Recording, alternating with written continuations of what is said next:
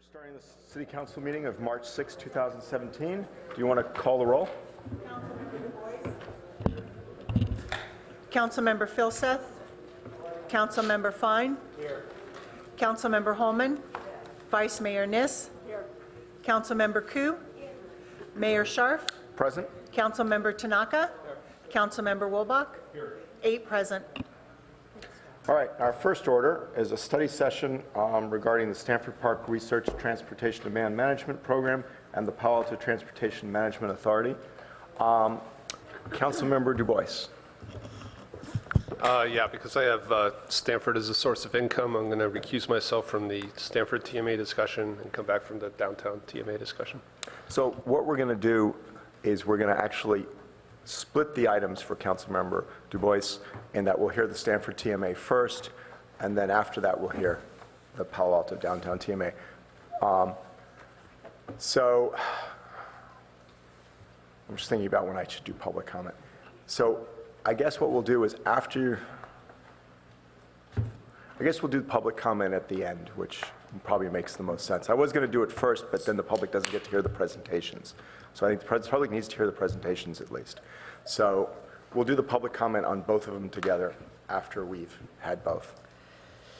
Okay, thank you, Mayor Scharf, Council members. Hillary Gittleman, the Planning Director, and it's my pleasure to introduce our panel here today. It's actually enough people to be a whole panel. Tiffany Griego and Jamie Jarvis are here to present for the Stanford Research Park, and Rob George and Wendy Silvani are here to present for the TMA.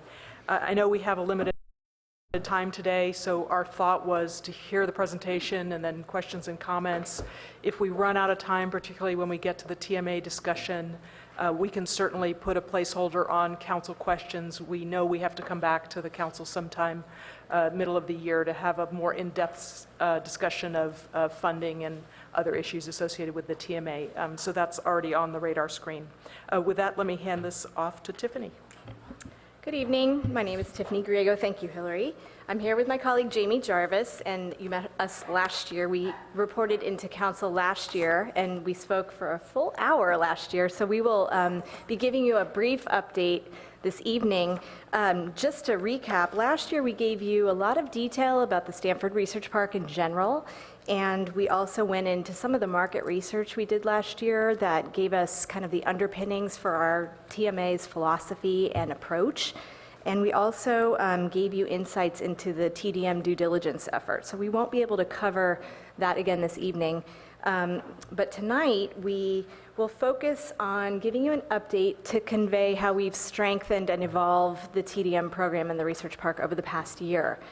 We will share with you the results of our commuter survey that we did last year, as well as give you insight into several of the TDM metrics that we're collecting on an ongoing basis. We will describe the TDM programs that we've launched since we last met with you, and we will also cover several of the keys to success that we have identified for our transportation efforts.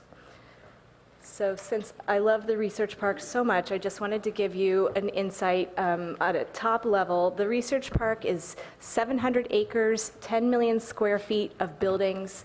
It's home to 150 companies and about 29,000 employees. This is Palo Alto's home for cutting-edge businesses. And our mission is to support these innovative companies in their R&D pursuits by providing modern facilities in a stunning landscape and to offer sustainable transportation programs to the employees who work here. You can see from this vantage point that the El Camino Real gateway to the research park is located 2 miles from the University Avenue Caltrain station, which is well served by the Baby Bullets. And the El Camino Real gateway all the way to the opposite side of the research park where Tesla and VMware and SAP are located is a 3-mile distance. So for several of the employees located in the RP5 district of the research park, they have to deal with a 25-minute Marguerite last mile shuttle ride, which is actually traversing 5 miles. So truly what we have here is a suburban research park, and as Mayor Burt put it last year, it was designed in the 50s and 60s, really when the car was king. So in many ways, this is just a recap of the context that we have that we are working within. Very quickly, this is a slide that shows you by the logos several of the largest employers with whom we are working in our TMA association. I would love to ask those who were able to come support us this evening to stand in the audience and be recognized for their commitment to our TMA. I'm going to just name the companies by name who are represented by these fantastic people behind me. We have representatives from Lockheed Martin, Jazz Pharmaceuticals, Ford, Stanford Healthcare, Hudson Pacific Properties, which is a property owner that controls a lot of the multi-tenant properties in the research park, Sandhill Properties, Park, Nest, HP, Inc. Thank you very much. So these companies remain deeply motivated to address traffic congestion and to work together as well as with Stanford's TMA on transportation solutions. And as we talked about last year, this is because traffic congestion impacts all of these companies' ability to recruit and retain top talent and to fully utilize employee productivity. Many large employers continue and have long since offered robust in-house transportation management programs, but where we come in is we provide the umbrella, the SRP-wide programs that complement their individual companies' efforts, and they therefore see the value in working with our umbrella organization, our TMA. We have taken the feedback that you gave last year very seriously, and we've created ways to reach some of the smaller employers in the research park and expanded our membership, which Jamie will describe. And we have done a lot of work in the past year to facilitate even more private partnerships, as well as get heavily involved in advocacy work in order to maintain a lot of the public services that are available to us. So now I'm going to ask Jamie to provide a summary of these efforts and to share information about the commute survey.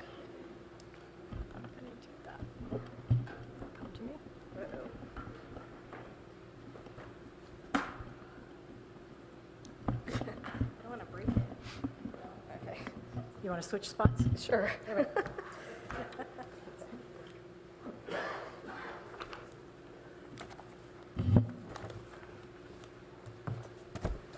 Thank you. When we presented to you last year, we were preparing to conduct our first park-wide commute survey. We had three main objectives: to determine current commute modes, gather information that would help us develop and refine our programs, and provide commute information to employees. We received over 4,500 survey responses and over 2,500 requests for commute information. Now I'd like to share some key results, starting with our mode share. The table you're looking at has the Stanford Research Park results in the first column, and I've added 3 points of reference. We have the Santa Clara County U.S. Census data 5-year average from 2010 to 2014 in the second column. Third column is the downtown TMA survey results conducted at the same time we did our survey last spring. And finally, the Stanford campus survey results from fall of 2015. You'll note that we do have a lower drive-alone rate than the county, and this reflects the efforts of our companies to date. Downtown results reflects proximity to transit and also housing, as you'll see in the higher than average bicycling and walking numbers. Similarly, campus reflects proximity to transit, housing, and also a 15-year comprehensive TDM program. I'd like to share some additional insights from our survey. Looking at how commute distance impacts mode, not surprisingly, bicycling is highest among those who live within 5 miles of work. There's a transit sweet spot between 20 and 45 miles where transit's available and commuters are motivated to use transit. And then our long-distance commuters, for some of them, transit is not available, but they're still motivated to carpool and work out telecommuting arrangements. Some notable differences between those who drive alone and those who use alternatives. Commuters who live within 6 to 15 miles are more likely to drive alone. It's a little too far to bike for some of them, but their commute isn't painful enough to motivate them to use alternatives. This mid-distance commute is something that everybody wrestles with in their TDM programs. It's not unique to the research park. And in addition, those who need to make stops along the way and those who value flexibility are also more likely to drive alone. By comparison, employees who value the environment, fitness, and cost are least likely to drive alone. Top reasons that employees give for driving alone include irregular hours. That's not likely to change in Silicon Valley, but we can fortunately address this by providing more options with more flexibility. Things like scoop carpooling, which I'll talk about later, are a more flexible carpool option. Providing more frequent and later transit service can also address this issue, and I emphasize later transit service because irregular work hours rarely means some days I get out surprisingly early, at least not in this valley. And that leads me to the next topic of inadequate transit being the second reason that employees cited for driving alone. Not only do they need more transit options, but they need more frequent service. It needs to be close to where they live and work. And if we can't get it within walking distance, we need to have really convenient first and last mile connections. SRP has taken care of personal emergency concern with our Guaranteed Ride Home program, and we've also covered the finding carpool partners with 2 carpool matching options.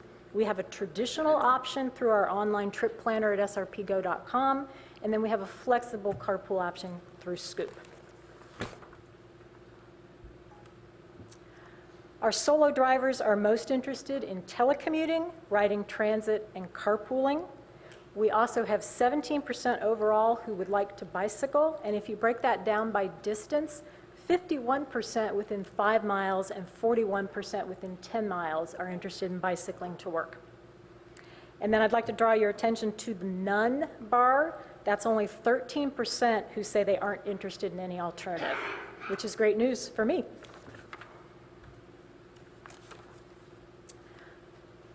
Looking at our transit use, 3% use Caltrain compared to 16% downtown. This really highlights the difference in proximity to a well-served Caltrain station.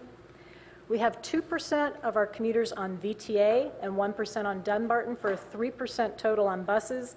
That's actually pretty good for a Silicon Valley work site and reflects the fact that we have better than average bus service in the research park. And then I'd like to draw your attention to the chart. Most of our bus riders are dropped off within walking distance of their work site. By comparison, 2/3 of the Caltrain riders need to ride a bus or shuttle between the station and work. The majority of our Caltrain riders use the downtown station, and they do so because of the express trains, the frequency of service, and the Marguerite shuttle. It's actually surprising to me that 38% of the commuters use the Cal Avenue station given the level of service there. We actually have 1 San Francisco train per hour at Cal Avenue compared to 5 per hour downtown during commute hours.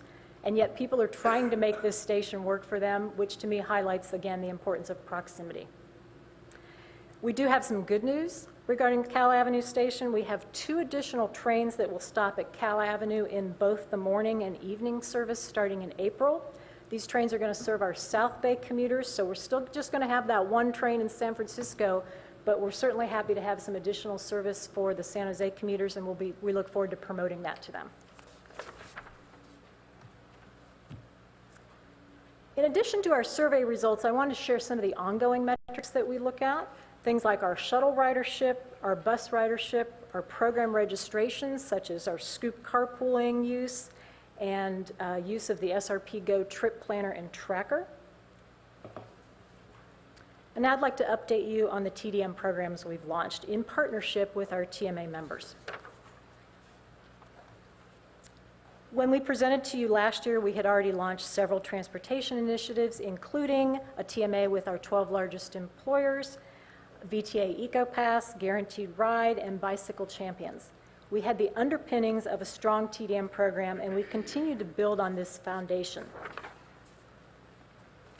Last year, we expanded TMA participation to 18 companies, including our largest multi-tenant property manager, who represents over 40 companies.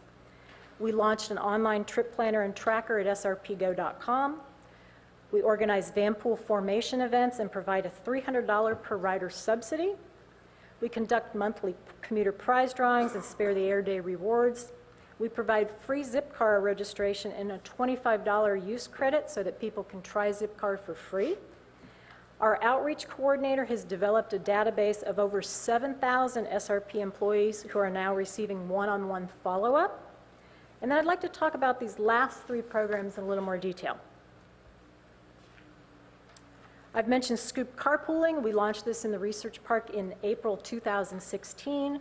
We now have over 3,500 registrations. Use is growing at 15% per month, and last month was our highest use to date, even though it was a short month. We have achieved this participation through innovative promotions, including traveling through the Research Park with an ice cream truck on hot summer days. We continue to provide subsidies, and we adjust these quarterly to optimize the driver-rider balance and use. Next program I'd like to talk about is our Bike to Work efforts. We have a Bicycle Champion Advisory Group that consists of 20 enthusiastic cyclists who guide and support our bicycling efforts. We've coordinated a variety of clinics and repair days throughout SRP hosted by our TMA members. And last May, we partnered to host 5 Energizer stations that attracted over 1,000 cyclists. The final program I'd like to highlight is our San Francisco commuter bus. This launched in August of 2016. It operates on the west side of San Francisco, so it does not compete with Caltrain. Stanford, VMware, and Tesla are the sponsor employers of this service, and the initial route was designed only to serve these employers to ensure that their riders had adequate capacity. After 3 months, we were able to expand the route throughout the Research Park. We now offer free trials and part-time rider fares to attract new riders and accommodate part-time use.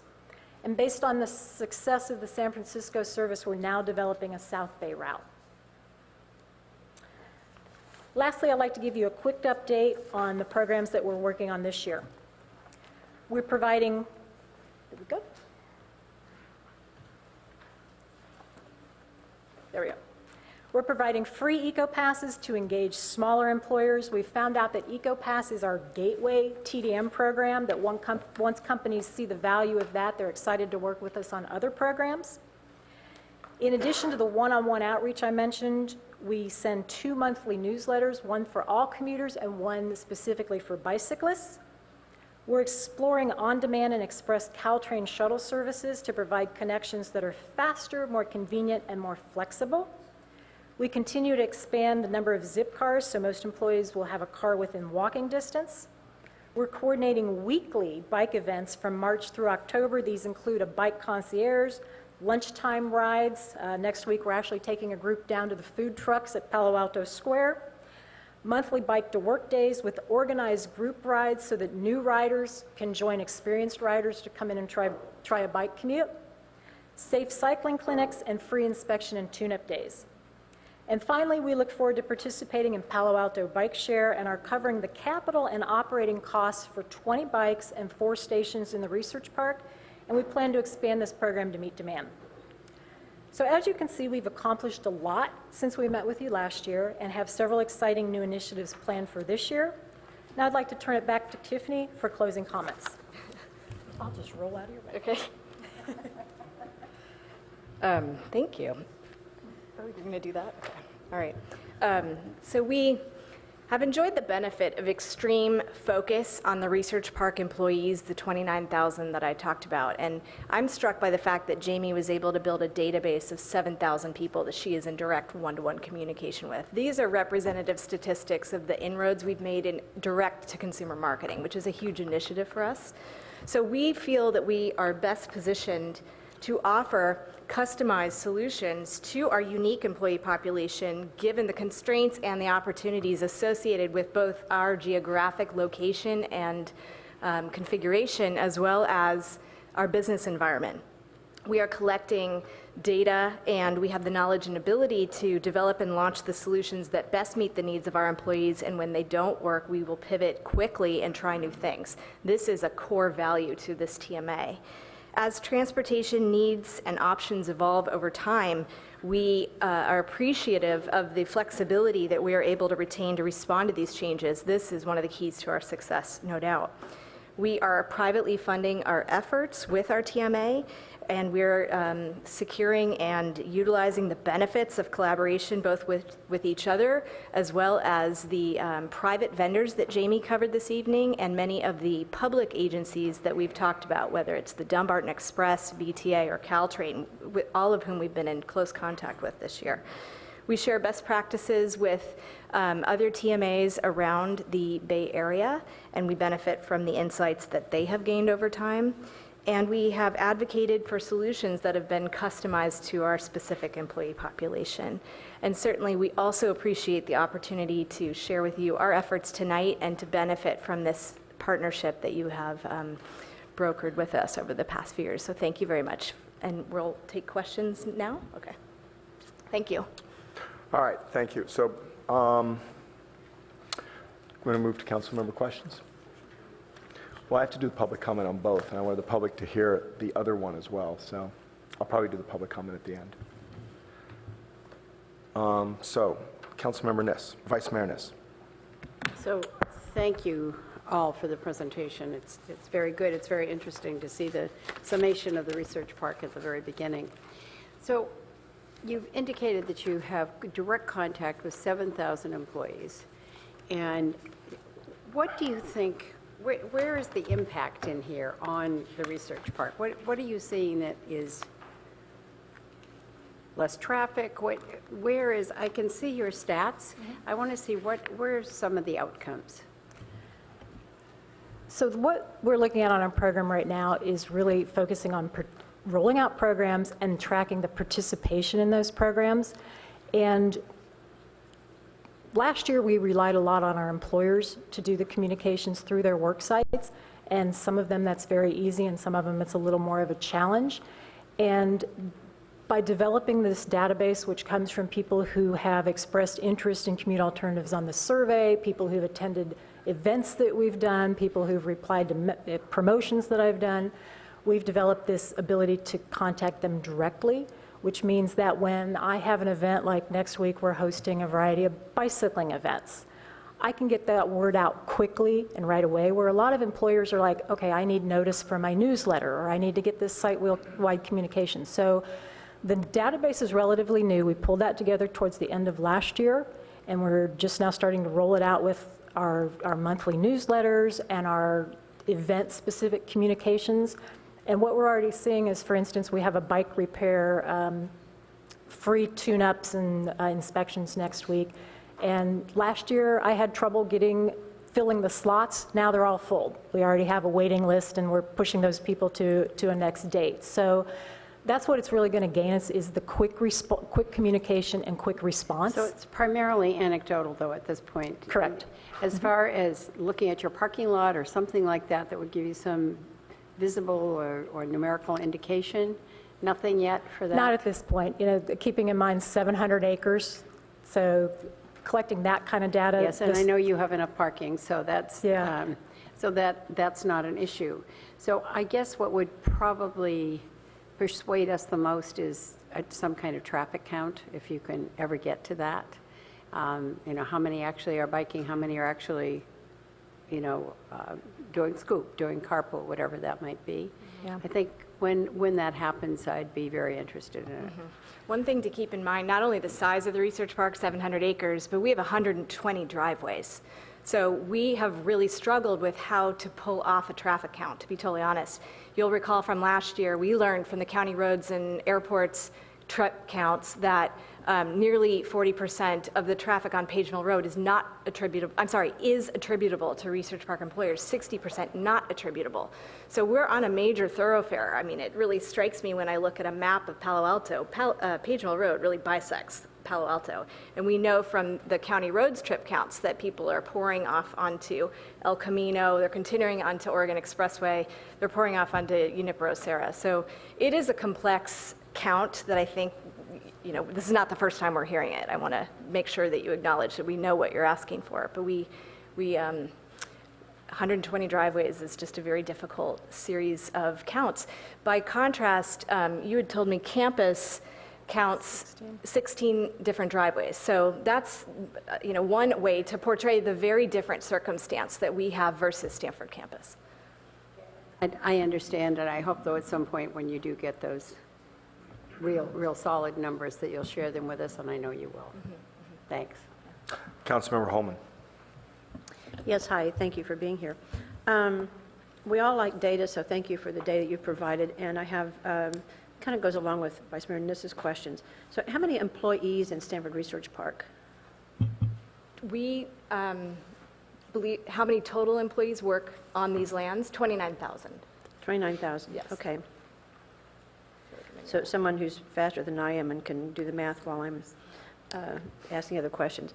So the percentages are great, and I think in some of the presentations, if they were all also presented as numbers, so then we can kind of look at, you know, how many trips are still single occupancy vehicles and who aren't using, how many people aren't using or taking advantage of the various methods that you've provided here.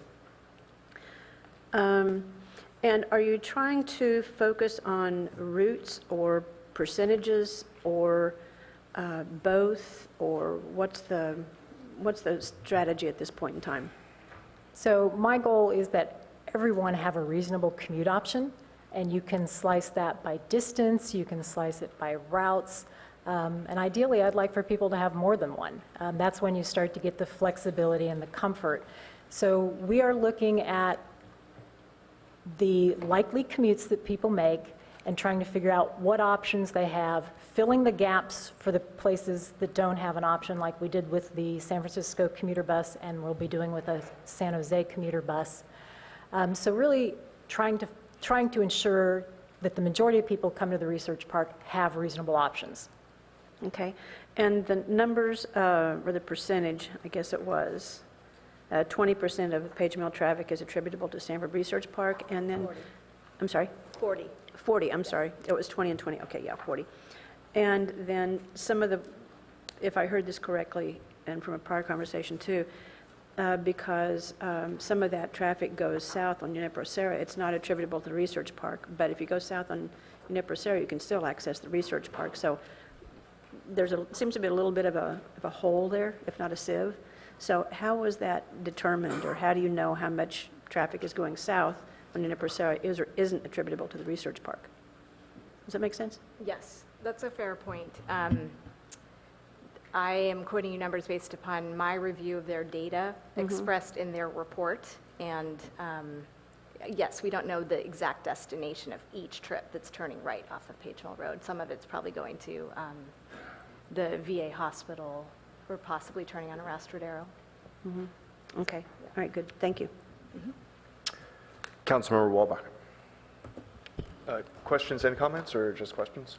It's a study session, questions, comments. All right. Just no motions, okay? So first, just a quick comment, which is to say that I think this is going to be important for both parts, but especially, but I know it's important for the research park, and I know that you're aware of it. Just my own framing of the issue is to see, we talk often about this being, the problems of transportation, the problems of housing, the intersection of those problems as a regional problem, and that we're part of a region. I'm increasingly, considering Palo Alto to be the crux of the regional problem. Just as one anecdotal example, I was talking to a friend recently who lives in San Mateo, works in Santa Clara, does not need to stop in Palo Alto, but does every day on her drive to work. And Palo Alto, whether she's on 280 or tries El Camino or 101, getting through the slog of traffic on the regional highways through and past Palo Alto and Stanford adds a tremendous amount of time to her commute. So I just think that's part of the context we should be thinking about and why this effort is so important. And I really appreciate the work that Stanford's doing here. Within that 40% of Page Mill Road traffic, which backs up onto 280, as you know, whatever you can do to reduce trips helps the whole region. It helps Palo Altans and it helps the whole region. And I think it's our responsibility to support that effort. So a few questions. I was wondering, it was something that I think we might have seen before on this, and I know we've seen it before with the downtown TMA. Have you done any, or do you have available any breakdown on the geographic origins of trips coming to the SRP? Was that in the presentation? I missed it, or do you guys do you not have it in this presentation today? We did present it last year, and Yeah, I last year remembered it it. was based on zip code data, and it worked out to 50% South Bay, 20% East Bay, 20% Peninsula, 10% San Francisco. And by And- peninsula, you mean San Mateo County and South Bay, Santa Clara County, essentially? Correct. Okay. This year, we actually have the survey results, so we have, instead of employer-reported zip codes, we have zip codes that the survey respondents, and it was similar, South Bay, Peninsula, San Francisco were similar. East Bay was a little lower this Okay. time. It was more like 15%. So I'm not sure if that's just a survey difference or if that's actually a real data. Okay, I think that's interesting and probably helpful. Well, and especially, you heard my excitement about my new train service at Cal Avenue. 50% of our commuters are coming from from South Bay, so that's an option for them. And so that's actually going to be one of my questions. Can you clarify what you're seeing changing at Cal Ave? Are we getting more train stops there? And sorry, I was taking notes and trying to keep up and want to make sure I So didn't we miss- have got two trains that used to not stop at Cal Avenue are stopping in the morning, so these are coming from San Jose. Right. Approximate times, I want to say 6:46 and 7:46, they're coming in. So 6:46 a little early for the research park, 7:46 is a really nice time. And then in the evening, we have two additional stops going out around 5 and 6. So those are great options for the commuters. And, yeah, and it's actually at least my next question, which is, what do you see as ways that we can more efficiently get people, either through immediate programs or longer term, whether it's infrastructure changes or whatever, to get people more efficiently from the Cal Ave, Caltrain station, dispersed to wherever their job site is in the research park? I think you hit on it that Cal Ave is the solution there. I mean, as soon as you saw that the majority of our people are getting off at downtown Palo Alto, that means they've got the slog down El Camino and then up into the research park. Yeah. More service we have at Cal Avenue really cuts that time in half. We are also looking at some on-demand shuttle services and some express services that will help us with that. Again, we're trying to make it less time-consuming, more convenient, and more flexible. Those are the three things that are most important to the commuters. Gotcha. Yeah, I don't know if you've seen it. There was something that was brought to my attention recently. Southwest Prime in the Minneapolis area, where they're doing an on-demand, I think 12-person shuttle system. It seems to be pretty popular. Not sure it's a perfect model for us here in Palo Alto or at the Stanford Research Park or for the Marguerite, but it's an interesting thing to look at. We actually have one of our companies in the research park, Ford Innovation Center, owns Chariot, which is offering a similar service, and we're looking at partnerships with them. Gotcha. Great opportunity. I wanted to ask you a little bit about housing and SOV trips and how you see opportunities for workforce housing or even creating new neighborhoods in the Stanford Research Park in the long term, contributing to traffic, or conversely, helping reduce inbound single occupancy vehicle trips into the research park. And that's, whether we're talking about sites along El Camino Real and having the Marguerite or other whether partnered systems pull people from housing locations existent or future on El Camino Real into the research park for their jobs there, or even a more substantial redesign that we've talked about recently of the research park. I mean, what do you see as some of the opportunities there for contributing to SOV reduction, and also any recommendations on how we can further that conversation between the city government, residents of Palo Alto, Stanford Research Park, and your tenants, especially if we're talking about potentially more substantial changes that could have a really positive win-win on the housing and transportation combined? I think the data that you've shared with us about your walking and biking rates in downtown Palo Alto are a great source of information to show that housing proximate to job centers is somewhat self-mitigating, if not, really highly self-mitigating. And so I think there's a lot of credit to that notion.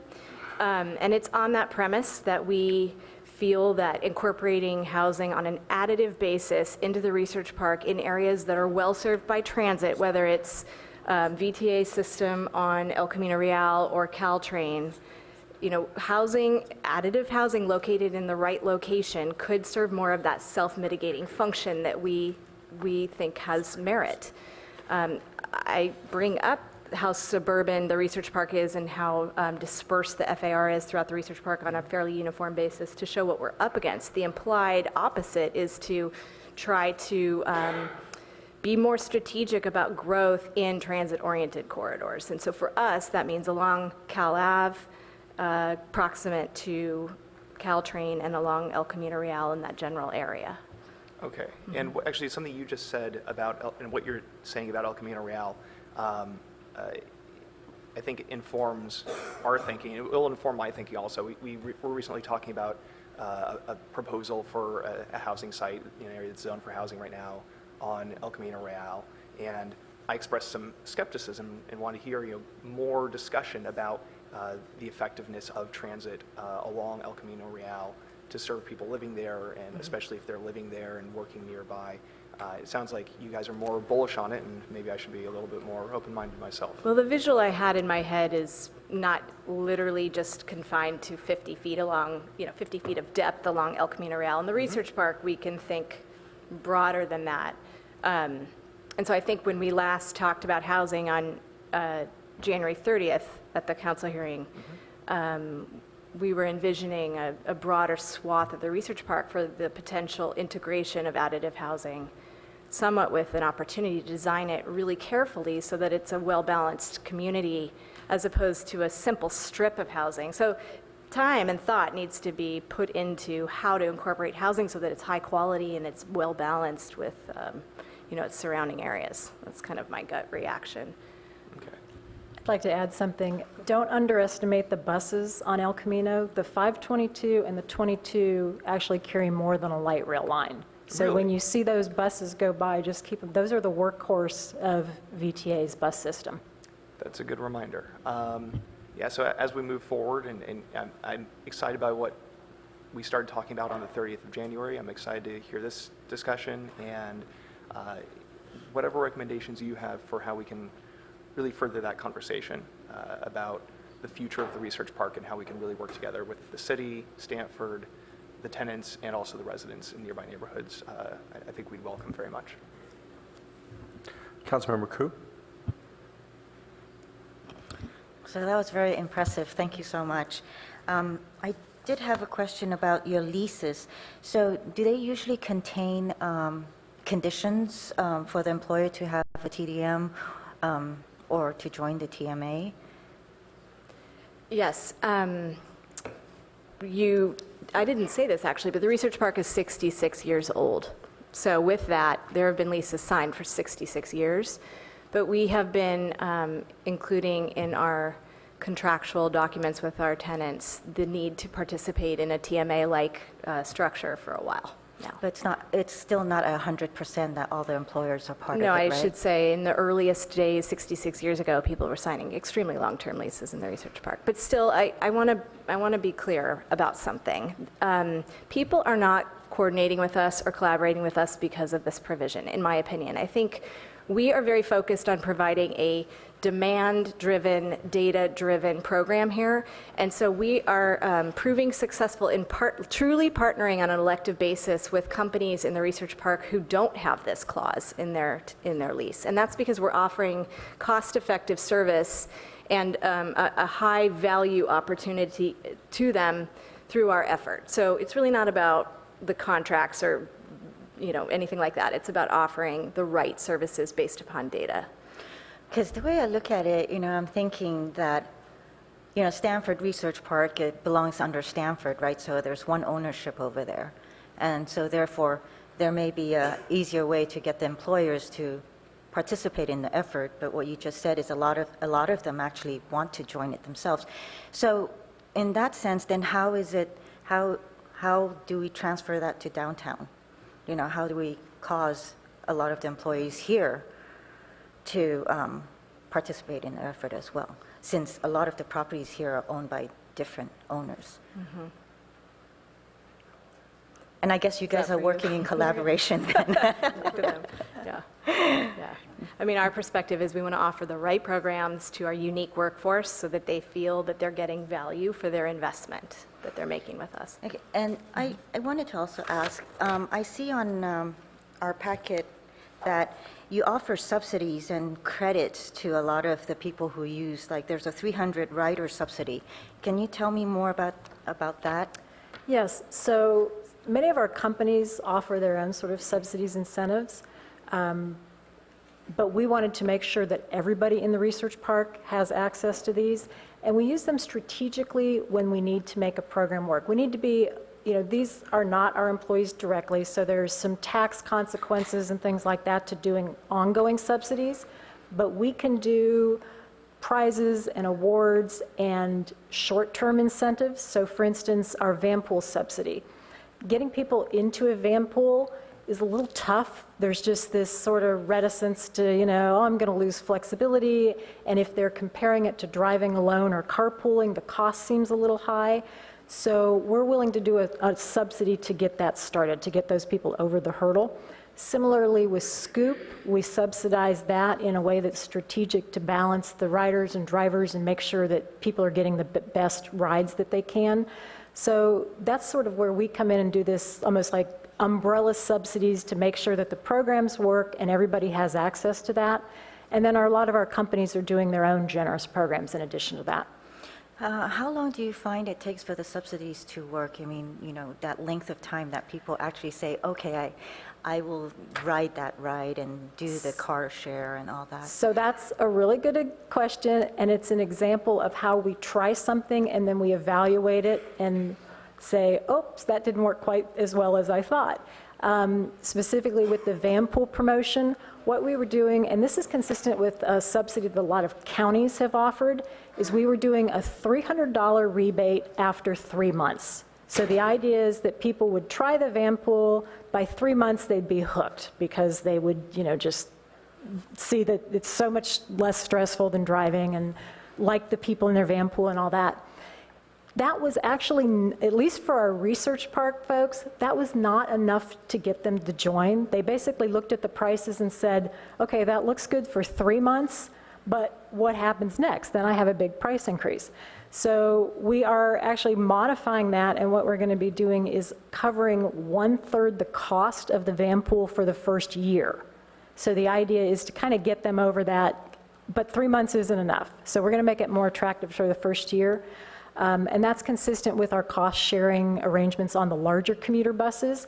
And my view is we should be encouraging van pools too, because van pools, we get free drivers. So those are a deal. So that's kind of an example of how we offer a program and then we evaluate it and we say, okay, what do we need to do to make this work a little better?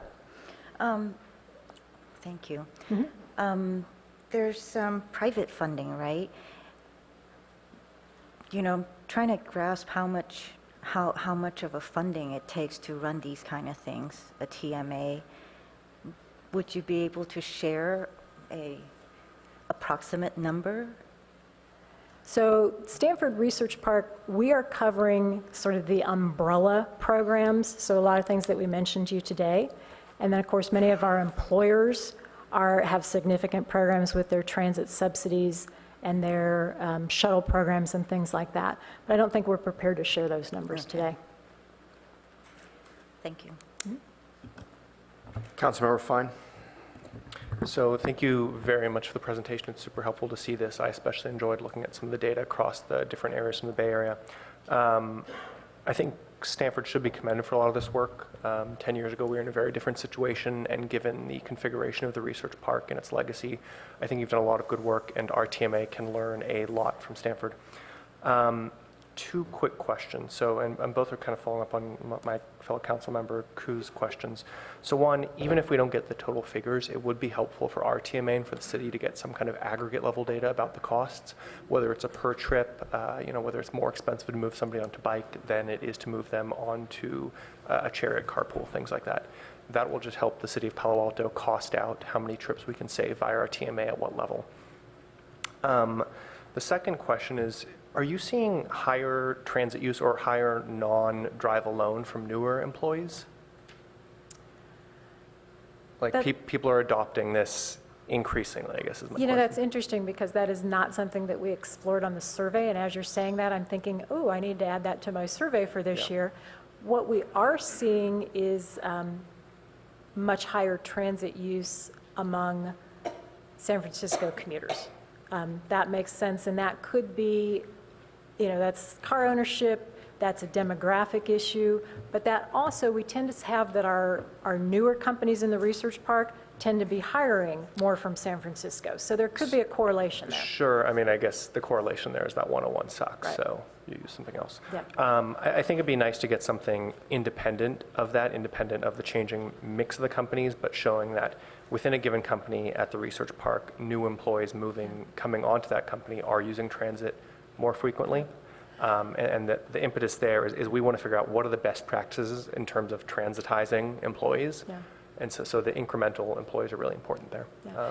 Just an interesting counterpoint to that is the first people that stepped up to be van pool drivers tended to be people who've been in the research park for a long time and used to drive a van pool, and they want to do it again.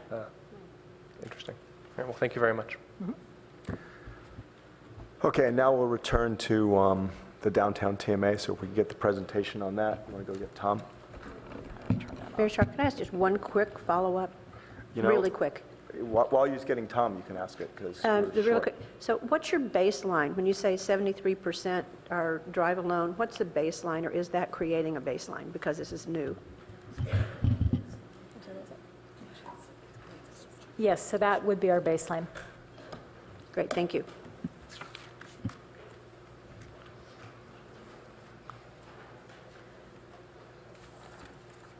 So this was really supposed to be one study session. It's become two. It's taking twice as long. So we all spoke for a really long time on that. We don't have time to speak on the next item that long. So by 7:30, I'm going to cut it off. So if you want to speak, put your light on early, and you know, it would be great if we could speak for not that long.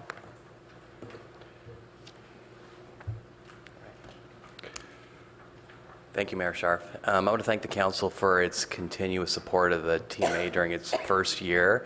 I'm very proud to sit here tonight, a year after formation, with some results that make the board very proud about where we are at this point, and glad to solicit any comments or any questions that might come from this evening. So we're just going to kick off our first slide with basically milestones. So, you know, I won't go every line by line, but in 2014, the TMA mandate came to reduce SOV drivers in downtown by 30%, and that was sort of the beginning of what ended up in the TMA we have today. 2015, the steering committee was formed. I had the privilege of participating in that, and then eventually being chosen for the board. And it was a very active year for the steering committee to hear the council, to hear the community, and work toward that. In 2016, a little more than a year ago, the TMA was formed. And it's been a busy year for us. Initially, we were talking about meetings that would happen quarterly, and we ended up meeting monthly and sometimes more often than that to get the TMA rolling. I'll go through some key milestones. In May, right after the Stanford Research Park launch, we launched our Scoop carpooling as well, and it's been one of our foundational programs from the start.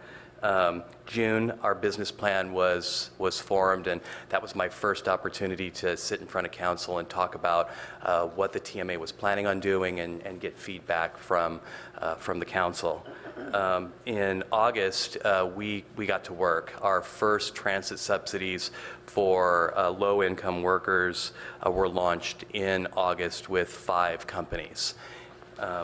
And that's all before November, when we actually received our first funding from the city. So prior to that, all of the monies that the TMA was working with was membership fees and donations from, at that point, anonymous donors. Our website was launched in November, and we had our first email blast to the community.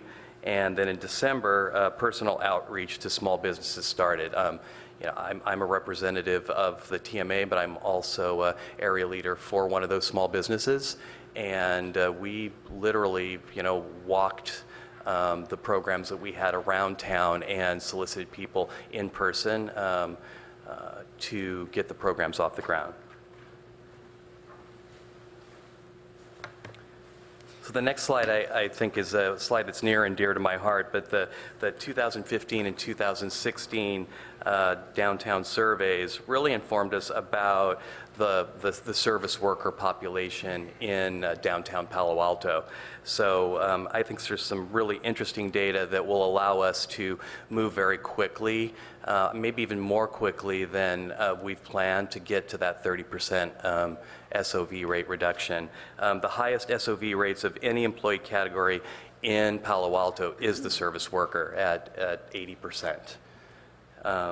And with that being said, they represent about a third of the workers downtown. So if we go off the 2015 survey, that's about 3,500 employees that come into downtown Palo Alto of the 10,000 workers downtown. This is kind of a no-brainer comment, but taking transit can be the most expensive a thing for someone that is making minimum wage or working in an hourly job. And then also, many of the businesses downtown, many of the service employers are small businesses that cannot offer transits or discounted transit passes to their employees. It'd just be prohibitive to the success of their businesses. And these employees, because of the background, the diverse background, need access to all types of transit options. And then the one thing that I think that is interesting, it presents a challenge for this particular type of worker, is the especially high turnover rate for service workers. I will share that in my business, and we have a turnover rate that is significantly lower than most businesses of this type. My turnover is 70% annually. So that doesn't mean that, that 70% of my team is disappearing every year, but 7 out of 10 employees are turning in that 1 year. So finding options that fit that turn is also something that's important.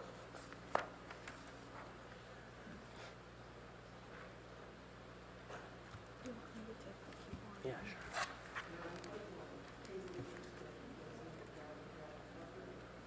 The next slide is just actually a slide that we presented to the council last June, which is one of 2 slides with a business plan overview. We presented 2 plans. One was a 3-year plan, one was a 5-year plan. And this plan just outlines the goals that the TMA set for itself in terms of reaching that 30% SOV reduction. Our first year goal was set at a very sort of modest 3%, and if you remember back to the previous slide, we didn't really get started with any programs till August last year. This year, we've stretched that to 8%, and for 2018, which is the year where we'll get most of our momentum, we are hoping to get an 18% reduction, and then it's broken down by category from there. I don't think I need to go into the details of that, but I thought that was valuable information about the costs of getting that 30% reduction over a 3-year period. I think this is one of the most exciting slides that we have to offer this evening, is that the results in the first 5 months. And based on the goals that we set, we're proud of these results. I'll go line by line here. In terms of carpooling, which has primarily been the SCOOP program, our goal was 350 registered users and 100 monthly scheduled rides. We are actually at this point at 632 registered users and 137 monthly schedules. Transit subsidies, our goal was 25. we are at 60 participants in transit subsidies. And then the lift subsidies, we are under our goal. We had set for 25, and we are at 17. We are looking at Lyft as a first mile solution that will help some of our riders that are finding trouble finding parking spaces in those train station parking lots on the southern part of the peninsula and in San Jose. And then some information just in terms of sort of trip information. So from our carpooling, we've been averaging 225 trips per week, or approximately 40 carpools per day, 68 match trips. And I especially like this number is 41,810 miles saved by putting these folks into Scoop carpooling options. And of course, the associated CO2 reduction for greenhouse gases. And then transit riders, vehicle miles traveled was reduced by almost 30,000 miles in our first 5 months of formation.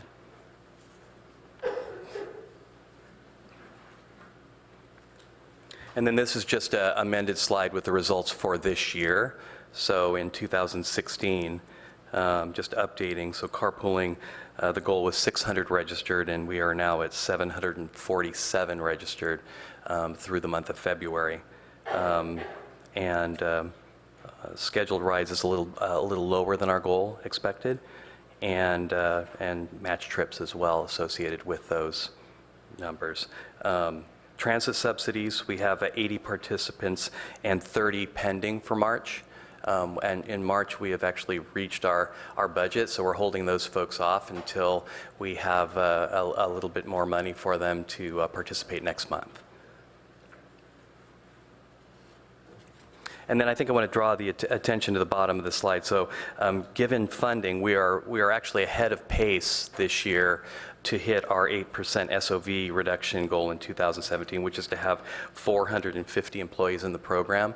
And then a especially interesting note is that a city of Seattle took 10 years of program activity to achieve an 8% SOB reduction, and we're on track to do that in less than 2 years. The next slide is just a breakdown of three different, the next 3 slides are breakdowns of 3 different business types. So this is the slide about retail and service workers in terms of how we're achieving our results. I think it's very interesting to note that the average participant from the service worker category is making about $30,000 a year. So the need there, obviously, for a $200 a month Caltrain pass is not disposable income that these folks have. And then we offer the options here. So by percentage, Caltrain is by far the most popular at 52%. VTA with the 522 and the 22 is I don't want to say packed, but very active at 25%. Samtrans 25, and then the Dumbarton Express for those folks that find affordable housing across the bay and come across the Dumbarton Bridge. And then you also note that there are 19 companies participating in the service worker category.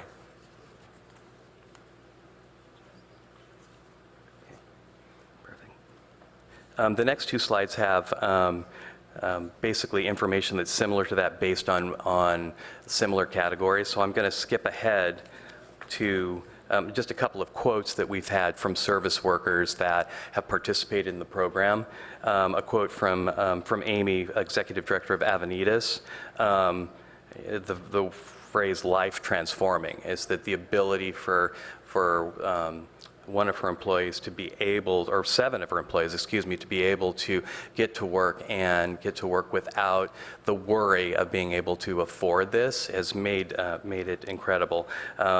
Retail worker downtown has also said they're not scrambling to find money for transportation costs. So I think that the participants are excited, and there are marketing departments, so to speak. They're telling others downtown and around that this program exists. The next slide is basically, how we can achieved, or the goals we're looking for in 2018. Carpooling, we're looking for a goal of 500 carpooling participants this year. Transit subsidies up to 100. First mile subsidies 50. I think that's going to be a critical addition with the 2 new Caltrain stops at Cal Ave, is that there's going to be even more limited parking down in those lots in the South Bay. So Lift Line Solutions will help get those folks onto Caltrain. And budget needed for 2018 has us up around $720,000 for the year. And again, I think it goes without saying that, you know, stable funding is the key to these results. And I think, you know, back to the comment about Seattle taking a decade to achieve the results that we're headed for in you know, about a year and a half, I think that that's a point of emphasis here. The TMA's focuses for this year, the board's been very active, is, you know, obviously obtain funding. So when folks come to us with their applications and their desire to participate, whether they be hotel workers or service workers or professionals, that we can say yes, we can welcome them into programs. Wendy Silvani from Silvani Transportation has done an amazing job for us, but our goal in early summer is to recruit a permanent executive director for the TMA. An advocacy campaign basically regarding transit passes for low-income workers is just to kind of officially kick this off in more than a word of mouth and beyond our website, including social media. We are about to make the selection of a citizens advisory committee. We've got applications in, and within the next month or month and a half, we will have a citizens advisory committee to help us sort of guide the TMA toward the future and make Palo Alto a better place to work and to live. The other thing is that, you know, and obvious is we've been hearing more and more about expanding our capacity to include Cal Ave. And I think that is, you know, we've been having good results in the first 5 months, and I think with this scalability, we could at some point include Cal Ave in the TMA's sort of scope and responsibility. And then one of the things we would also like to do is expand the board. Is that right now there are 6 of us on the board, but we'd like to increase the size of the board to make the board more representative and even more diverse for, you know, the city of Palo Alto. The next slide is just sort of interim budget numbers. So for calendar year 17, we are still $55,000 short from a budget perspective of hitting our goals. So we're going to be, you know, actively working to fill that gap. And then we're also looking forward to 2018 to secure funding for that 700,000 plus that we'll need to meet that 18% for next year. Basically, at this point, a commitment for 2-year funding would allow the new executive director to do his or her job and get on with the work of developing programs, continuing to scale them, and drawing more and more workers from Palo Alto into the programs. One thing that we did want to mention is that transit fare structure, especially with Caltrain, is really prohibitive for us. And finding a way to lower the cost, especially the Caltrain passes, to get more service workers and others onto transit would be helpful. We are currently paying full price for the transit passes we are providing to the excuse me, the workers in downtown. And that is it. I welcome your questions and comments and am eager to hear them. Vice Mayor Niss. Thanks for coming tonight. And since you're here and we have another item on tonight that's relevant to what you've been discussing, could you say a little more about the workers? Because you oversee a business that uses a lot probably of short-term workers, and you probably have a big turnover. Could you give us some more data on that? Well, I think back to the comment that I made about the 70% turnover. Per year? Per year. So I think that the one thing that a program like transit subsidies can do for a small business is lower that number. it would help those employees to stay longer. I mean, the type of business that I am responsible for, I mean, we have students, and we have Stanford students that are getting their degrees and they're moving on, and we have a broad selection, and I think that, the better options we can offer them. They want to work in Palo Alto, but it's expensive. It's expensive to drive a car and to buy a pass. So the more we can offer them, the more it'll stabilize not just my business, but all small businesses. Right. Well, most businesses downtown have a "we are hiring" sign out in the front. So I think a number of businesses have this turnover, but it's helpful to know that, and helpful to know what it is that would make it a more robust offering to your sales. I guess they're not called sales and coffee, whatever you call it. Our baristas, yeah. Yes. Baristas. I think just an interesting counterpoint, there is no McDonald's in downtown, but McDonald's publicizes that their turnover is 300% annually. So I think that there are businesses in downtown that have turnover that is, especially in the service worker area, as high as 300%. And that requires an incredible amount of resources, from that business to keep themselves staffed. And that explains some other data to us as well. So I appreciate that. I'm not sure most of us would guess that there would be a company or a business in the downtown that has a 300% turnover every year. That's extraordinarily high. So thanks, and thanks for being here tonight. Thank you. Councilmember Walbach. So just a couple of questions, 2 or 3. Do you have a sense of, or sorry if I missed the numbers, how many businesses in downtown Palo Alto are participating and are you in contact with? Do you know how many businesses you're working with?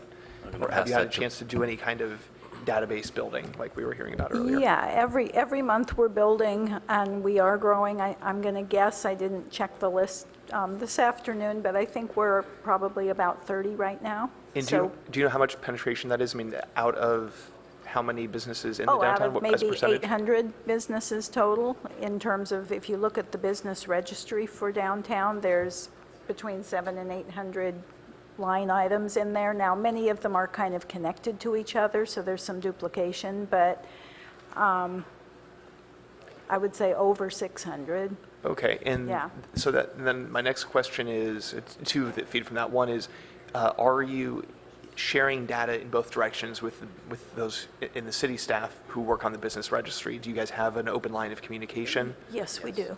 That's good to hear. And what will it take to, and what resources and support and guidance can we provide on the council and as a city to help move towards more universal penetration as opposed to the limited penetration that we have right now?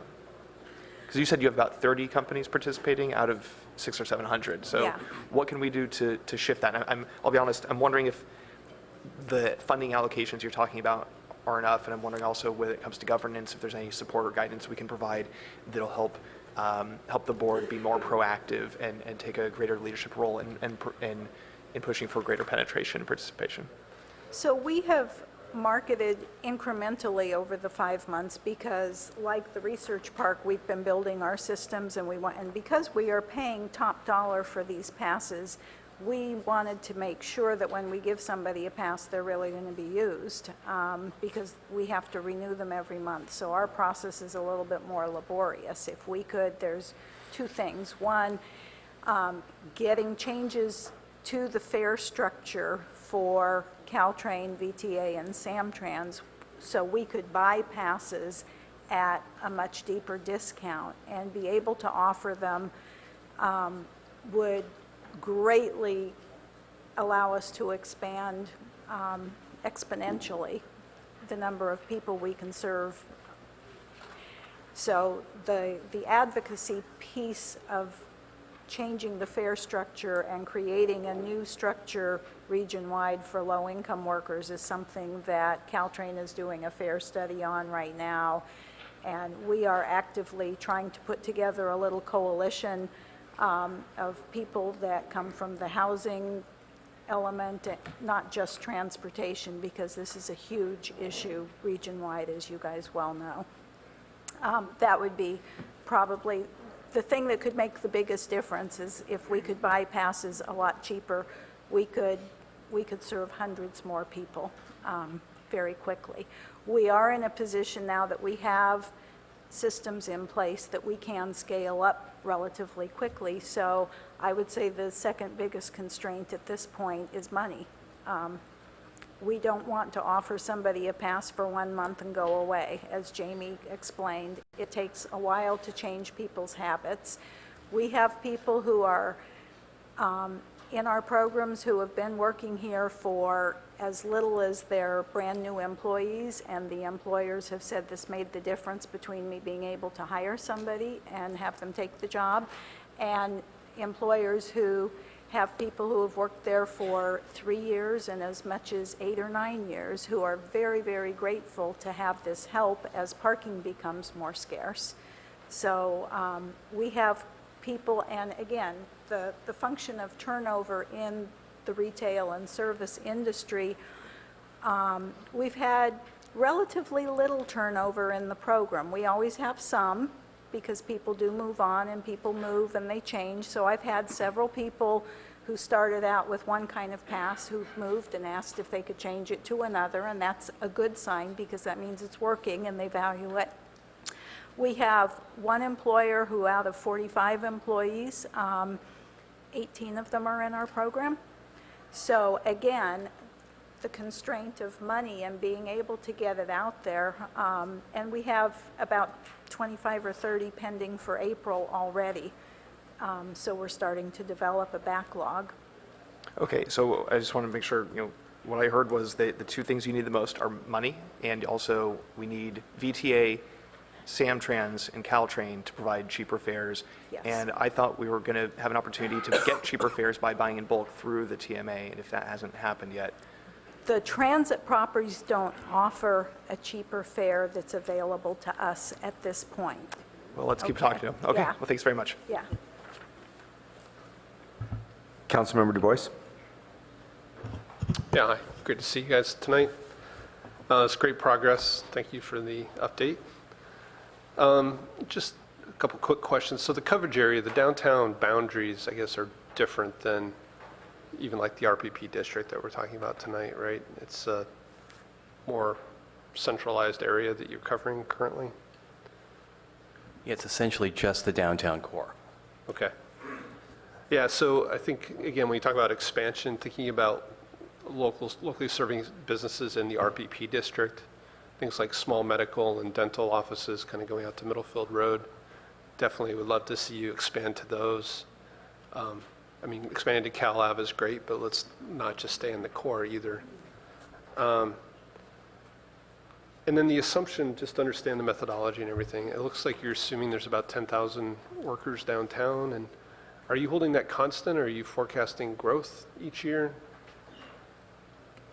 That number is based on the numbers from the 2015 and 2016 transit study. So we're using that as a benchmark, and it may grow.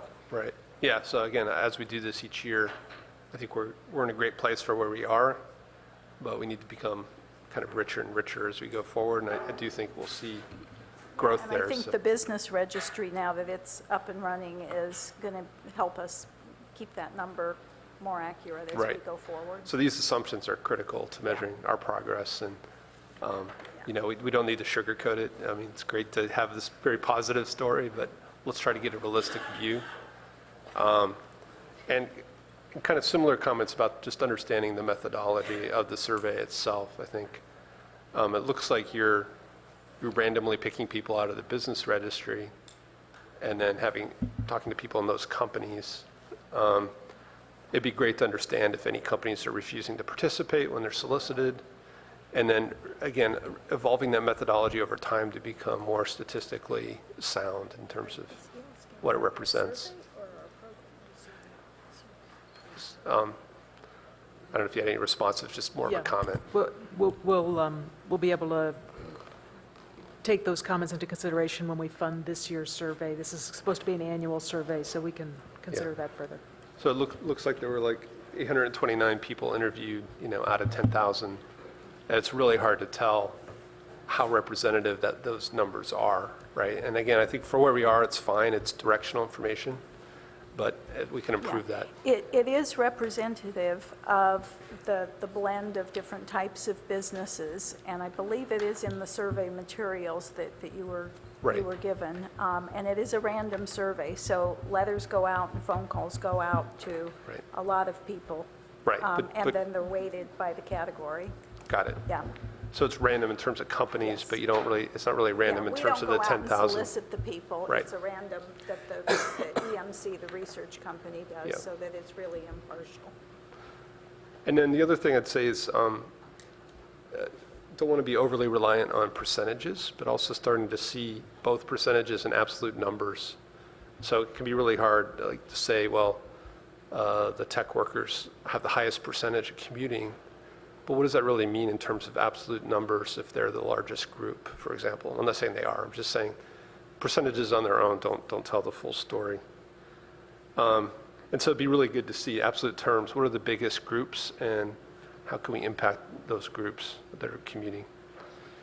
And then, listening to you talk about turnover, and, I think we need to think about methods that are easy benefits that can be turned on and off and not out there for 6 months or a year if somebody leaves the business. And maybe technology is part of that solution, but also thinking about benefits where if you have turnover, you can offer that benefit to a new employee quickly. On the marketing front, I think we're making good progress. It looked like about half the people surveyed were aware of the TMA. Of course, that means half the people were unaware, so there's more work to be done.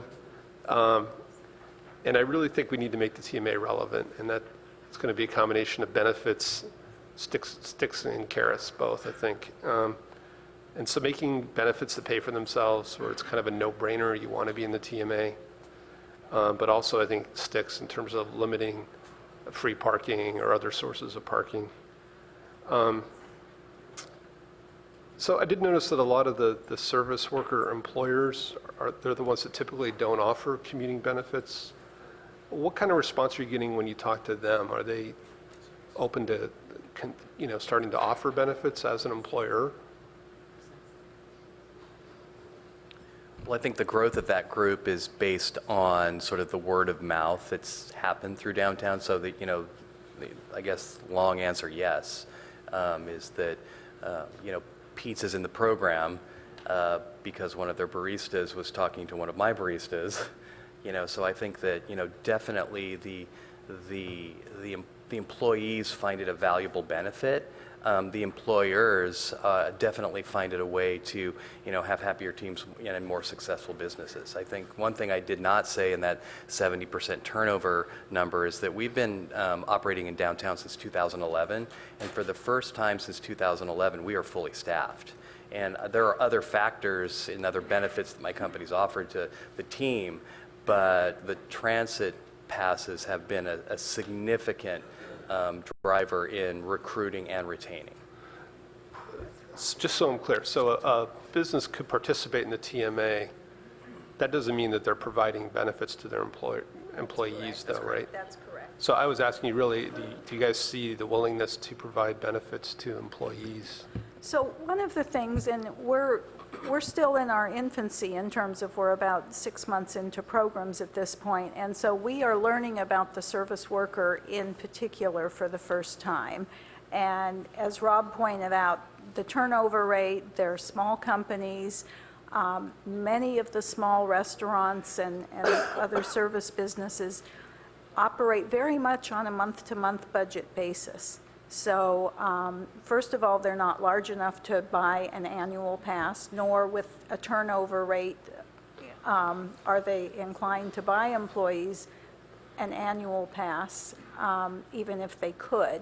So there's a lot of very unique characteristics that we are learning about now, and we're trying to figure out what it would take, and that's why these initial year programs are called pilot programs, so that as we learn, hopefully we can start to configure things and move towards a future where there is more participation by either employees, employers, or a combination of TMA matching things and new employee programs, but we're not there yet. Right.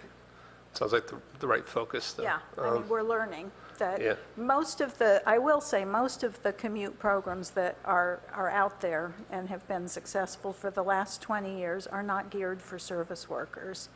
So because our drive-alone rate at 80% was so much higher than any other category, and the need so great in particular for that group, we decided to focus on Yeah. that group this year. So again, my comment about absolute percentages, is that 80% of small businesses, is that number really larger than the 20% of larger businesses? I mean, have you guys looked in terms of absolute numbers at the service workers? Like in aggregate, is that a large number of people? I think the number of service workers is somewhere between 3 and 3,500 based on a 10,000 universe. Okay. And so it is a third of the community. And then just my last few comments about funding. So I guess as you guys look for funding, what sources of funding are you really identifying? Through the mayor, Councilmember Du Bois, I don't know if you were here in the very beginning, but I indicated that we're going to come back for a fuller discussion of this funding issue sometime in the middle part of the year. So I'm hoping we can defer more questions on that subject. Okay. To echo Councilmember Wolbach, though, I think, particularly if we can help out as elected officials, I think it's a great place to collaborate with the TMA in terms of trying to negotiate with Caltrains or VTA. I think it's a huge benefit of the TMA to be able to bundle and have a kind of group negotiating power. And if you're finding that they're not willing to do that, let us know, and not that we can try, right? But I think it's the kind of collaboration we should focus on. And we also have a business tax advisory group aimed at transportation, so hopefully that's being looked at as a source. I just think we need to find stable funding where the people impacted are contributing through some means that the city can't really afford to subsidize all of this going forward, right? So, thank you. And if we could, wrap it up soon. Councilmember Koo? Actually, I passed. Councilmember Du Bois has asked all my questions. Great. Councilmember Holman? Yes, thank you. So a couple of three things, and I won't take long here. Something that doesn't cost anything. Have any of the companies adopted, or do they know about, or has the TMA promoted a first source hiring program with especially the restaurant and service employers? Basically, that means like you give first priority to finding your employee within a quarter or half mile, because those employees are less likely to drive. So has that been a promotion at all, just to make people aware that, hey, there's a great benefit to doing this? I know one employer down, I'll just name it, Palo Hardware, has done that for many, many years just on their own, and it keeps their parking lot, much emptier for customers. And, so has that been considered or adopted or promoted, or? Not at this point, but thank you for the suggestion. I made note, and I'll definitely take it back to the board. Okay, great. And then I see there's no numbers on these, but on the slide that talks about 3-year business plan overview, and it says active participants walk bike, and it says 2017, 25, and in 2018, 100. But then there's no reference to bike commuters further on in the report. So do you have any numbers about how many actually are using bike? Just from the surveys that have been done so far, one of the things we're hoping to get to, starting in a couple months, is a focus on active transportation. Okay. And then I know and I'm sure pretty much everybody else has seen, especially late at night, some of the service workers, restaurant workers riding bicycles to their homes, and they're not lit, and they're not, frankly, I think they're just not very safe. So as a benefit to employment with these companies in Palo Alto, has the TMA considered buying a bicycle buying a nice bicycle for, $200 to $300, and the company owns them, the business owns them, but it's a real benefit to the employee, and it provides also a safer means of transportation, and it's pretty inexpensive compared to some of the other options. Actually, we had a meeting with one of the bike vendors several months ago where we were talking about perhaps setting up bikes that could be used, particularly like in front of hotels, by guests during the day, and they could be taken home by employees at night. And we have yet to get to that, but that's a great idea. Yeah, I was thinking, nothing wrong with that, but I was also thinking just really kind of while you're an employee here, this is your bike. So it's an ownership thing and kind of a pride of employment kind of thing. So, I think we could definitely look into that. okay. And then I think I have, just some quick, so if the goal was 25, for $5,000, you could buy, those 25 bicycles, at say $200 a piece. Because our business registry, I don't think has been updated this year.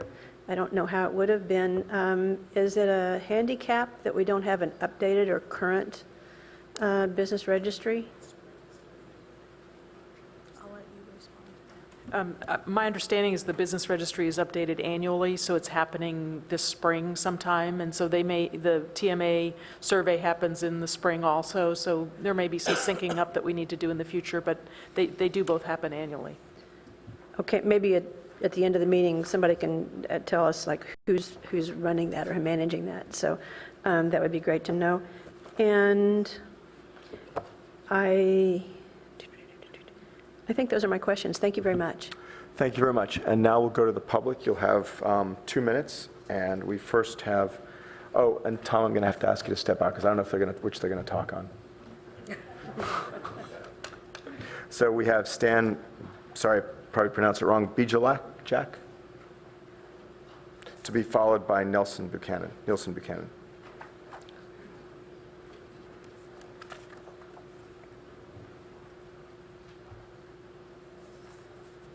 Good evening, everyone.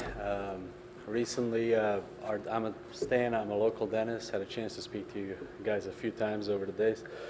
And recently, we were privy to a presentation that was sponsored by residents where we got to learn more about TMA. And I know from my wife's line of work and such that there are many TMAs that are very successful. We would like to have the city of Palo Alto make a strong commitment to making the Palo Alto TMA viable in the future so it can help more businesses, expand to more neighborhoods, and help. Since our presentation, for what it's worth, I learned about Scoop, and while my work presently doesn't allow me to take public transit, I did sign up, and I think on Thursday I will take one car off the road by picking up one of the neighbors, and we would like to, again, over the course of this, as TMA develops and other parking programs and such develop in Palo Alto, we would like our group to be present, to be part of the process. I think each group, whether it's restaurants or whether it's us who are healthcare providers, we all face unique challenges. And I think we're all here to serve the residents and to all live next to each other and make Palo Alto a better place. And that said, I'm hoping that the city provides us for a viable platform so that we can work together and no needs get neglected going forward, whether it's with parking or TMA and such. Thank you. Thank you. Nielsen Buchanan to be followed by Adina Levin. I want to make 2 quick remarks again. The first remark is to reemphasize the whole concept of the TMA. And it still is not getting across to people because in the last couple of weeks we've been talking to a lot of different businesses, we residents that is. Just once again, let's assume we have 10,000 employees or 15,000 employees between here and California Avenue. The concept is that a fraction of them will use the alternate modes of transportation. So if everybody chips in money, of X amount of money, and you've got, say, 10,000 people, and let's say employers help fund the campaign at $100 a year per FTE, not part-time person. That generates a whole ton of money for the 15% to take advantage of the TMA services. And I know that concept is not getting across. It's actually very, very affordable. In fact, $100 a year, in my amateur opinion, is too much first-year money. We're not prepared to spend it. So I was prepared weeks ago to give the city unrestricted gift of $500 for my grandchildren's college fund, and is a goodwill gesture and a challenge to the employers that you too can come up with some money to help the city general fund. I thank you for that. A little bit of money goes a long way. The poor old TMA here is the third cousin, poor cousin to Palo Alto's TMAs. They cannot survive going the way they are. They need structure. Expand them to California Avenue as quickly as you can with more money. Thank you. Thanks, Nielsen. And if you have the small version of that check, and you can give it to the city manager who's sitting right there. It's going into your night box as I walk out tonight, if I get out of here by 9 o'clock. Otherwise, I'm keeping it. Adina Levin, to be followed by Jeff Lewinsky. Good evening, Adina Levin, Friends of Caltrain. So I'd like to make several points. First of all, it's really great to see this city policy and the execution of it getting fleshed out. Friends of Caltrain has had a campaign to work on Caltrain and as well as other transit agencies to improve their fare structure for TMA for a few years.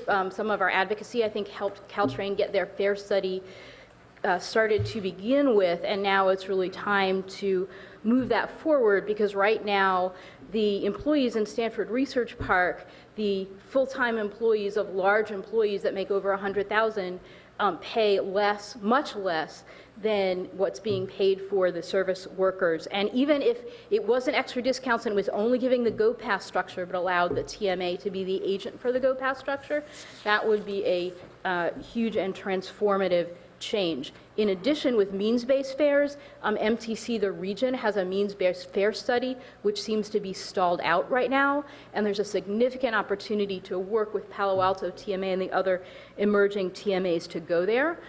One thing from these emerging numbers is that the cost to reduce a trip, which we have from the Palo Alto TMA, and it would be great to see from Stanford Research Park as well, the cost to reduce a trip is significantly less than the cost to build and maintain a space in a structured parking garage. So as we're thinking, well, what can and should the city do, thinking the city is looking to build the garages, but is nervous or concerned about, you get more out of reducing trips, and by increasing the cost of the full price parking permits, I can submit this in writing and come back when we're talking about funding, that would go a long way towards paying. And lastly, really interesting to hear about the role potential of housing in reducing the car trips and traffic and parking demand. Thank you. Jeff Lewinsky. Thank you. Good evening, Mayor and council members. I just wanted to point out what appears to be a math error in the TMA presentation, and their goals for 2018 say that they'll get 18% reduction in SOVs, but if they were to achieve that, then the 750 participant number is wrong. It should be 990, which would be a jump of 540 from the previous year, which is really great if they could do that. That error appears in two places in the document. And I just want to say that as you consider later tonight the RPP reductions and things like that, taking these numbers into mind, they should be easily able to achieve the several hundred a year reduction that is being considered, because these numbers show more than that. Thank you very much. Thank you, and that concludes this item. Wanted to thank everyone for coming out in such large numbers for the Mayor's Green Business Awards. Really appreciate you all coming for that. So we have Josh Wallace, who's going to come up and do that. Is that Yes, and Josh, as Josh comes in to position here, I'd actually like to point out our timing was either coincidental or very well planned, and so we'll take the latter. That since we actually have a number of the companies that Tiffany pointed out that are part of the research park, so clearly companies that are progressive and engaged in transportation are also progressive and engaged in energy conservation. So I think we get a bit of a twofer here in our business community. I would also like to acknowledge Josh Wallace, who's one of our few key account representatives, managers that are providing direct and point of contact interface between our utility, all of our utilities, and our key business customers to ensure that we're maximizing both their opportunities to leverage our utilities programs as well as the benefit they bring to our grid overall. So with that, let me turn it over to Josh. Thank you, Ed. I appreciate that, and welcome everybody. Council, Mr. Mayor, thank you for giving me this opportunity to give the praise that is well due to our Energy Star and by extension Green Business Leader Award winners for this evening. These are major companies that have done what it takes to turn the mic on. Okay, it is on. Thank you. It's interesting talking to people behind me, but welcome. The first thing I'd like to say is by way of housekeeping is we will have some photographs here because these folks want to have the opportunity to have the picture taken with the mayor and the council afterwards. I will keep this as brief as possible. But the takeaway from the Green Business Leaders Award is that the companies that are here tonight have gone way beyond the typical effort involved in running a efficient building, an efficient complex, an efficient campus. They have achieved what's known as the Energy Star Award, so they are very high up in efficiency, and we want to recognize them, and I will do that starting right now. First, we have Hudson Pacific International. There's a company. Josh, I think you're going a little off script. At least it's not on my script. Okay, great. No, I'm off script. Just I didn't know if we were. Okay. My script's a little different. I think I'm supposed to say. Yeah, please do. So I'm supposed to say that our city council initiated the Mayor's Green Business Leaders Award in 2012 to reward businesses that are working hard to improve the energy efficiency and sustainability of their building. And the awards recognize local business that not only talk the talk, but walk the walk in supporting our community environmental goals. And eligibility for receiving the City of Palo Alto's Mayor's Green Business Leader Award is based on the U.S. Environmental Protection Agency Energy Star benchmarking process. Through EPA's portfolio manager, businesses can track their building energy use and compare it to similar buildings as a benchmark of efficiency. And the city awards businesses that have received an Energy Star score of 75 or higher within the past year. And Ed, now you get to. Well, and I think from that point, we can just jump directly into the specifics on the recipients of the award. All right, great. Thank you, Ed. Our first batch of awards goes to Hudson Properties. They are proud recipients of 8 awards tonight. Hudson Clock Tower Building 2. If we could have Hudson come up and receive their awards, that would be great. Thank you. We have Betty Veronico, and we have Tatiana Martins and Yelena Parakova. Thank you very much. We're going to have these awards sent it out. Very good. So, great. Thank you, Ed. Appreciate that. Clock Tower Building 3, that's 620 Hanson Way. So first award for this building. That's great. And Clock Tower Square Building 3, second year for this Green Business Leader. 3400 Hillview Ave Building 1, another first-time winner. This is almost 80,000 square feet. Congratulations on that. 3400 Hillview Building 2, Hudson's highest scoring building at 89 out of 100. Great first-time effort. Embarcadero Road, 2100 Gang Road. The Embarcadero Place buildings were built in 1984, so they're still impeccably maintained. It's the second award for 2100 Gang Road. Embarcadero Place, 2200 Gang Road. Another second-year award winner and another score in the 80s. Congratulations. Embarcadero Place, 2300 Gang Road. A newcomer to the Gang, Welcome aboard. Congratulations to all 3 Embarcadero Place winners. One more award for Hudson, and that is Palo Alto Square Building 5. The final winner from Hudson, as I said, saving the biggest for last. This is 128,000 square feet. Our largest building this year. It was built in 1971. They've done a great job with this building, and for keeping it up to the Green Business Leader standard. Congratulations to Team Hudson. We have a picture of you.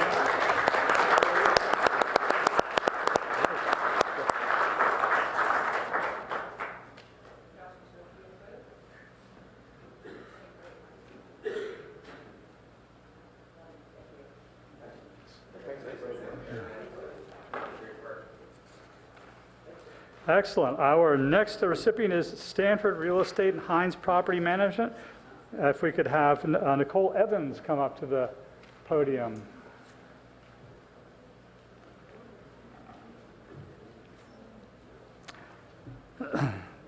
(3210) Porter Drive is their 5th Green Business Leader Award. It's the most awarded, highest scoring, and oldest building. A 92 score built in 1962. Plus, its score has increased since last year, so they're just making a good thing better. Congratulations to Hines for 3210 Porter Drive. 975 Page Mill Road is the 4th award for 975 Page Mill. And that's a great tradition they've got going there. 3200 Hillview Ave is the 2nd time winner. We're looking forward to the 3rd. Keep up the good work. Again, congratulations. Yep. Hold off there.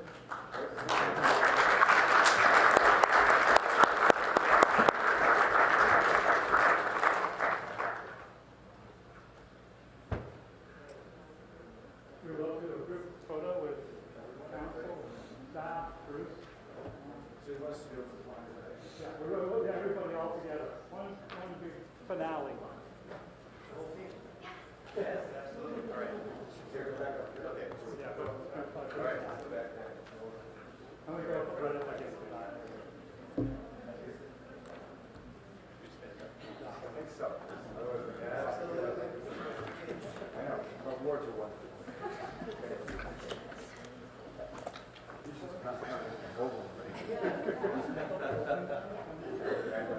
It's an embarrassment of riches. Come on. Don't worry about extending. A little bit closer, if you wouldn't mind. All right, here we go. Say City Council. Say Green Business. Congratulations, everybody.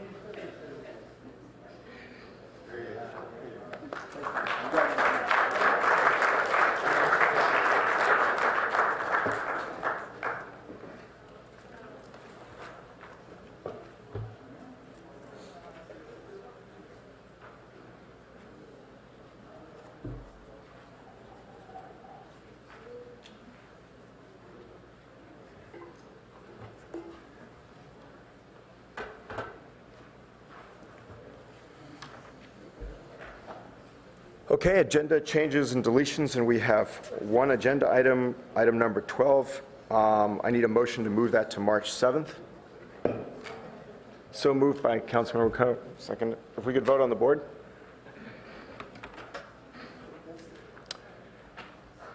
And that passes with, I guess who's missing? Oh, with council, unanimously with Councilmember Niss missing. Next, City Manager comments. Yes, thank you, Mr. Mayor, members of the council. I do have a few items of timely note would like to bring to council and community's attention. Let's see, first in terms of 2 draft environmental impact reports that are now in circulation. The city has recently received.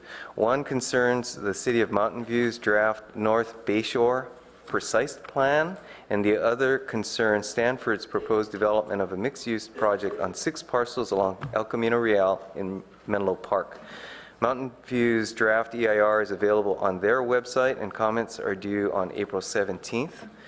Public hearings to consider adoption of the precise plan and certification of the environmental impact report are planned for June of this year. Menlo Park's draft EIR is available on their website, and comments are due by April 13th. A public hearing will be held at the Menlo Park Planning Commission on March 27th. Planning staff will be reviewing both documents this month and will be preparing comment letters for the city manager's signature. Given the volume of other work in the city council's busy agendas, we do not anticipate scheduling a council review of the comment letters, but would be happy to receive comments from individual council members, as well as will provide the comment letters to you once prepared. Second topic, the ongoing storm drain program fee ballot. On February 24th, the city mailed 20,000 storm water fee ballots to Palo Alto property owners, and we expect that by now the ballots have been received. If a property owner has not received a ballot, they should contact the city clerk's office. Ballots must be received back to the clerk's office by 5:30 p.m. on Tuesday, April 11th, in order to be counted. Ballot count will be conducted at the City Council, or actually in the Council chambers, at 9:30 a.m. on April 12th. Information on the ballot is within the packet itself, as well as through a link on the city's homepage. Next topic, Edgewood Plaza. Earlier today, there was a hearing with the hearing officer, Lance Bayer, which concluded the administrative hearing regarding Edgewood Plaza. Specific issue being considered is the developer's appeal of citations for the absence of a grocery store at the shopping center. Hearing officer now has 30 days to provide a final written decision which staff believes will focus on the dollar amount of the citations. Following that decision, either side may file a complaint in Superior Court to seek judicial review. Next topic, traffic speed surveys. Public is invited to a community meeting this Thursday, March 9th at room H1 at Cubberley Community Center. It's 6 p.m., where staff will present findings of recently completed engineering and traffic speed surveys to gather input on whether the posted speed limit should be raised to facilitate radar speed enforcement and to discuss alternatives to raising speed limits. The meeting will focus on streets in South Palo Alto, including East Bayshore, south of Embarcadero, Middlefield Road, south of Oregon Expressway, Coyote Hill Road from Page Mill to Hillview Avenue, Deer Creek Road from Page Mill to Arrastradero. Staff has already hosted a meeting for North Palo Alto earlier this month, and we anticipate staff will return to City Council later this summer with recommendations for either reducing average motor vehicle speeds through design and or increasing posted speed limits for enforcement. For further information on that topic, we have our Transportation Division Projects website with the information. And finally, an upcoming event this weekend on Saturday, March 11th from 10 a.m. to 2 p.m., our Arbor Day Festival at Mitchell Park, where the community is invited to join fun and celebrate Arbor Week by attending Palo Alto Community Arbor Day Festival. We are partnering with Canopy and other nonprofit organizations and local businesses to put this annual community festival on for California Arbor Week and highlight the importance of our urban forest. And that concludes my report. Oh, we've got our Arbor Day Festival flyer on the screen. Councilmember Holman, I saw your light. Excuse me, yes, just two clarifications if I could. Thank you for the city manager comments. One is with the Mountain View and Menlo DEIR comments. Is there a possibility for these to go to the Planning and Transportation Commission? And did you say that the council would comment on the staff letter or not? At this point, staff's not anticipate bringing it forward on your agenda, given the timelines. However, we'll follow up on bringing it to PTC. Okay, and then the other question is, because it's a question I get from the community and wonder myself, if speeds are increased on some of the streets that are being looked at right now, are there going to be traffic officers assigned to enforcing those new speed limits? Fair question. I think that will be a topic potentially for part of your budget deliberations, but also ongoing operations with the city, with the department, police department. As you know, we no longer have dedicated traffic unit, so this would need to be handled in conjunction with other assignments. It does facilitate the ability for the police department to enforce speed through the use of radar. All right, now we're on to oral communications.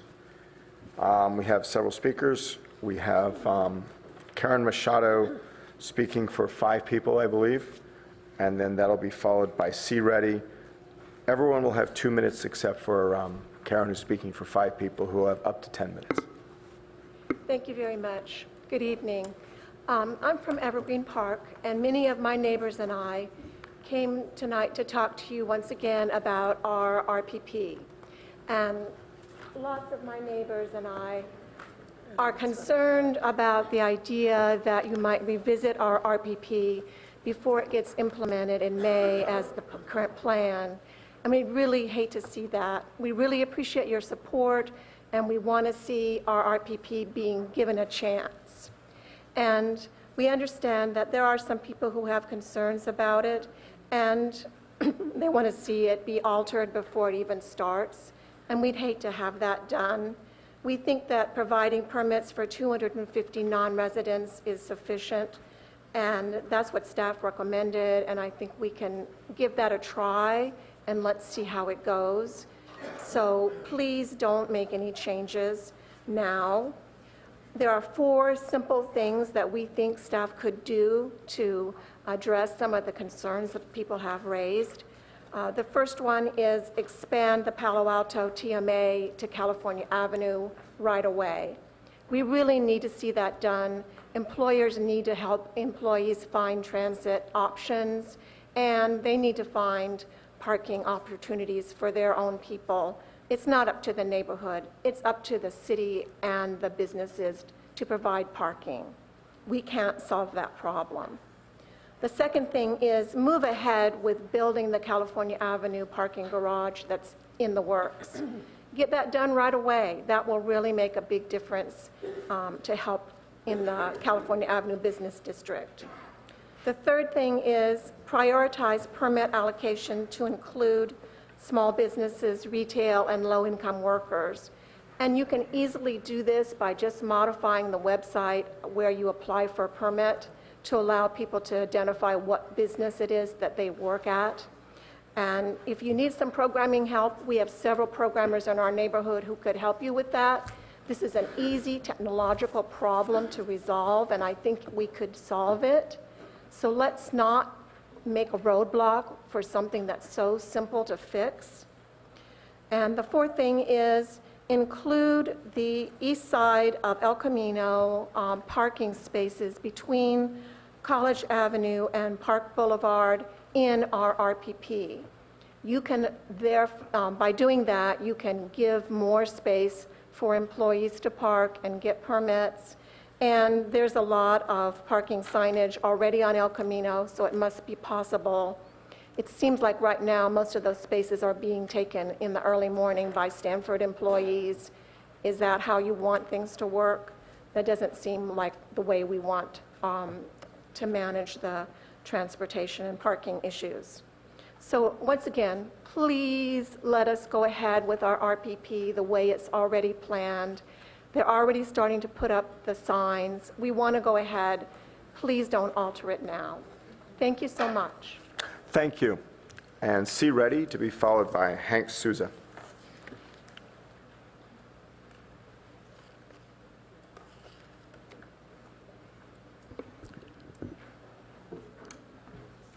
Good evening, Mayor and the citizens of Palo Alto. One good thing, on Sunday I was walking with a friend of mine in downtown, and I happened to see Jim Keane and his family. He's doing well, and he hopes to be back, and I wish him all the best. I told him we'll miss him. We miss him now. So that's the good news. So regarding parking, I think we have a lot of struggle, but one observation is when we have a football game, we have 60,000 people come here. We put all the cars in Stanford under the trees. So I cannot see why we couldn't do a mini of that, negotiating with Stanford under the trees to some of the employees, and why do we residents have to suffer? And then I go to a chiropractor, and then the lady in the front office has to go every 2 hours to repark her car. It seems like we need to do out-of-the-box thinking. Third thing is, how the president feels when somebody wiretaps him. I think it's a good lesson for citizens like us that somebody wiretaps us, we feel about the same. So I think why can't we get along? I think we should. President Obama is great. President Trump is great. I think we should all get along. I think this is pretty childish to wiretap each other. Thank you. Thank you. Hank Souza to be followed by Palo Alto Free Press. Hank Souza, 100 block of Melville Avenue, and longtime neighbor of Castellea School, and supporter of the school's educational mission, but also a member of the group in opposition to their planned expansion. And I brought along some visual aids this evening, and the school was at 385 students in 1995, and in 99 went to 415. They asked for 425, but the city said stick at 415, and that was affirmed again in 2001 with their current CUP. They're supposed to be at 415. And as everyone's probably aware, they've been violating for quite a number of years. And now with their application for the new CUP, they want a huge jump up to 540. And the problem is that the school is quite dense already, and it will become even more dense as far as students per acre. So there are several suggestions. One is some off-site parking. This is Foothills Tennis Club, weekday morning, maybe bringing in kids and shuttles. It's more environmentally friendly. And the school, once they return to the enrollment of 415 and limit their outside events, the pursuit of an underground garage would no longer be a priority. Another item is they want to lower the swimming pool and bring it 15 feet closer to Emerson. And the real problem is during water polo matches, the whistle disturbs the neighbors on Emerson, possibly a retractable cover over the pool. And finally,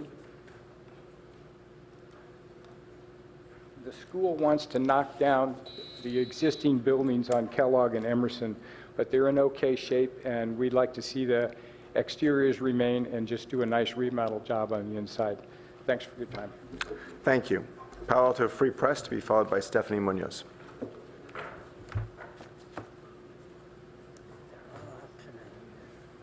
Mr. Mayor, just a few minutes to get set up, if you, 1 second.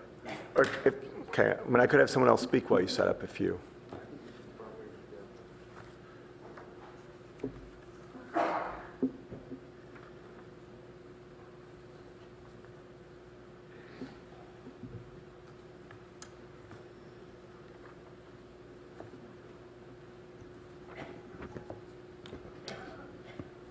The Board of Directors of Palo Alto Free Press, whom are located in Nicaragua, have decided to cease operations as a result of the Title 17. Title 17 is essentially the Digital Millennial Copyright Act. Dave Price has filed a complaint which has essentially shut down Palo Alto Free Press. We have decided not to move forward. This particular article here is the article in question. As you see Mr. Price there next to his newsstands, what's really interesting is that we have the email that was received from a member of his staff essentially giving us consent to use that document. So we do have some good news, and that is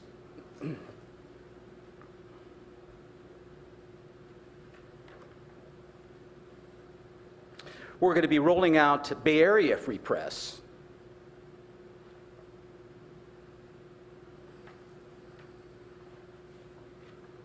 And unfortunately, the technology yet has not been perfected, but your voice, your bridge to community change, tu voz, tu fuente para cambiar la comunidad.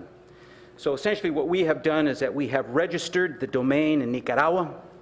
It falls under Nicaraguan law. The servers are going to be located in Nicaragua.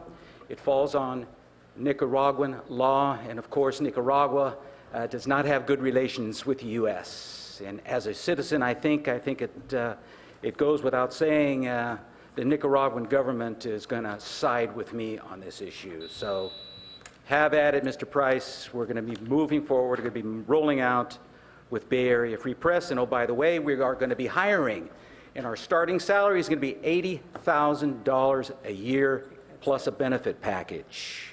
Anyone who's interested in becoming a journalist, please send me an email at bayareafreepress@gmail.com. I will forward that on to the board of directors located in Nicaragua. I will review those resumes before I forward them on, and we will make a decision as to whether or not to fly you to Nicaragua, all expenses paid, for an interview.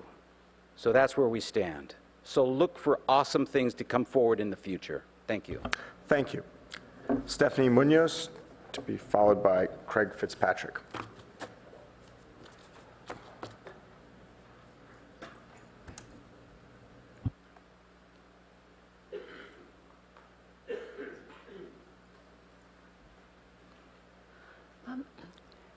Good evening, Mayor Scharf and council members. I'm sure you've all taken note throughout the country that small towns and large ones and groups of people have actually stood up on their hind legs and said, no, we do not approve of the federal government's trying to exclude illegal immigrants. That's the federal government. That is, to me, it's sort of surprising, because who can go against the government to that extent? But for sure, it, I think, shows the mood and the feeling and the ethics and the morals of this country.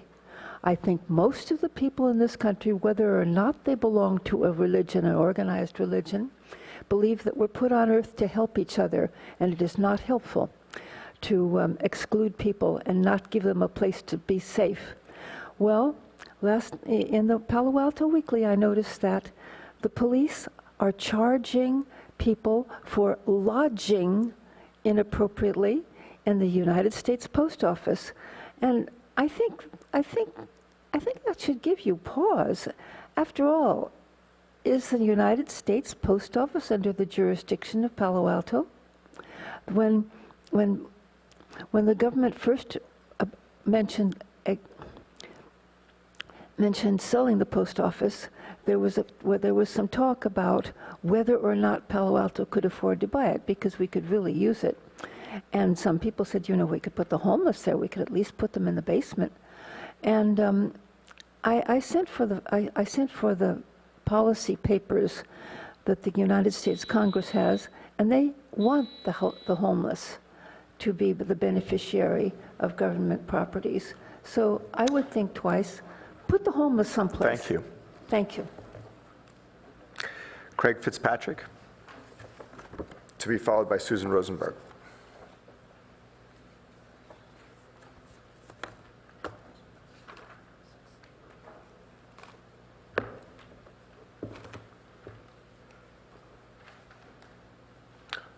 Not seeing Craig Fitzpatrick, so Susan Rosenberg.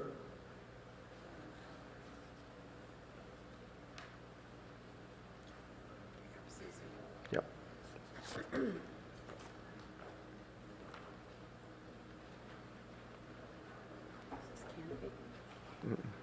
Storm drain. Good evening, council. Thanks so much. I'm Susan Rosenberg. I am co-chair of the Palo Alto Stormwater Committee campaign. I've served on the Stormwater Blue Ribbon Committee, And since 2005, I've served on Palo Alto's Storm Drain Oversight Committee, now called the Stormwater Oversight Committee. And I tell you this because 10 days ago, the city mailed the stormwater ballot measure to property owners, and it's very important for the health and well-being of Palo Alto that this measure passes, and it only needs to pass by a simple majority. This measure has been endorsed by State Assemblyman Mark Berman, County Supervisor Joe Simidian, Gary Kremen, Board of Santa Clara Valley Water District, all of you, the current Palo Alto Council, as well as former council members who still live here in Palo Alto. This measure has also been endorsed by Actera, Canopy, Clean South Bay, the Crescent Park Neighborhood Association, Grassroots Ecology, the League of Women Voters of Palo Alto Forward, Palo Alto Chamber of Commerce, and last Friday, the Palo Alto Weekly endorsed this ballot measure. I apologize for standing here and reading this list, but this has been a very low-budget, word-of-mouth campaign. The mailboxes won't be inundated with campaign mailers, nor will there be any newspaper ads. What I ask of you is to use your phone, your email, your social media to get the word out that voting yes on this measure is the right thing to do for Palo Alto. And I want to thank you very much. I also want to introduce, I'm one of the members of the campaign.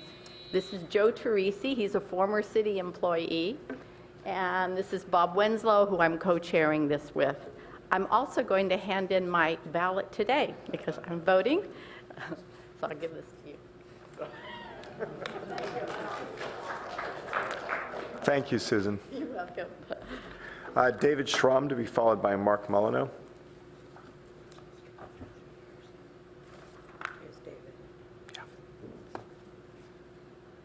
Hi, I'm David Schramm, and I want to say at the very outset that I'm not exactly certain why I'm here, because I thought we had this all settled, but for some reason, something that's not transparent caused my neighbors to feel that we really hadn't settled it. And I'm concerned about the absence of transparency more than anything else. But to review, everybody who voted for you guys lives in the city, and all of our homes are on streets, and those streets were built just to provide access to our homes, and sound planning requires that that's how they be used. And this includes having parking available on the streets for residents, visitors, and guests. And yes, they're public streets, and so is 101, and I don't ride my bike there. And we permitted people to build, as you guys know, under park structures, and they're externalizing this cost. It's just unfair. And this council breathed a breath of fresh air into my life because you seem to have put us, with the staff's help, on track to fix this. And this process has been going on since Gary Fazzino, the late Gary Fazzino, was mayor and got limited permit parking in our neighborhood 35 years ago. And it was then abandoned, but it existed, and people have been concerned about it all that time, and for the last couple of years it's been intense. And the Johnny-come-latelys who want to come in here and upset this process at the 11th hour, I invite to just be patient and get back here with us after the trial period, and let's see how things work out. I want my neighborhood to be safe, quiet, and neighborly. I really thank you for taking a step in that direction, and I'm going to finish before that buzzer. Thank you. Mark Molyneux.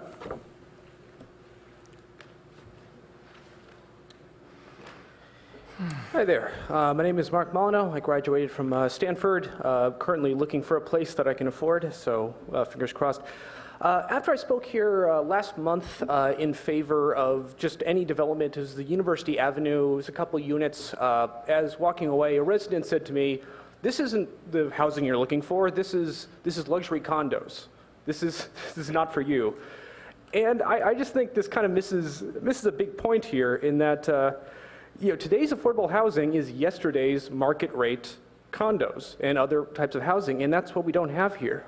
There's new data, the Case-Shiller Housing Index from San Francisco, comparing single-family housing versus condos in the city, San Francisco, Single-family housing has reached an all-time high as far as their value goes. It's gone 0.1% up in December. The latest data, 7% higher in the last year. Condos have gone up much less, 3.2%, and for the first time in a while, we've seen condo values decrease. They are more affordable. And it makes sense. Condos, you can always build more of it, and they depreciate over time. When you build single-family housing, most of the value's in the land. It appreciates over time. You simply can't make this affordable if there's only so much land to go around. And it's just important to remember, single-family housing is the real luxury housing. It's not the condos. You can always make more of them. And we just need to, if we really want affordable housing, if we really want more people to be able to afford it, I think we have to look at real solutions and not rationing out something that inherently can't go around.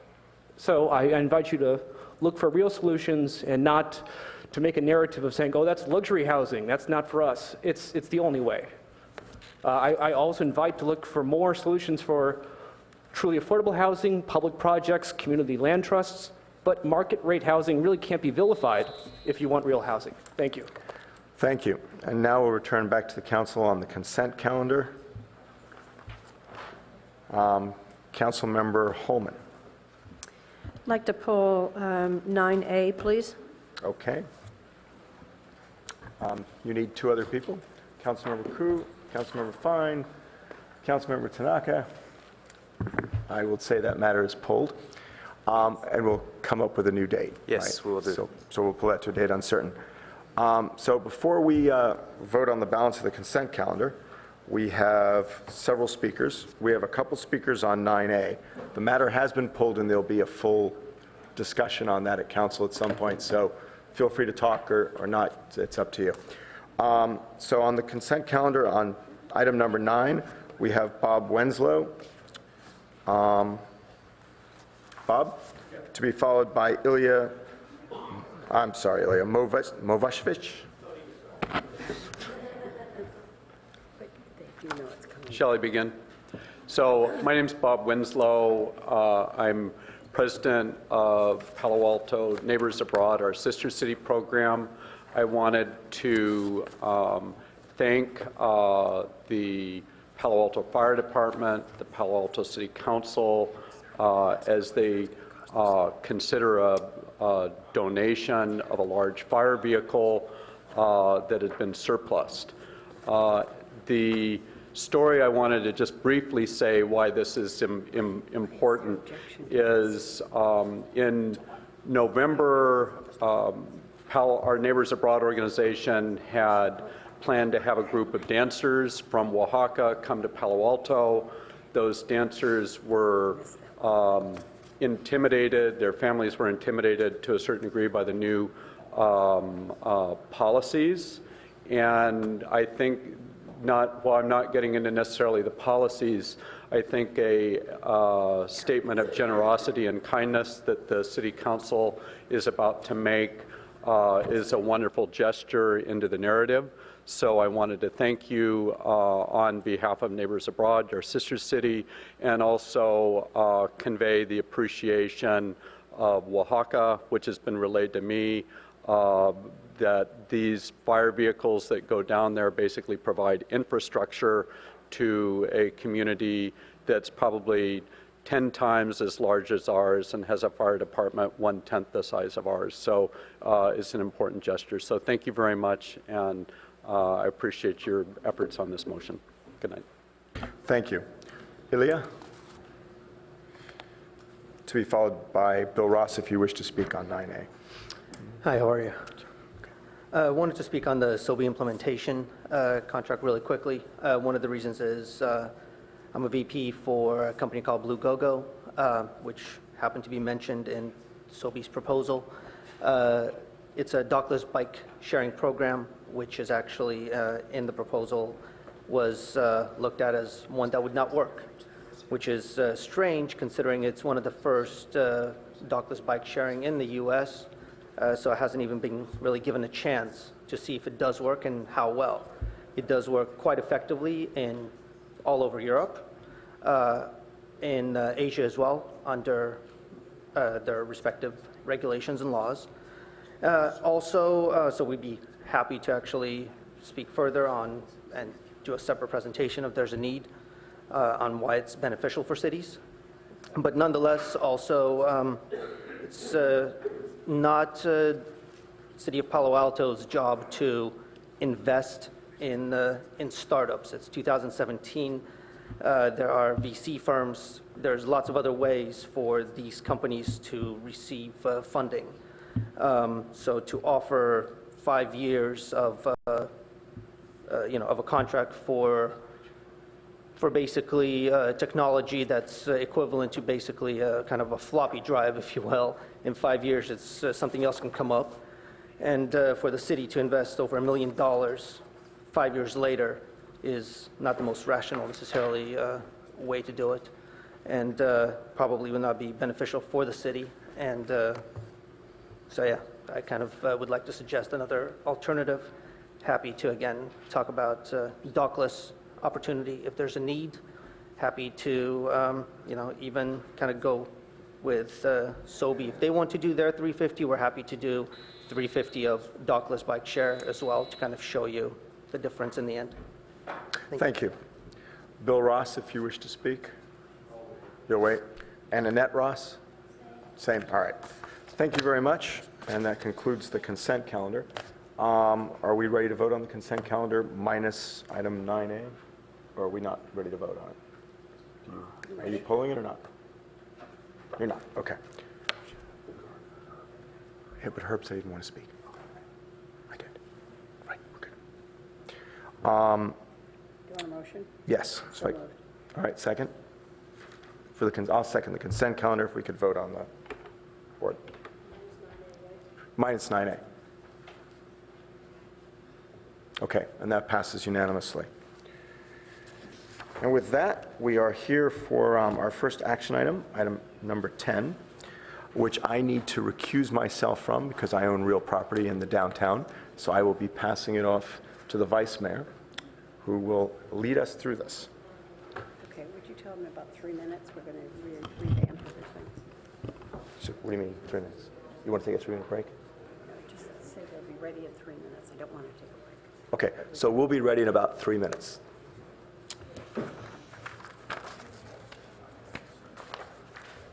You've got to move out.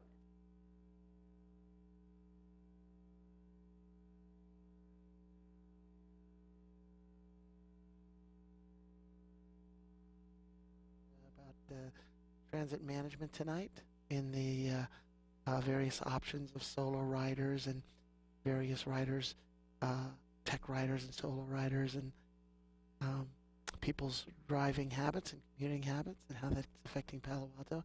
And of course, the parking permit program has been one that's been, well, parking is an ongoing issue here in Palo Alto. Let's go back to gavel coverage.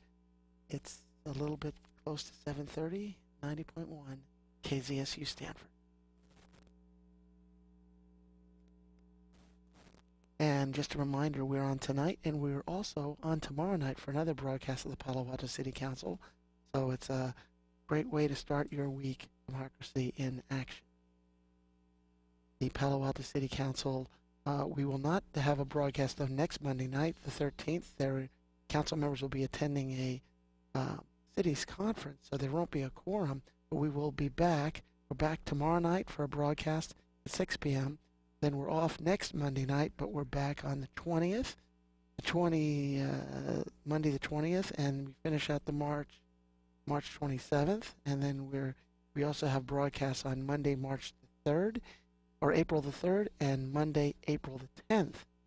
So that is always very interesting coverage. We've got that live, and we're working it all out tonight. We've heard a lot of comments, a lot of people coming to speak. We also had the Green Business Awards tonight, which was very well done, a very big event by the mayor, recognizing those green businesses that have earned the Environmental Protection Agency EPL Star certification. After item number 10, once we get through that, then we have item number 11. It's a review and direction of staff regarding comments on preparation for an environmental impact report for Stanford University's application for major modification to their general use permit with Santa Clara County. That's important as well. And then we have the public hearing. It's an adoption of an ordinance amending Chapter 18 of the Palo Alto Municipal Code to update code sections regarding accessory dwelling units. And that is exempt from the CEQA Act as well. It was recommended by the Planning and Transportation Commission on November 30th and continued from February the 6th. But staff is going to request tonight that this will be continued to tomorrow night's council meeting, which will also be a long one as well, tomorrow night's Palo Alto broadcast of the Palo Alto City Council. And taking a look at tomorrow night as we roll along here at the Palo Alto City Council with a special meeting, a special Tuesday night meeting tomorrow night. Just a few announcements that are important. The Finance Committee meeting that was scheduled for tomorrow night is being canceled because of the special March 7th broadcast. 6 o'clock will be on. There are two items on there. It's the adoption of an ordinance amending Chapter 1628 of the Municipal Code to require testing, monitoring, and protective measures for temporary construction relating dewatering and consideration recommendations from Policy Services Committee to direct staff to analyze additional measures to minimize construction-related groundwater pumping, and then also adoption of an ordinance by the Palo Alto Municipal. This part of the meeting, and I'm going to ask our County Counsel, Molly Stump, to explain why I'm sitting here instead of your esteemed mayor. Thank you, Vice Mayor Niss. City Attorney Molly Stump. So for the benefit of the council and the public, there has been a number of questions about recusals for conflicts of interest, so the Vice Mayor asked me to go over this briefly with all of you. So under California state law, the Political Reform Act, public officials need to recuse themselves when a governmental decision that is before them would foreseeably have a material impact on one of their financial interests. And financial interests come in a variety of types. They can include ownership in real property, business interests, income, gifts, and I'm missing one. The rules are fairly complicated, and California law requires us to ask the question whether there's a disqualifying conflict with respect to a specific identified governmental decision. So we have to ask this question repeatedly, and we've been before the council on downtown RPP a number of times. When we go through this analysis, we have come up with a variety of results out the back end, and I know that's been confusing to some. Now, the decision maker on conflicts ultimately is a California state agency called the Fair Political Practices Commission.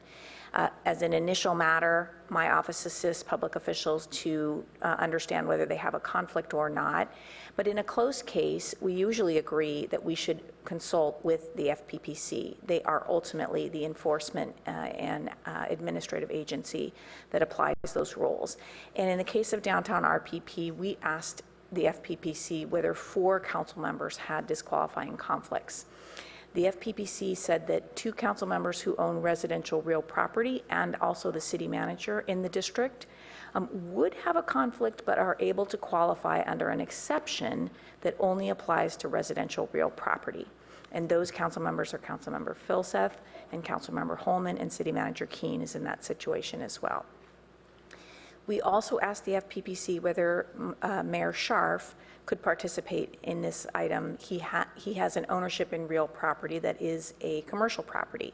And in that case, the FPPC said that the governmental decision that's before the council tonight foreseeably would have a material impact on the business interest he has in that property, and that he should not participate. Finally, we asked the FPPC whether Councilmember Koo should participate tonight, because Councilmember Koo is a real estate agent associated with a brokerage that has an office in downtown Palo Alto within the RPP district. And under the conflicts rules, a brokerage is a source of income to a council member real estate agent, such as Councilmember Koo. In that case, the the FPPC has told us that that is not a disqualifying interest for Councilmember Koo. The agency focused on the size of the brokerage house. Keller Williams is a very, very large business, and the agency determined there's not a material impact on a business of that size based on the decision that you'll make tonight. So that's why we have the 8 council members that are before us, and Mayor Scharf is recused. Just do want to caution the public that if there is another opportunity or a need for the council to revisit questions and policy issues around downtown RPP, we will ask these questions anew with respect to whatever is the governmental decision that is before you at that time.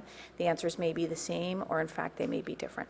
And that's just the complexity of the conflicts rules that we work under in California. Thank you. Thank you very much, and it has been reminded that you are the Palo Alto City Council, not county. So, again, thank you all for being here tonight. I know some of you have come other times before to speak on this item tonight. I promise we will get it done, and we will make this decision tonight. So I want to indicate that we have a number of cards here, over 30 at this point. I'm going to ask that you all get your cards in by 7:45. Other than that, we're not going to take any more after that, or you all will be here again till midnight.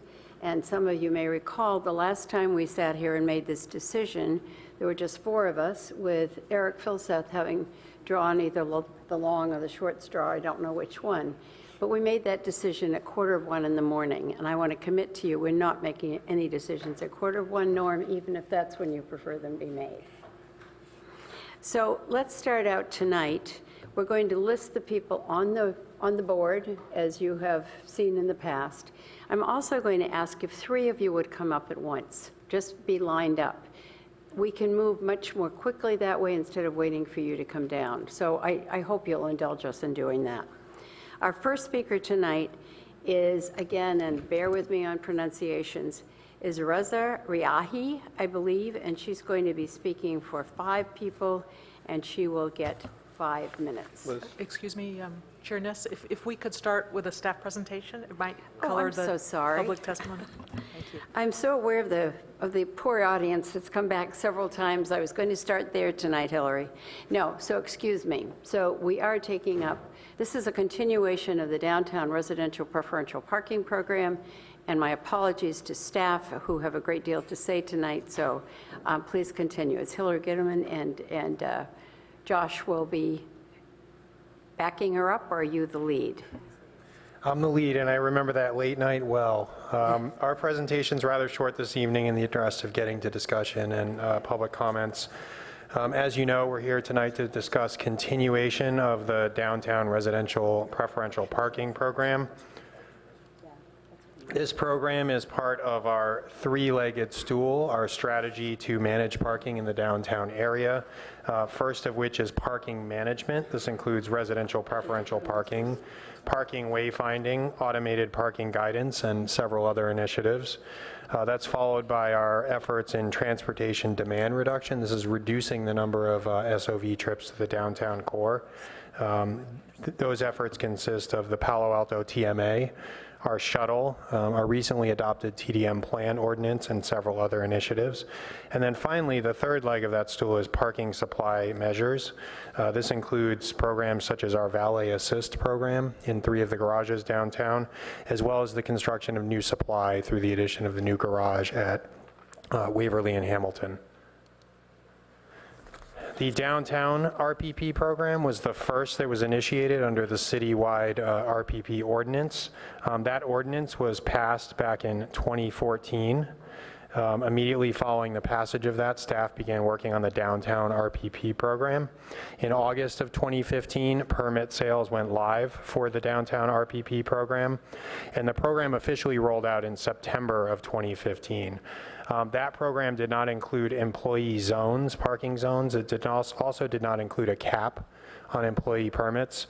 The first phase of the pilot was mainly an information gathering exercise to see how an RPP program would operate and what the demand was out there for employee permits. In April of 2016, we rolled out the phase 2 of the downtown RPP program. And some of the changes in Phase 2 included an update to the downtown RPP boundary. During our experimentation with Phase 1, we determined that the area needed to be expanded. There was some spillover from the initial area. And we also wanted to anticipate future spillover, so we created what are called eligibility areas. We also established a limit of 2,000 annual employee permits. This was based on the fact that we only sold about 1,500 permits for employees during Phase 1 of the program. And then we also made a recommendation to reduce employee permits annually, which council supported. And we suggested the 10% number as a potential reduction factor, and that was based on the efforts of the TMA in reducing SOV vehicle trips, as well as the addition of new supply through the development of Lot D at Hamilton and Waverly. We created what are called employee parking zones. One of the things we identified during RPP Phase 1 was that employees were clustering closer to the downtown core, and we had no way to better distribute them under Phase 1. So by creating these kind of thin employee parking zones that encircle the downtown core and assigning only a limited number of employee parking permits to each of those zones, we were able to better push those employees more evenly through the larger RPP district. We also created a limit on daily employee permits, and we recommended prioritizing employee permits, giving a set aside for low-income employees, and we were able to do that through Phase 2. So we actually set aside about half the employee permits for low-income employees. And we subsequently had to move some of the full-price permits over to the low-income allocation. There was such a demand for low-income permits throughout Phase 2. This is the updated map of the current downtown RPP under the Phase 2 program. The green block faces are blocks that are within the downtown RPP program. The light blue block faces are eligibility areas, so those are not currently within the downtown RPP program, but residents of those blocks can administratively opt into the program. They don't have to come to council. That can be done by the Director of Planning and Community Environment. So they submit a petition, we do a mail survey, and then they are automatically entered into the RPP program. The dark black dashed lines are the boundaries of the employee parking zones. There are 10 of them, and they are designed in order to balance the employee parking out throughout the district. So they're rather thin the closer you get to the core, and then they widen out the further you get from the downtown core. Zones 9 and 10 and a portion of 8 are not currently within the downtown RPP program. They are eligibility areas, so they could opt in the future. We are holding an amount of permits in reserve in those areas for when those blocks do opt into the program. As of December 22nd, and I actually have updated numbers that I got today from our online permit sales contractor.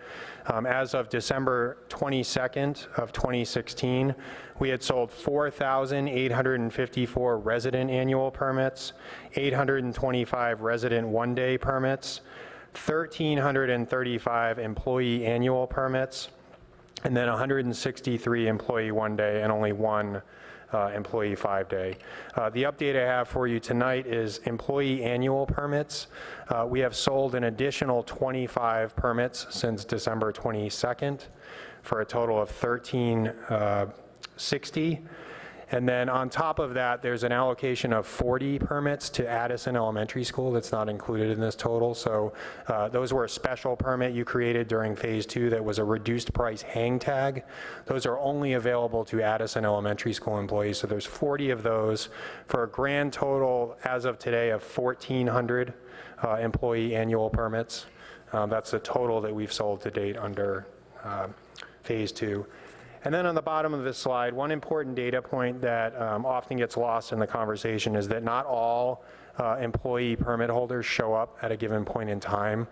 So just because there have been 1,335 employee annual permits sold does not mean that all 1,335 employees show up every single day throughout the day. So during our last observation on December 1st of 2016, we only documented 436 employee parking permits in the entire downtown RPP district. And we think that's because there's only about 30 to 40% generally show up at a given point in time. We also heard earlier this evening about the high rate of employee turnover at some particular business types. So we think that people may be buying annual permits and then leaving their place of employment, and that permit sits unused for the remainder of the time during that annual period. So, generally, we think the program's working fairly well. If you look at the occupancy maps, you'll see there's very few blocks in the downtown RPP district under Phase 2 that have significant burdens of non-resident parking. We generally think the demand for permits for employees have been met. There's still a couple of, a handful of permits that are sitting unpurchased in zones 9 and 10, even as of today. So we think that the current number is adequate to handle the existing employee permit parking demand. However, there are several recommendations that we're making this evening, and those are included in the resolution that's before you. The first is to eliminate the 5-day employee parking permit. We only sold one throughout Phase 2, so we think it makes sense. The extra administrative burden of carrying that extra permit type is really not worth it, given the fact that we only sold one during Phase 2. We also documented a very low employee parking permit show rate. I mentioned only 436 employee parking permits were on street at one point in time. We think creating a 6-month employee permit in lieu of the annual employee permit might help some of those permits re-enter circulation quicker when employees depart their place of employment. So we would recommend selling 6-month employee permits instead of the annual employee permits. There's also still some overcrowding occurring on the blocks closest to the downtown core and SOFA as well. So we're recommending a 2-pronged approach to this. The first is to extend enforcement until 6 p.m. This is consistent with what you just adopted for the Evergreen Park Mayfield RPP. And moving forward, we think 6 p.m. makes more sense for some of these areas, particularly if there's a large nightlife and restaurant business in those areas. The second is that we're recommending reducing the number of employee permits by 10% per year at a higher rate in the inner zones. When we last came to you, you gave us direction to first look at reducing the number of permits in the outer zones, so zones 9 and 10, as shown in the map. As we've collected data throughout Phase 2, we've noticed that there's still a fairly significant impact to the inner neighborhoods directly around the core from non-resident motor vehicle parking. So in order to deal with that, we're recommending reducing anywhere from 5 to 20% by zone, and the 20% reductions would occur in the areas closest to the downtown core, where there's a lot more 2-hour parking, because we can't forget that on top of the resident permit parking and the employee permit parking, there's also 2-hour parking that's permitted throughout the day, and that's a really hard number to get a handle on. So we think that we can control the number of employee permits, so we think we need to focus our efforts on the reduction in the immediate core. This is a table that shows our recommended rate of reduction by zone. That's the far right column. And let me walk you through these columns here because it's a fairly complicated calculation. So on the left is the total issued. So this is the total number of permits that have been issued as of December 22nd. So that bottom number, 1,335, as of today should be updated to 1,400, not 1,335. Currently, we are we're able to sell 1,515 permits. That's because in zones 9 and 10, we've only released 25 permits in zone 9 and 105 permits in zone 10. Ultimately, when all of the eligibility areas opt into the program, we would be able to sell 2,000 permits. So there's a large number of permits, I think it's 450, that are held in reserve in zones 9 and zones 10 today. So After all of that, given the, the recommended rate of reduction, we would have a total of 1,346 permits available as of April 1st when the program renewed. The existing 25 permits in Zone 9 and 105 permits in Zone 10 would bring us down to the 1,346 number. So some other recommendations that we have this evening is to establish a program goal of 85% occupancy. So we currently don't have any kind of desired goal for the level of occupancy that we expect in these RPP programs. So this would be a block by block analysis, and we would use this 85% number, which is generally what's used in parking practice. And that's how we would, moving forward, balance the needs of the residents and the non-resident parkers and move forward with any permit reduction factors over and above the 10% that's recommended this evening. We also looked at whether we could require TMA membership. That was one of the other directions that we received from you when we last visited you on downtown RPP. We think that we should really wait until the TMA is more firmly established. A big influx of membership and funding may not be in their best interest right now. They're still in the ramp-up stage and the planning stage. And they're just about to expand their membership. So we wouldn't want to artificially, add members that, weren't fully vested in the TMA. So before you this evening is a formal recommendation to adopt a resolution amending resolutions 9473 and 9577 to make permanent the downtown residential preferential parking program. It's included as attachment A in your staff report, and direct staff to make corresponding changes to the residential preferential parking administrative guidelines and find the program exempt from review under the California Environmental Quality Act. We have one additional staff recommendation for you to consider this evening, which is to direct us to return to City Council in 2 years to reassess the employee parking permit reduction rate based on the results of the Palo Alto TMA programs and other parking management programs, and then consider exempting dental and medical service offices from the employee parking permit cap. And with that, that concludes our presentation for this evening. Thanks, Josh. And I know that there will be lots of questions from staff, from those of us sitting up here. I'm going to suggest we start instead with the audience tonight. Yeah, I was going to ask, I have my light on. Can we do a quick round of technical questions, or you want to go to the public? Depends on how late you guys want to go. Okay, if you want a quick round of technical, I'm going to stop them at 5 after 8. So just no comments, just questions. Yeah, go ahead. I should have asked you this question before, but do any other cities in California sell permits to office workers in residential neighborhoods?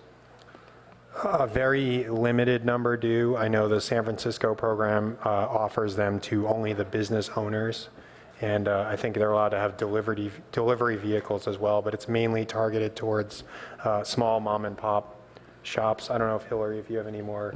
I think we're the outlier in offering such a large number of employee permits. And just the current situation in zones 9 and 10, we don't have no parking signs up throughout the neighborhood, right? It's just a few streets. Is that so correct? Only the streets that are shown in green on the map that's included, and I can pull that up again if...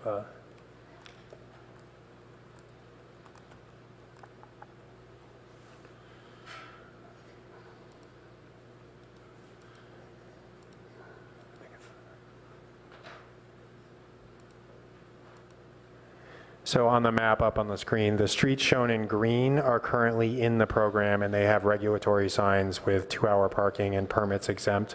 The streets shown in blue are eligibility areas, so they are currently not regulated, but they can administratively opt into the program. Okay. And then we made a motion that zones 9 and 10 be frozen in terms of employee sales, and I don't see that in the current ordinance. So we, based on the data that we collected and the recurring clustering that's happening in the blocks closest to the downtown core, our recommendation this evening is to instead reduce the number of permits in the inner zones at a higher rate. That does differ from the direction we received from council at the last visit. Okay. And then there were letters suggesting that, well, some letters were suggesting that 1,300 spaces is like 2% of downtown parking, and then I saw another letter suggesting it was 54%. Do we know what the total number of parking spaces is downtown? And because there's a huge difference in facts there. We do. I can look that up while we're during public I comment think and it'd be get back to you on useful that. for the public to understand what percentage of parking we're talking about. Yeah, I will reiterate the fact that our experience has shown only 30 to 40% of employee permit holders show up at any point in time. So despite, you know, the 1,300 permits being issued, not all of them are going to show up and occupy And the last curb question, this idea of coming back in 2 years, so would an automatic reduction happen in between? Yes, the resolution that's before you this evening includes a 10% per year automatic reduction. Okay, thank you. Okay, I have now Adrian, Eric, and Karen. So you've got 10 minutes. Divvy it up. Thank you. I'll be quick. Do we know how many households have bought 1 permit, 2 permits, 3 permits, 4 permits? That would be a fairly detailed exercise in database downloading, and our permit system is managed by a separate consultant, a contractor, and we don't have seamless access to the permit system. Okay. So they would need to attach each permit to an address and then filter it by address. We should do that. Second and last question, do we as the city have a plan to continue funding the RPP as commercial permits are decreased and we lose that revenue?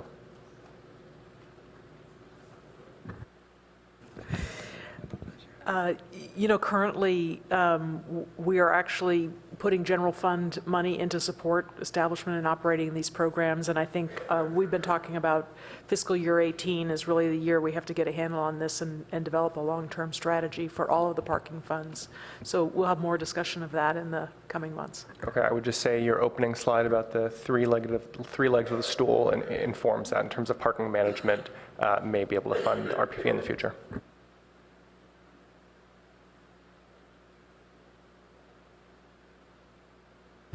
Hi. So thanks very much.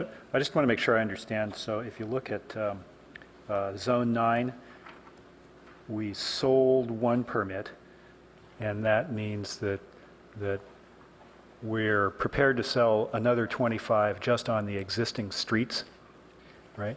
But if more streets opted in, then we would increase that number from 25. Do I understand that right? You said we released 25. What does that mean? Yeah, so as of today, we've released 25 permits in employee parking zone 9. Right. Ultimately, if every street within that zone opted into the program, we would then release 245 permits. Okay. And so then, if I understand what your recommendation is that we sold 1,335 last year, or actually 14 after adjustments, right? Right. And you're recommending that this coming year, we sell a smaller amount than that, plus the open space already in zone 9s and 10s, because those numbers are about equal. Is that right?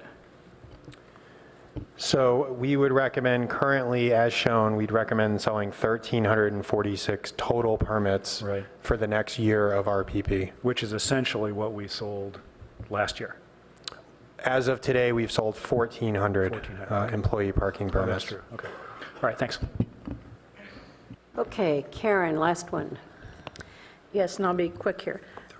Why wait 2 years for the medical dental rather than including them in the prioritization along with low-income employees?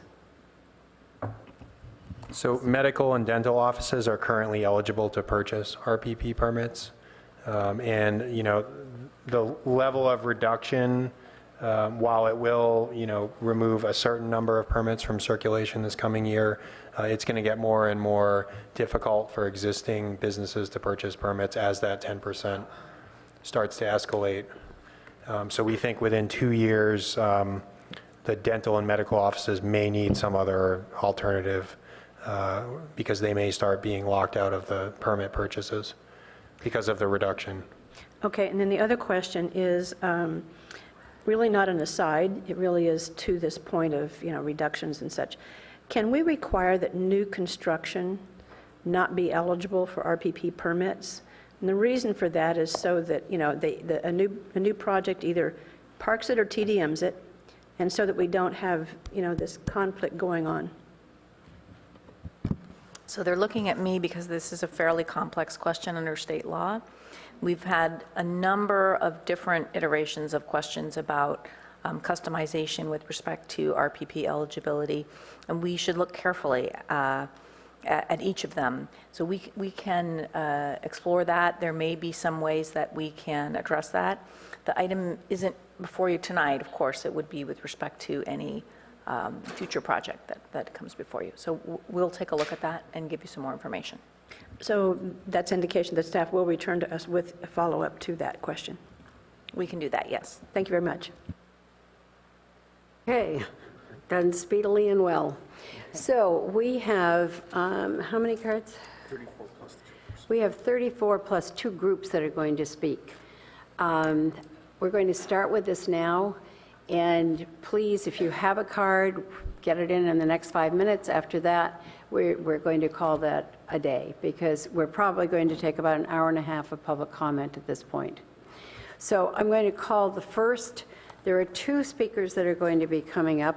The first is Riza Riahi, and the second is Nielsen Buchanan. Both of you speaking for groups, and both of you will have 5 minutes. And then we will go on with the rest of the speakers, and as you see your name here, if you'd please come up 3 at a time waiting to speak, that would be very helpful for us. We don't want to keep you here all night, and I think that will help streamline our process. Yes, right. From after the first 2 groups, there will be 2 minutes per person. So, Riza Riahi, would you like to begin? I do have a PowerPoint if you can set that up. And pull the mic so that it's right next to your mouth. Okay. Thank you, council members. How fitting it is that today is the National Dentist Day, and I am a dentist along with a few of my colleagues here. Thank you. Okay, thank you. I have a quick presentation. So we've seen these before, but I thought it's worthwhile looking at these pictures. This is where we started in 2015 with all the red blocks around the downtown area.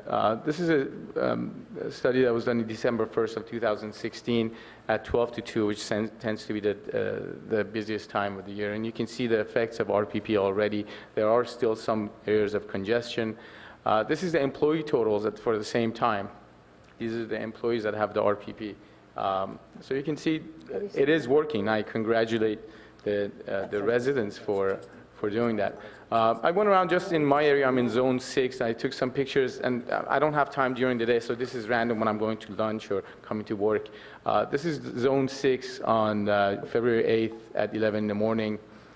This is it at, on the north and south, east and west of it. This is Middlefield and Forest at 2:30 p.m. You can see plenty of parking at this point. 15th, 11 a.m. again. And there is congestion. You can see it to your right, but that's because on the east side of the street, there's complete blockage because of construction, and I was still able to find parking on Channing. This is again Channing going down at 11:30, March 1st. And this is at 1:15, same day in our parking lot, and you can see the patients are taking up all the spaces that are available in our parking lots.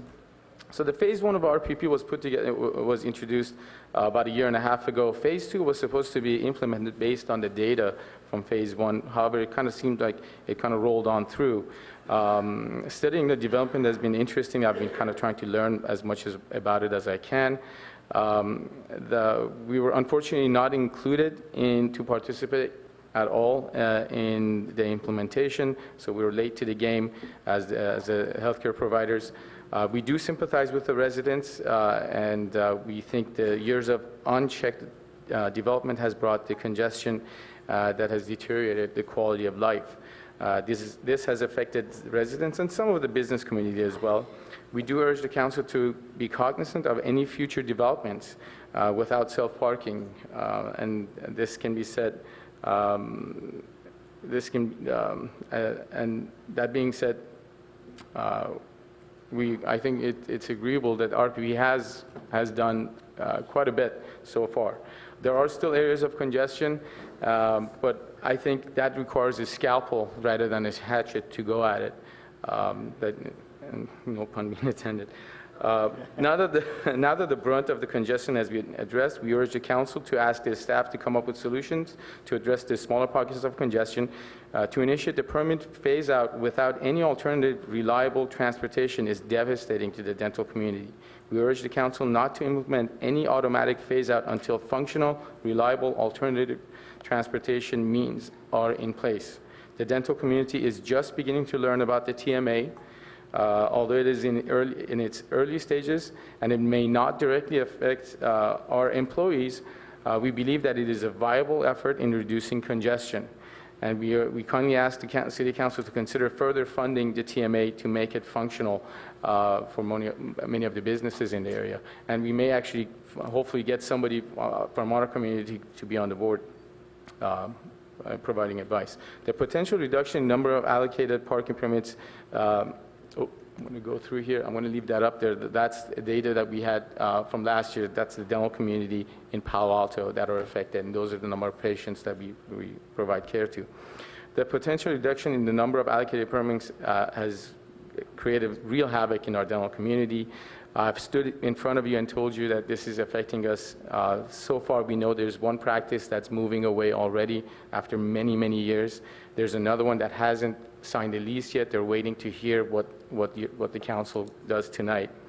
And on top of it, we've been having a hard time filling in positions that are open. If you look at most of the offices in Palo Alto, we have open positions that we can't bring in people because of the long distances and commutes. The dental community has been providing care for decades, since most of the practices, buildings have been built 60 years ago, and they've been passed on from one dentist to another with very little growth. That's a 2016 survey. The numbers are up there for you to review. We have about 75 to 90% of our patients are Palo Alto residents. Our employees, we have about 292 employees. 95% are female. I can't get through this. And we have 41 dentists. What we're asking the City Council is, I'll just read this last. We urge the council to introduce an amendment to designate secured number of parking permits for the dental practices as it's done for the other community-serving entities such as Addison School and Channing House. We further request that the same consideration to be extended to the Evergreen Park and any other future RPP area in order to preserve the local access to the dental care. Thank you so much. Thank you for coming. I know they appreciate your applause, but you've probably heard us say many times, if you skip the applause, it's easier, and then no one feels offended or otherwise in some other way. Nielsen Buchanan. Thank you, are Liz. speaking for 10 people tonight for 5 minutes. That saves my face because I don't think I would have gotten any applause. Thank you. I've got 7 points to try to drive home, and I'm sure they'll be reinforced and unreinforced. The role of a neighborhood in Palo Alto is not to become a commercial parking lot. Unfortunately, because of failed city council stewardship over the years, parking expansion into the neighborhoods has gotten out of hand, and we're just now really beginning to deal with the shortage by setting limits. When you set limits, as I've said before, when the pie gets smaller, the table manners change, and that's going to be the nature of what's going to be happening for the next year or so. We have achieved a breakthrough with the data this time at long last, and I urge the council to start thinking about setting a limit for the neighborhoods around University Avenue. Start thinking in terms of what's the fair load, what's the historic load of a neighbor, these special case of our neighborhoods to be a 400 parking space garage, a 500 parking space garage, a 600 parking space garage. Think in terms of a building, just like your other garages downtown. You manage the spaces in those garages on a fixed physical basis. The fault comes by the fact that there's thousands of parking places out there. You can go to zone 9 and 10, 11 and 12. You can stop at the bay, go on to Milpitas. That's just foolishness. I would urge you tonight to start dealing with the fact, set a limit, and then we'll talk about the garages. And we'll get to my final point, which is going to be prioritization. Expanding beyond large distances from the University Avenue is a mistake. The vehicle code brings up adjacency. I'll let you and Molly worry about that. There are 2 documents in the city archives that are being ignored.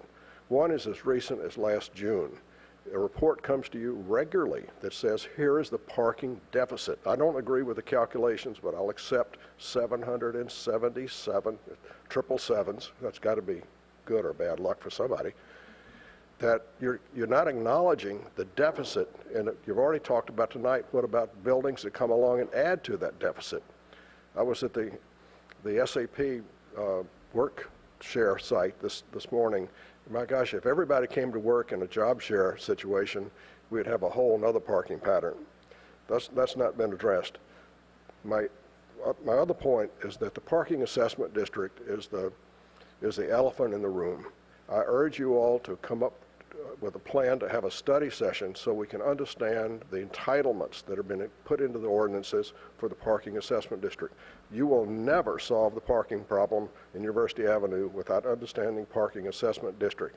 I'm not advocating to change it. I'm just asking you to formally understand it in study session. College Terrace is an ideal permit parking program, and I hear rumors about wanting to change that. I would absolutely oppose that, nor do I advocate College Terrace for University Avenue parking program. We have a historic commitment to downtown parking. Finally, the reduction threat is both positive and negative for University Avenue. And I don't have time now, since I thought I was going to have 10 minutes or more, that threat is both positive and negative. And that needs to be discussed very carefully. You won't have funding for TMA, you won't have a whole lot of mitigations if you don't keep the threat there. The fact that the dentists suddenly have gotten wind of what's going on, I don't blame it at all. I've spent an inordinate amount of time and enjoyable time with the dentists, and we're beginning to bridge a lot of gaps. But the threat is not healthy in the long run. This next year, 1,400 permits, 1,500 permits, that all be very tolerable. But I'd ask you to re-examine everything on August the 28th. That's your first real Monday after the break. This is not a permanent, stable situation that has been created. Making it a 2-year endeavor actually frightens me, given the turnover in staff, the turnover in opinions. But this has been a healthy start. The 436 was a big aha, as the show rate has proven something. As I've said before, we're moving along, stay the course, but let's look at it in August, because we'll actually know the demand and we'll know the show rates. Thank you.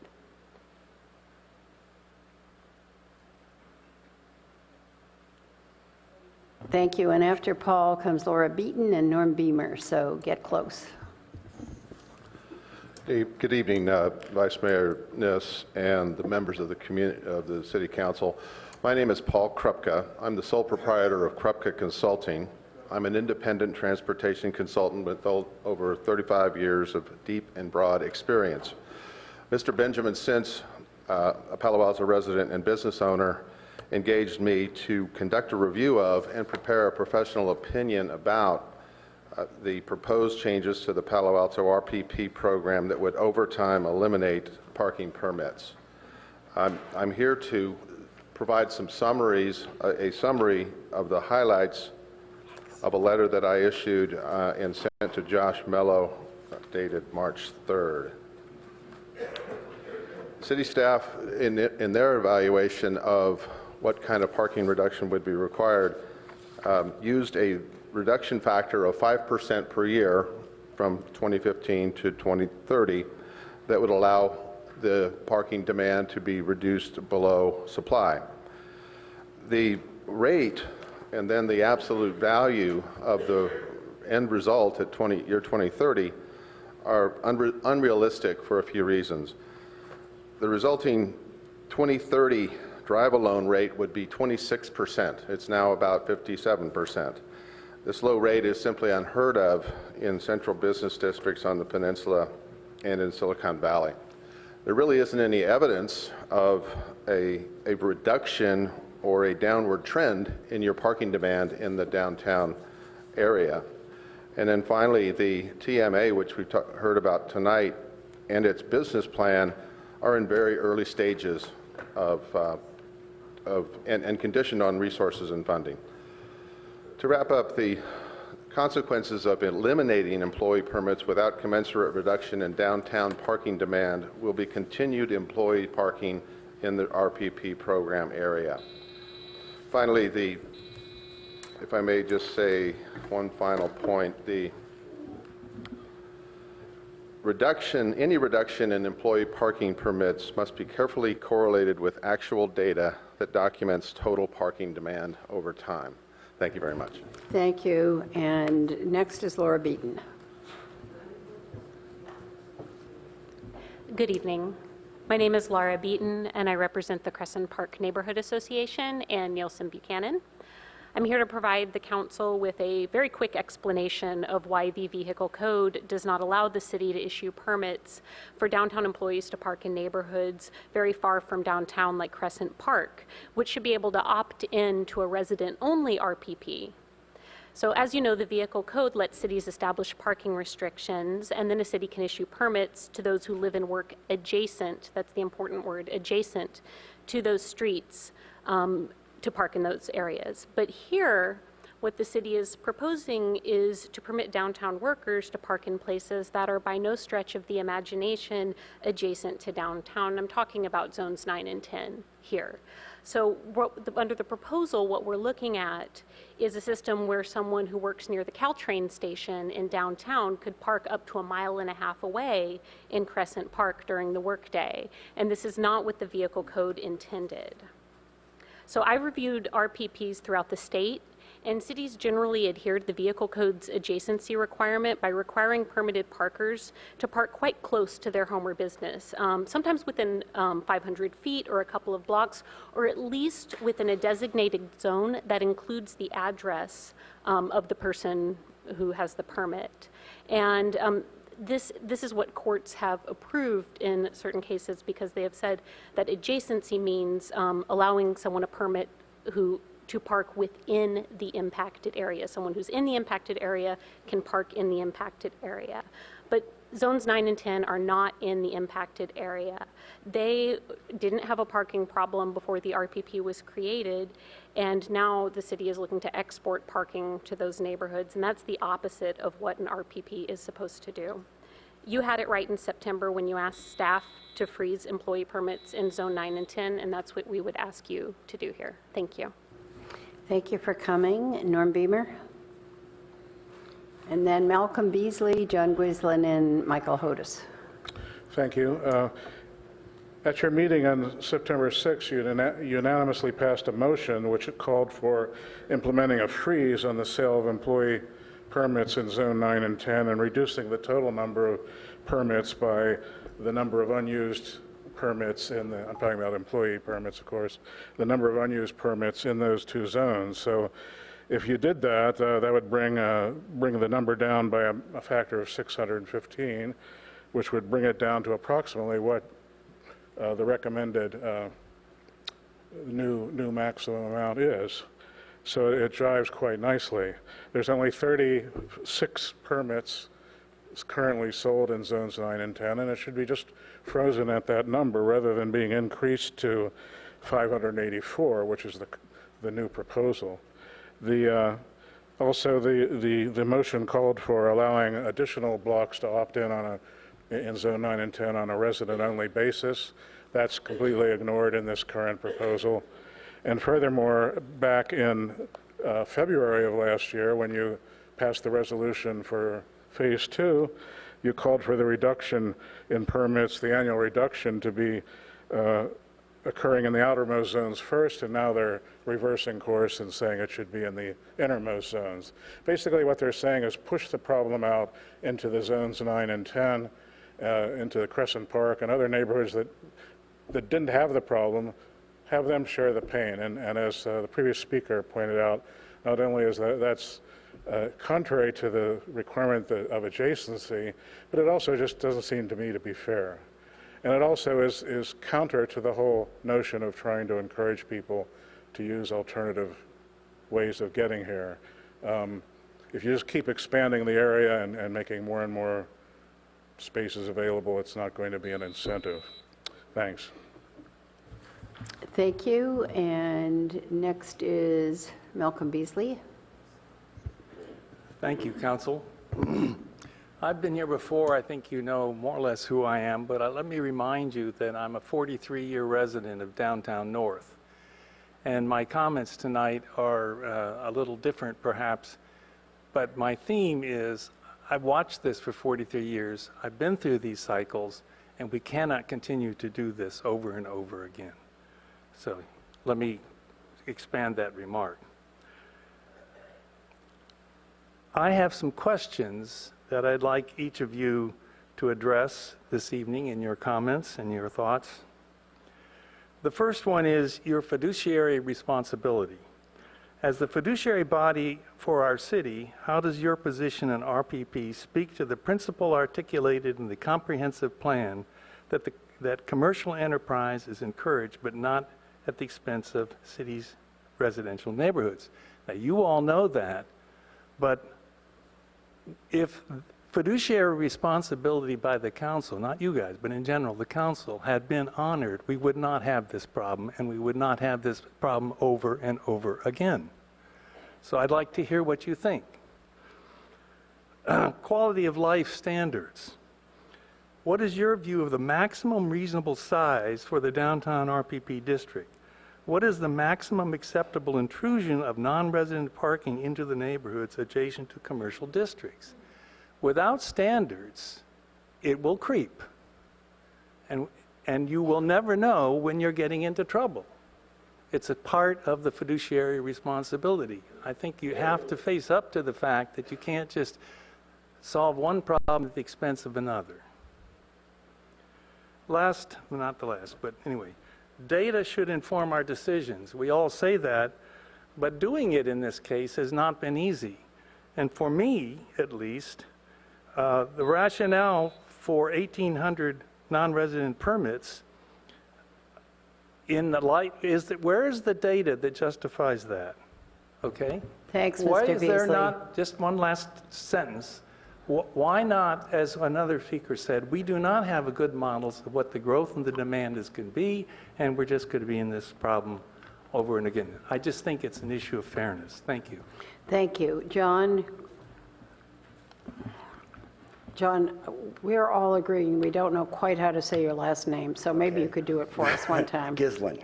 Thank Okay. you. So, hi, John Gislin. I live in Crescent Park. I worked on RPP for more than 3 years and was in the original stakeholder group. I thought I knew something about the history of RPP in Palo Alto until I read Dave Price's editorial in the Daily Post on February 27th. I had no idea this issue goes back to 1968.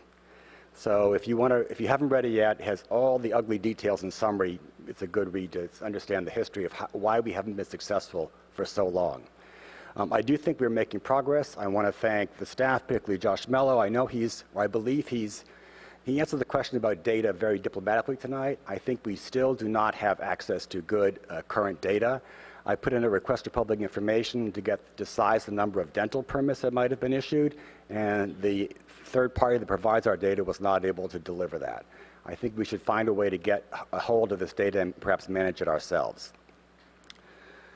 Secondly, I think that the council needs to consider what Norm Beamer said about zones 9 and 10. There are only 36 permits sold in those zones. You should just close it down now when you have the opportunity. It's a simple decision, it's a simple process, and it will have minimal impact in any other zones. Close those down and make them resident-only parking if that's what is needed to protect neighborhoods. And lastly, the parking assessment district. I've asked former and current council members to explain that to me. No one has been able to do so. We've got to take this out of the shadows, get a study session on the parking assessment district as soon as possible. Thank you. Thank you very much. Michael Hodos, then Joe Baldwin, Abigail Whitmire, Greg Singh. As most of you know, I've lived in Professorville for nearly 40 years, and I was among the first small group of residents that began meeting more than 7 years ago to discuss ways of addressing the growing problem of non-resident parking that was overwhelming our neighborhood. Since then, the representatives of Downtown South and Downtown North have worked diligently with our business counterparts and the planning department to help bring the current RPP program to where it is today.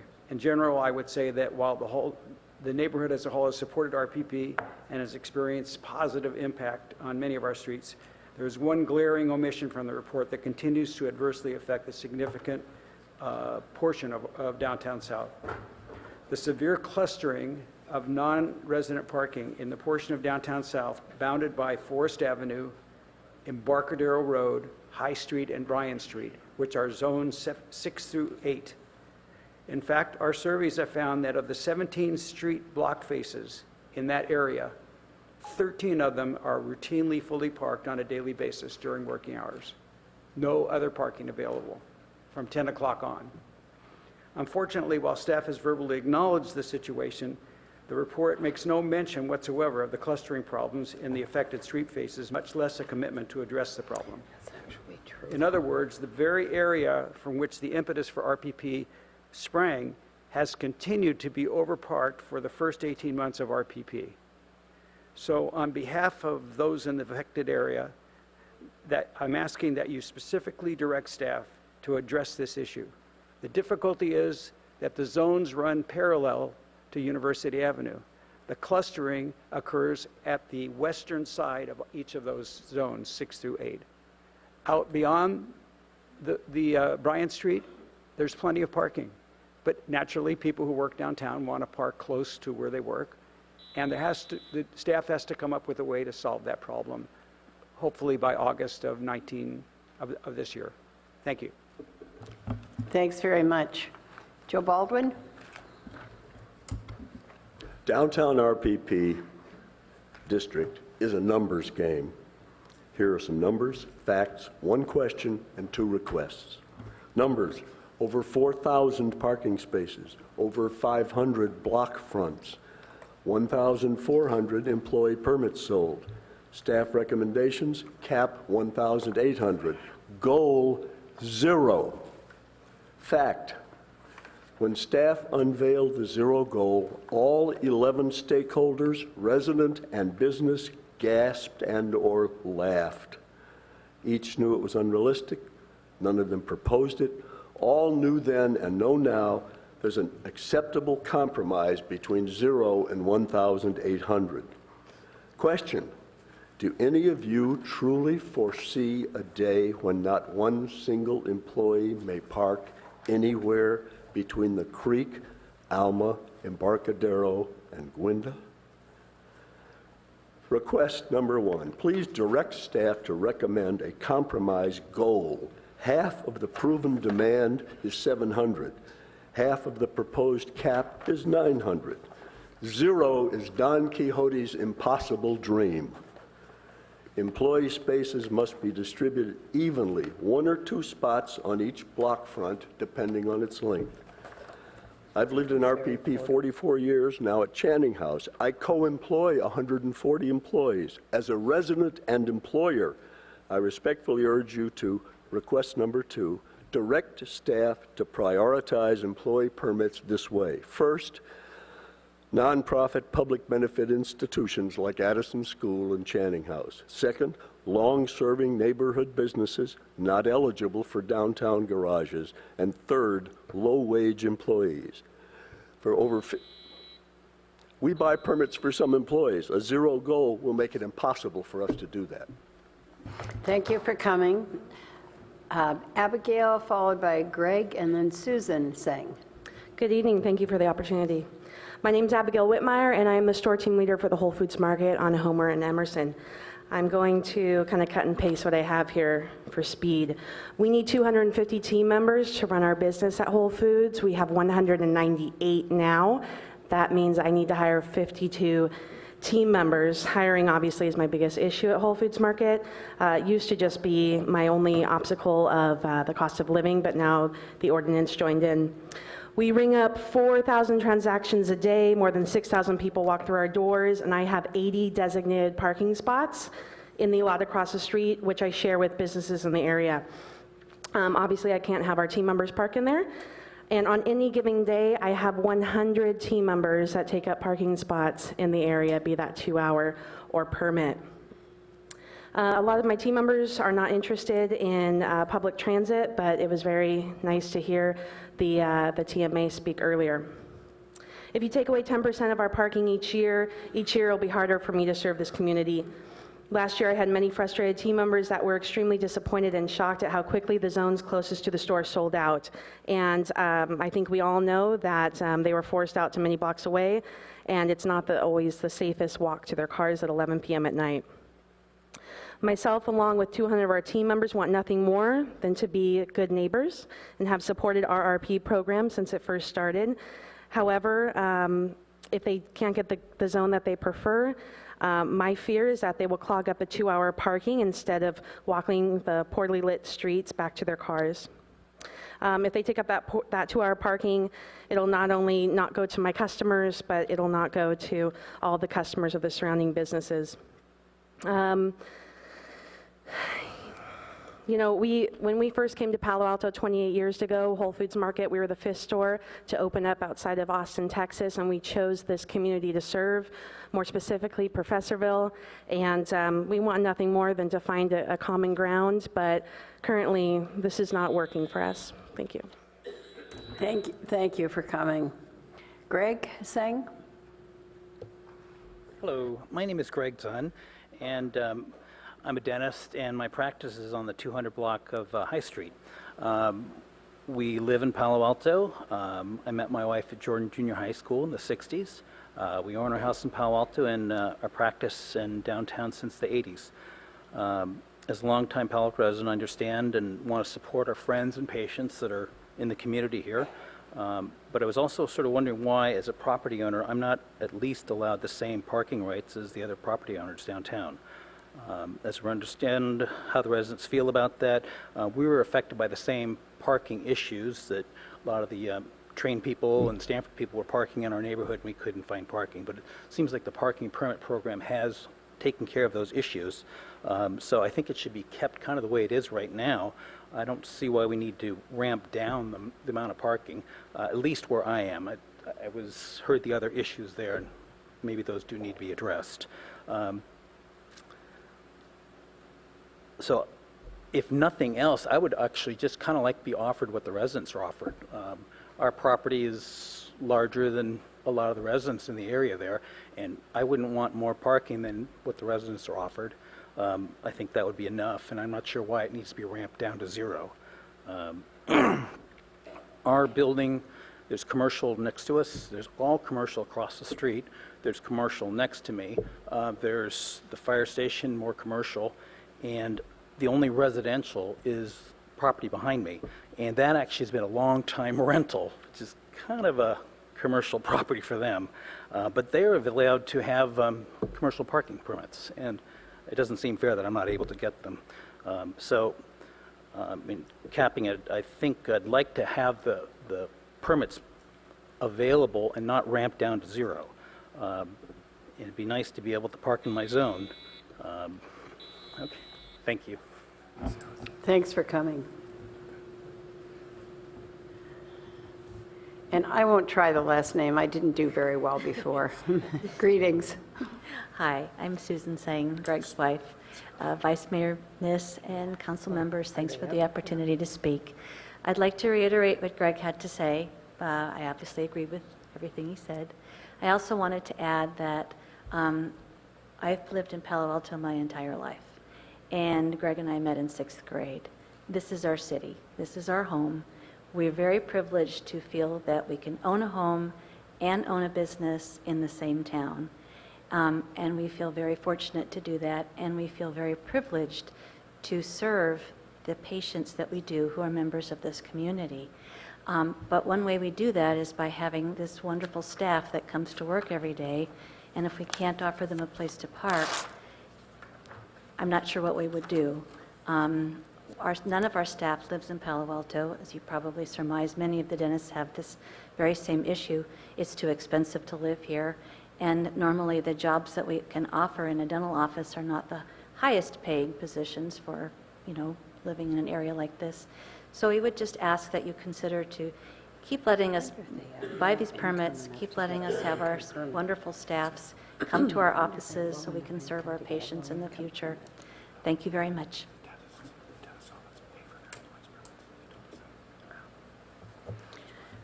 Thank you. The next three will be George Calvert, Denise DeLange, and Simon Sins. Again, if you get relatively close to the mic, it moves much more quickly. Thank you. Mr. Calvert? Hi.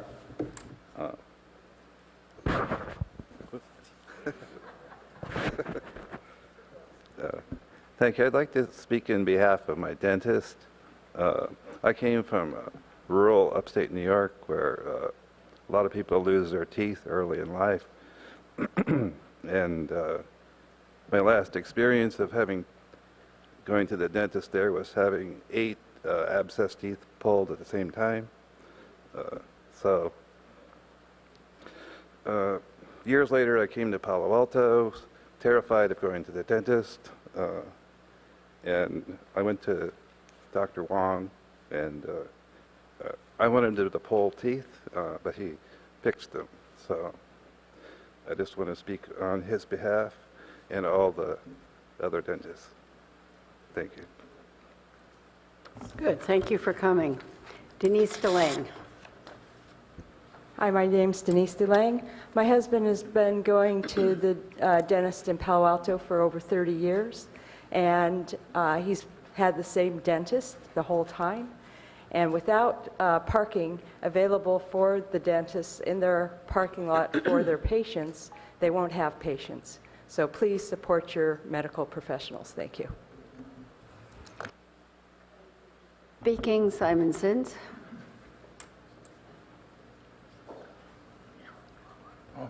Okay, good. I wanted to call your attention to some very important data that's in the staff report. It's a long staff report. You may not have looked at it carefully. What you see up on the screen there is from page number 60. I have marked it up. I have not changed any of the data. I grayed out the commercial downtown district. And what you see is the count of RPP employee permit holders, parkers, in the RPP residential neighborhood.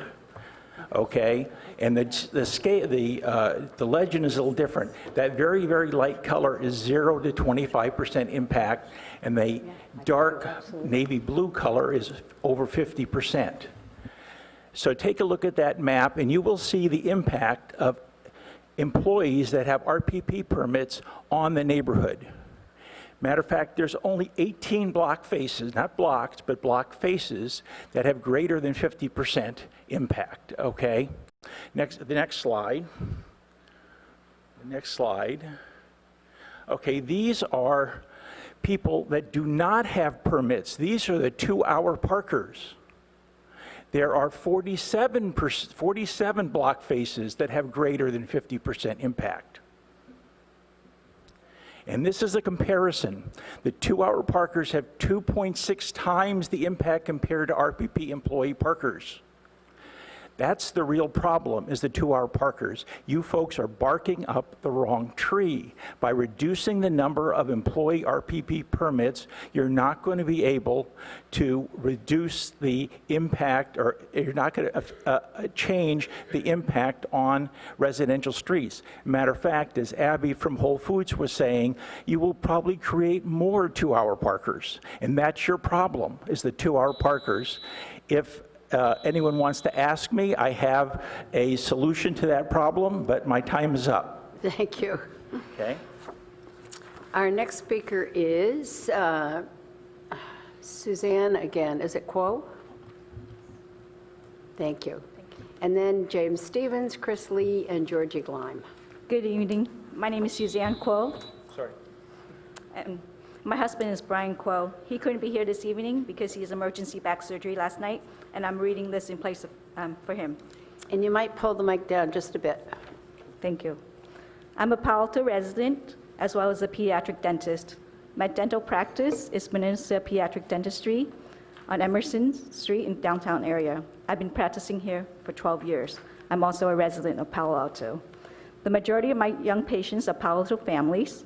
As part of my practice, I only treat children, from simple checkups to more complex procedures to emergencies and accidents. My office is 5 minutes drive from a number of public schools, most notably Addison Elementary School, and 5-minute walk from a number of private schools and nursery schools.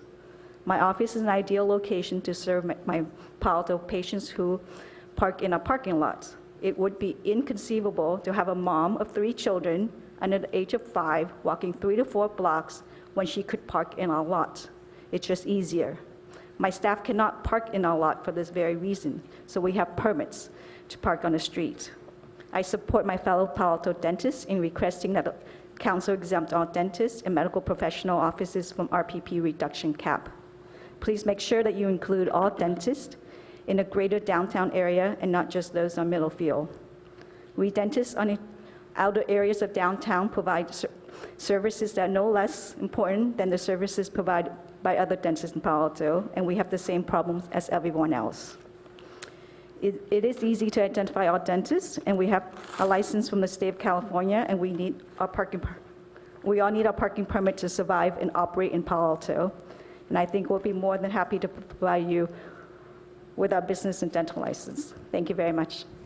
Good. Thank you for speaking. James Stevens, Chris Lee, Georgie Gleim. Good evening. I'm Jim Stevens. I'm a Palo Alto dentist. My wife and I have provided oral health care for Palo Alto for over 30 years. Our practice was established in the 50s, and our building was built and finished in the late 50s. 80% of my patients come from Palo Alto. On the other hand, only 10% of my staff. Many of my staff members drive for an hour to get here in the morning. They're challenged by traffic like everybody else, and if there were suitable alternatives, it would be wonderful, but there are not. Dentistry is a small business, and to be a convenient, personal neighborhood office, we need our assistants, hygienists, and office staff. RPP is working as it is. Why rush to institute a phase-out? Let's take a breath, let the current RPP work before making it more difficult for your friends and neighbors to receive the dental care they need and expect. Last time I was here, we were talking about retail, buying online. Councilmember Holman doesn't buy online, and I appreciate that.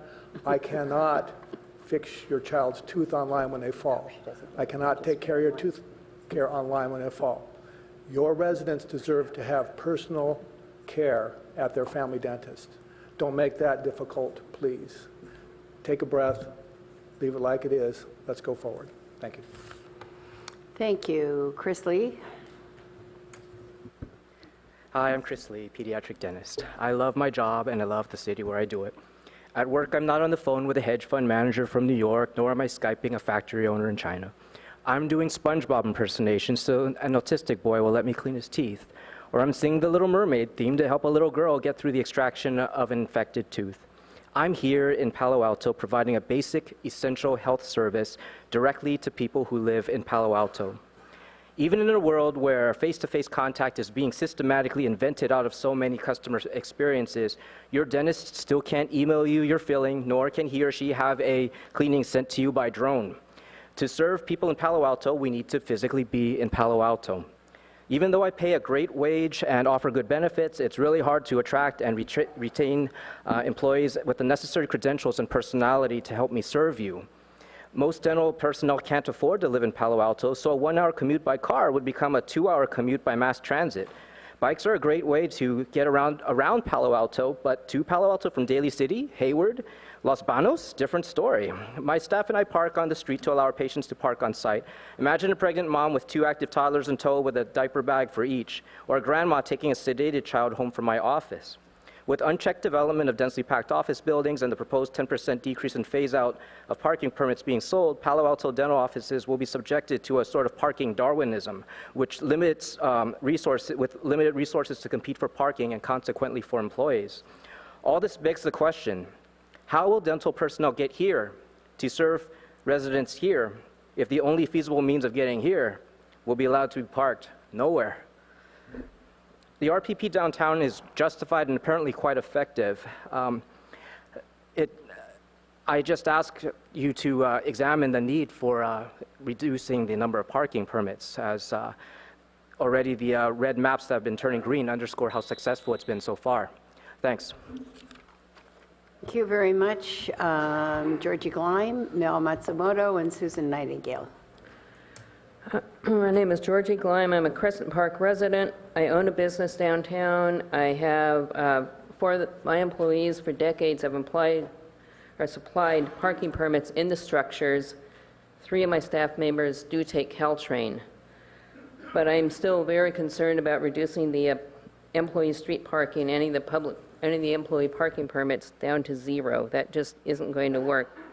The existing structures don't have the capacity for all employees who need to drive, as well as long-term parking for our customers. Many businesses have staff who have hourly requirements or part-time requirements that just don't lend themselves to the existing public transit. You've already heard about the numbers of employees who come from distances like Los Banos. That does not lend itself to existing public transit. I appreciate the earlier suggestion of trying to hire people who live close to the business. That's not practical either. All of these businesses have a hard enough time finding employees within the Silicon Valley, no matter where we're looking. The large tech businesses do tend to get the brunt of the local ire, but they also bring a tremendous amount of revenue to downtown in the retail businesses and in the restaurants. They also have the best record at the transportation management. They have the lowest percentage of their employees driving into work. I do appreciate the city's trying to find alternative ways of parking permits, such as a 6-month employee permit. That's a welcome idea. If the ultimate goal is to have no on-street parking for employees, that sends a very clear message to the businesses, both retail and service and restaurants in our business community. If that's the decision, then that will have quite an effect on income in the downtown area and in the city. To quote our first dentist who spoke, I thought he said it beautifully, Dr. Riahi, do not phase out the employee parking until a functional and reliable alternative is in place. Good. Thank you. Mel Matsumoto, then Susan Nightingale and Nathan Hanley. Thank you for the opportunity to speak. I'm Executive Director of Channing House at 850 Webster, where about 265 residents live. We sympathize with our Palo Alto neighbors who have difficulty parking in their own neighborhoods. Our concern is with the 10% annual reduction in employee permits. We have started internally to gradually reduce the number of resident and employee cars, and we look forward to working with the TMA in that effort. But we are very sure that the reduction in our cars will not keep pace with the reduction in employee permits as currently planned, particularly if it's accelerated as staff recommends. We need our employees to provide care and services to our residents, most of whom have been longtime Palo Alto residents before they moved to Channing House. We ask your consideration, like other business owners, in finding a workable resolution between balancing resident and non-resident parking needs. Thank you. Okay. Mel, before you sit down, how many employees do you have on a fairly regular basis? We have in total about 140 employees. We bought 80 permits in this current year. About 50 to 55 is used at any given time. Okay, thanks very much. Next speaker is Susan Nightingale. Hi, my name is Susan Nightingale, and I'm one of the owners of Watercourse Way. We've been in business for 37 years. We employ about 120 people, and we have purchased about 50 RPP permits and 15 to 20 garage permits. We're always looking to hire good people, and there are no permits available. On RPP, all the zones are closed, so we have people that are parking the 2 hours, even though it's very difficult with our shifts. And so I don't really understand why you want to reduce the RPP permits, because you're still going to have people driving to park, and so you're going to have the 2-hour moving the car thing. I don't think you're going to end up with the goal that you're looking for, which is a complete reduction, unless you just really don't want any businesses downtown. So I'd really like you to think again about this 10% reduction. And I will also say that I've heard from numerous employees that their morale is bad. They feel that they bought the permits, they did what we've asked them to do, and now they're being told that it's going to be reduced to 0 and they're going to have no place to park. And they feel that the city doesn't want them. That's what I've been hearing, and I just don't think that's the message that the city of Palo Alto wants to give. Thank you. Thank you. Next is Nathan Hanley, David Lipson, and then Mehran, and I'll struggle with that one in a couple of minutes. I'm just going to echo what some of the other people have said, that I really feel like taking the employee permits down to 0 is really short-sighted. It could destroy the city. I mean, it really could. You need to provide parking for the employees somehow. If you take them all out of there, then people are going to be moving their cars every 2 hours. That's customers that could be parked there, and then they're not going to find parking, and they're going to go somewhere else. They're going to go to Mountain View or somewhere else to shop or to have their service. So I really think that if you really are serious about wanting to take the employee parking out of the residential area, which I get why the residents don't want us intruders in their neighborhood, but I think that the best thing to do is to make sure you provide parking for the employees by a garage, and have foresight and make sure that happens. That's the only way to solve the problem. Thanks. Thank you. David Lipson. Hi, I'm a local periodontist. I practice on the corner of University and Middlefield. My father was here for 40 years. I've been here for 24 years. I grew up in the area, and I've seen it grow. And everything's been great so far until the last 5 years. And suddenly we are having this huge high-tech surge, and suddenly it's changed everything. And I feel like it's pushing me out of the area. I have 6 employees. They need to be able to park here. I can't bring people here if they can't park. They're not going to take public transit. I had a Craigslist ad out a couple of years ago, and I had 100 people apply for it. Had a Craigslist ad out this year and had about 2 people apply for it. I mean, it's just getting harder and harder. And so that's all I have to say. I just hope you guys don't reduce it.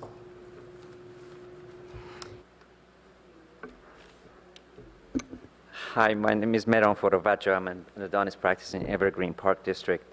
There have been many meetings and emails going back and forth between the residential leaders and our dental team trying to come up with a solution to make RPP work. We understand parking is a major problem in Palo Alto. However, we're not part of the problem. We healthcare providers are part of the local service community. The majority of our patients live in this city. We provide services that are essential in life. Kids who get into sports injury at local schools, people who get into car accidents, bike accidents that incur facial trauma. A study that was published in the Journal of American Dental Association in 2013 stating that dental emergencies are at the rise. There are more people visiting their dentist for toothache, tooth fractures, and simply dental needs on an emergency basis. We are happy to serve them. And the other point that I would like to bring up, which is vital to any business owner, is recruitment and retention. What makes dental offices unique is the high demand for dental auxiliaries. There's always a shortage and need for qualified dental assistants, hygienists, and administrative support. As it is, we are paying our employees much higher salaries than national average. The reason we have to provide a more attractive package is to be able to recruit and retain employees who travel long distances to get to work. Most of our employees cannot afford living in Palo Alto and nearby cities. They mainly live in the East Bay, South San Jose, It is not practical to ask our employees who commute 45 minutes to an hour and park their cars in the nearest parking structure, which is 10 to 15 minutes walk to our offices. Public transportation simply is not an option at this moment. Retaining these employees is impossible. In this room, we have some of the finest dentists and specialists, patients who come from all over the state to be treated by them. We need to keep these practices vital and functional. We rely on professionals like you to help us mitigate this problem and address issues like prioritizing the parking limits and making them available for healthcare providers.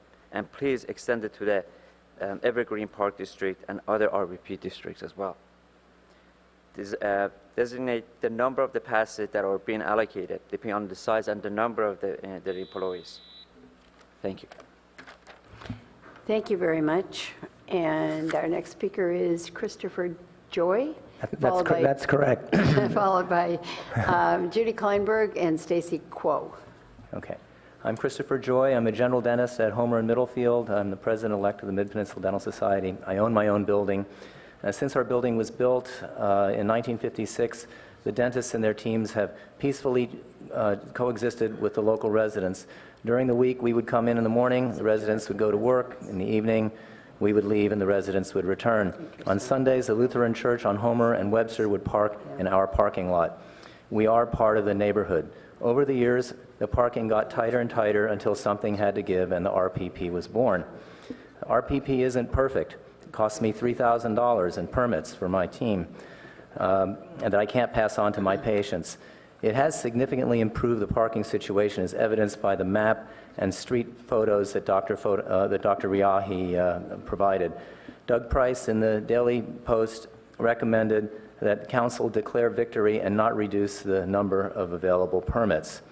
What's the rationale for the 10% per year reduction other than to create intense competition? The loss of street parking for our teams is an existential threat to the neighborhood dentists.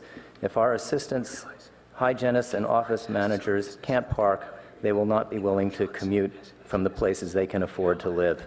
Unfortunately, there is no alternative to the car for these employees at this time, these highly skilled employees. The loss of local community-serving businesses impacts the lives of residents. Without neighborhood businesses, residents will have to drive long distances to fuel their cars, get their dry cleaning done, have their dental work done. Local dental offices decrease traffic. Many of my patients ride their bikes to the office. If the dentists are forced out, the businesses that replace them will be much less neighborhood friendly. Some tech offices allow 82 square feet per person. That's 3 times the space density of our office. If retail is in decline on University and California Avenues, I don't have anything more to say. Thank you. Thank you for speaking. Judy Kleinberg. Thank you. I'm going to try to condense this as fast as I can. The original council direction to staff acknowledged the conditional nature of creating the RPP program, that the reduction of employee permits would need to be conditioned on objective data showing viable, accessible, and reasonable alternatives to street parking. The proposed ordinance changes before you tonight would remove those conditions entirely. This contradicts the original council direction to staff. It's also just plain bad policy to do away with the RPP program for downtown workers before there's enough alternative capacity for them to park elsewhere, before there's another garage, before there's a fully functional TMA helping workers come to work via public transit or some other method, shared options. It's not the tech workers, by the way, can we correct that alternative fact? It is not the tech workers who are occupying all of these spaces. It is the service workers. It's the dental workers. It's the people working in our hotels. Please make sure that we talk about the real people who are having trouble finding places to park. These are people who don't have a workable alternative to driving and don't have access to a garage within a safe and reasonable distance from their workplace. These are the workers who provide needed services to our residents and visitors. We need them to keep our businesses thriving and to serve our residents. The proposed zeroing out is called a minor modification. For these workers, elimination of downtown street parking before there are viable alternatives is not minor. We urge you to give the new transportation and parking projects and programs the time they need to develop and succeed fully before eliminating parking permits. The Chamber is committed to working with the city and our members and the residents, as we did with the original RPP program, to make sure that this really works. Please give us the time and don't reduce it to zero. You've heard all the right reasons for not doing that. Thank you. Thank you. Stacy Kuo, then Earl Whetstone, and Barry Hart. Hello, members of the City Council. Thank you for this opportunity to hear our voice on the RPP program in Palo Alto. My brother, his wife spoke earlier, Suzanne, he's a pediatric dentist and I'm an orthodontist, and we both practice in separate offices, but in downtown Palo Alto. And while my other colleagues have spoken about the viability of providing health care, I wanted to talk about the quality of health care. So it's been truly a privilege for all of us to be able to provide dentistry and serve this community. Palo Alto is vibrant and a forward-thinking community, and because of the many services this community provides and the close interaction with the medical community has afforded us the ability to be innovative in the type of dentistry we provide and the complexity of the cases that we take on. I could not provide the same type of orthodontic services if I practiced in San Leandro, Sunnyvale, or San Carlos. But paramount to this, none of us could provide the outcomes or provide a good patient experience without our support staff.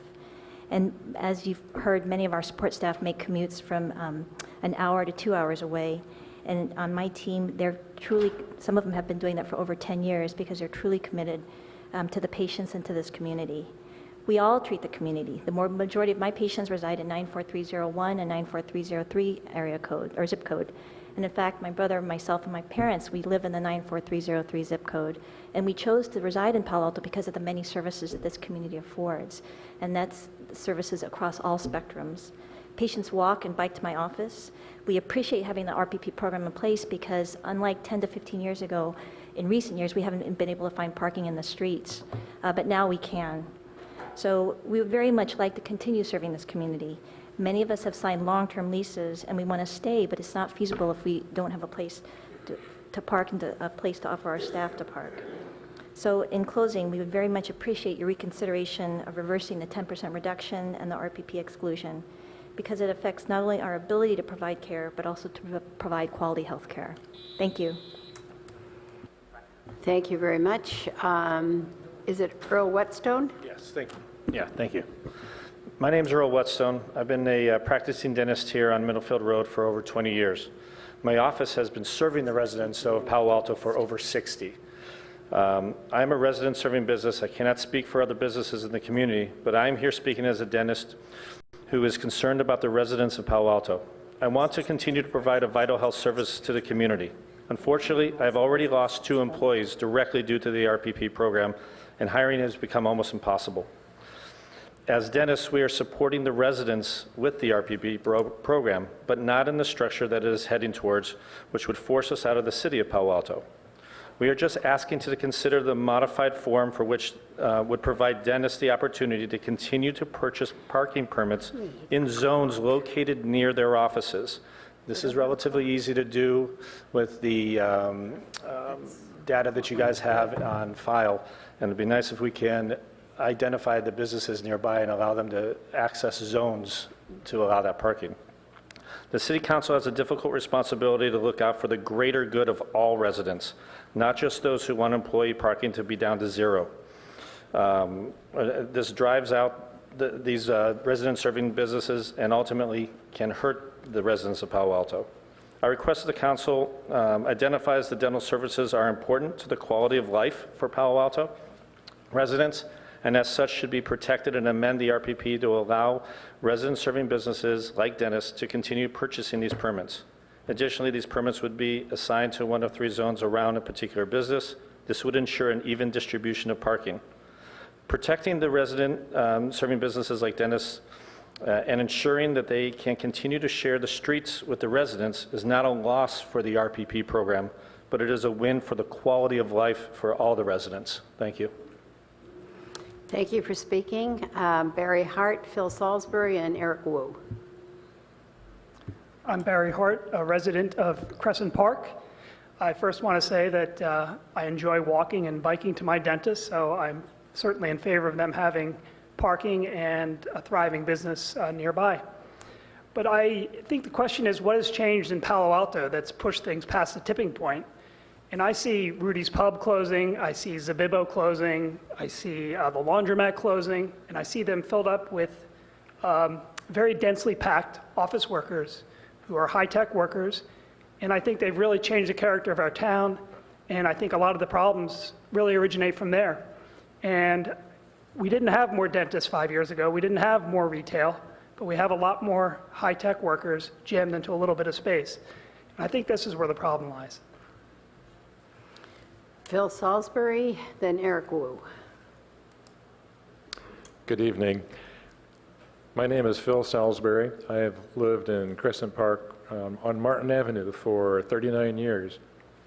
About a year ago, I came before the City Council, I think when the second phase was being considered, and I expressed my concern about the spread of the parking congestion into zones 9 and 10, but I supported the resolution at that time because of the phase-out.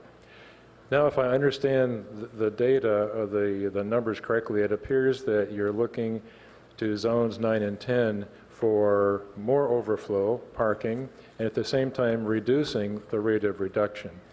I object to those changes. I feel that that undercuts what I thought was a compromise at the time. To me, it's much like squeezing the middle of a balloon and you're pushing the congestion out to the outer areas where those neighborhoods are least able to accommodate and where the impact on quality of life will be most dramatic. So I urge you to find good long-term solutions, but please do not destroy the quality of life in the neighborhoods where we've enjoyed for so many years. Thank you. Thank you. Then our last three are Eric Wu, Richard Brand, and Stan Balaji. Good evening, council members. Eric Wu, orthodontist, Evergreen Park, and 37-year resident of Palo Alto.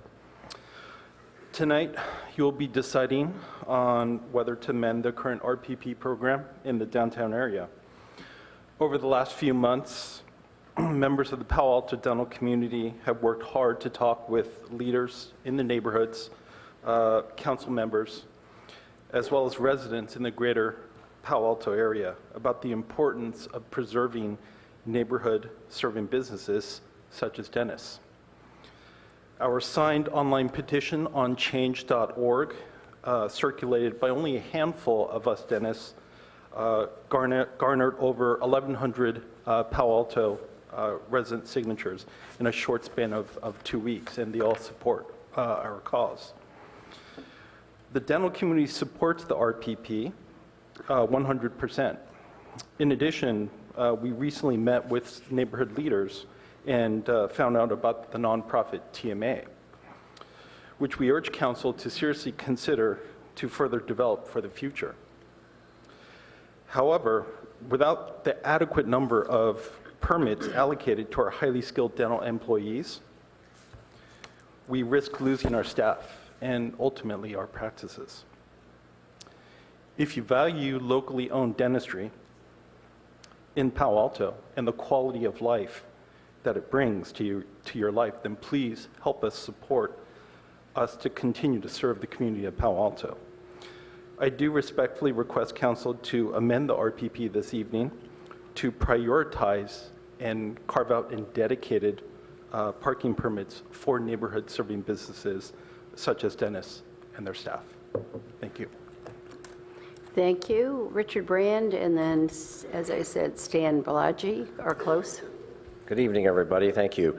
I, along with 10 other people in 2014, volunteered my time to work on what became a very balanced group coming up of RPP stakeholders. And our goal and objective was residential preferential. Remember, this was a preferential issue about quality of life and how do we deal with getting cars from employee cars out of our neighborhoods. So together we came up with a good program and working with staff and appreciated that. I also want to say, because there's a lot of discussion about this taking it to zero, in the RPP stakeholders meetings, we never we never agreed on a zero number. What we did, and you can look in the minutes if you want to, we talked about a 20% number plus or minus of the available curb spaces available for employees over a period of time. So just to set that memo straight, that was what we agreed to in a straw vote, and the majority voted that it should be about a 20% number. In addition, our plan also recommended that employee RPP permits be reduced equitably across the area. And what we came up with was a zone idea. And I'm here to tell you that I'm in Zone 7, and David, if you pop that picture, I need more than 5% reduction. This is Bryant Street, the Bicycle Boulevard at 900 block, Zone 7, looking towards City Hall with bicycles having to go around because there's no place to park on the street. Staff has put Zone 7, my zone, at 5% and other zones at 20%. As Norm Beamer said, I want equitable solution here. 5% plus a 6-month rollover will create more of this, not less. So I'm asking you tonight that Zone 7 should be 10%. Thank you. Thank you. I think you're the only stakeholder who spoke tonight. Maybe somebody earlier. Take it back. Oh, good. Thank you. Thanks for identifying yourselves. And the last person is... You didn't speak before? I guess you spoke in oral communications. Go ahead. I was the first and last. Okay. So this one, I didn't have anything prepared. This comes from the heart. You had a lot of my colleagues tonight. They brought up the number of 80% of all of our patients individually comprised our Palo Alto residents. What they didn't say is that when you put all of us together, that's 100% or nearly 100% of all Palo Alto residents get served by us here in Palo Alto. You've had different groups come and speak, and they ask their constituents to stand up here in front of you. Not once have I seen in the 10 some odd meetings I've been here, 100% of people stand up. And if the council is committed to neighborhood serving business, it doesn't get any better than that. As far as us dentists are concerned, we're under incredible constraints. To give you an example, it took one of the International Space Organizations 4 months to pre-select a team of astronauts that are going to go into space. It took me 7 months to find the registered dental assistant and 8 months to find the kind of hygienist that will allow me to provide you and everyone else here with some of the best care in the United States. We have the second highest overhead in the United States, and we cannot pass that cost on to the consumers. So what I would like the council to do tonight, whatever number you agree on the permits, if you're committed to having us as your resident serving business, start by making a cut within the permits allotted, so not in addition to.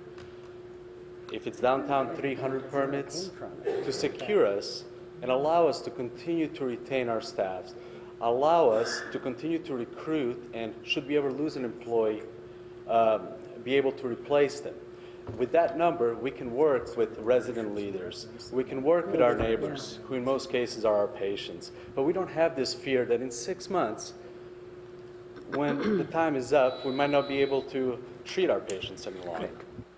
So this is an opportunity to start doing the right thing, and then we can identify the next neighborhood serving business and go from there. Thank you. Thank you for coming, and thanks to all of you for coming. We have eventually heard from about 50 of you tonight. We appreciate your input, and we're going to take this back now to the council.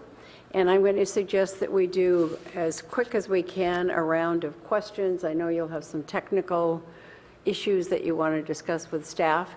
And let's do that and then come to a motion. I don't see any lights on yet. Anyone want to talk? If I could just jump in, I have an answer for Councilmember DuBois' question earlier. Okay. There's a total inventory of 5,964 on-street parking spaces within the downtown RPP district. And with the Bryant Street Bicycle Boulevard upgrade, which is going to happen this year, that'll remove 43 spaces. So there'll be a total inventory of 5,921. The question was total parking, including garages. And The garages is a separate number. This is just on-street inventory for the downtown RPP. I would have to look again for the garage number. If you could, I'd be interested in that total. Thank you. Better questions, because then we'll get to a motion. Okay, were you done talking? Or did you have more questions? I know he was answering a question, but did you have other? Well, it's really comments, but I don't want to go to motions yet. Could we do a quick round of comments and questions? Yeah, yes, as long as we, do it relatively speedily.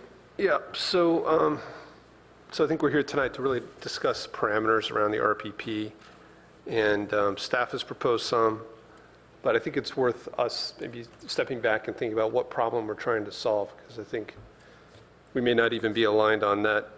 So we've been at this for about 3 years, or since 1968, according to Dave Price. I think the problem to solve and why we started was to improve the quality of life in the neighborhoods. It was a residential preferential parking permit program.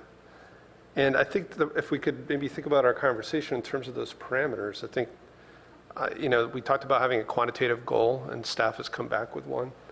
There's a discussion about the number of permits. Is there a permit reduction strategy, geographic distribution, types of permits, prioritization, and then something we haven't really touched on at all is pricing, which we might want to consider. And again, this is pretty unusual for us. We ran a pilot for 8 months. We've run it for a year, so we've got a lot of real data to base a decision on, and I hope we'll consider that real data. So just quickly to run through those categories I mentioned. The quantitative goal. I actually think our goal should be to get rid of the red space. And setting the goal at 85% is full parking. That's at the red. So I think the idea of a goal is a great one. I would propose we get down to 49%, which is green. I don't think saturating the neighbors is aligned with the problem we're trying to solve, which is improving the quality of life. And so, if we can achieve getting down to some level, I would be open to not going to zero. And that's a change for me, listening to all the speakers. But I do think we should have a goal of getting it down to a green level. In terms of the number of permits, we started out with 2,000 as an initial estimate several years ago. Again, we have almost 2 years of real data. We see actual demand about 1,400. I don't see any reason to increase the parking in the neighborhoods. I think that, again, is going against the problem we're trying to solve. And I also think we need to support our TMA. And, it was good the TMA came to us tonight. I am personally going to be less inclined to support the TMA if the council actions actually increase the number of cars in the neighborhoods. I do think we need a little bit of pressure to bolster our TMA. Personally, I would support going to a number like 1,500 this year, which is a slight increase over what we actually sold. And, hearing what staff is saying about how many permits we sell versus how many get used, I think adding a little bit of slop might make sense. I think that's a reasonable number, but, I don't see how we go from selling 1,300 something up to 1,800. I think my question about what other cities do is particularly relevant, right? I mean, we don't need to reinvent the wheel. And hearing that we're an outlier in terms of allowing the amount of commercial parking in neighborhoods, that's not where I want to be. And again, I don't think it gets to the problem we're trying to solve.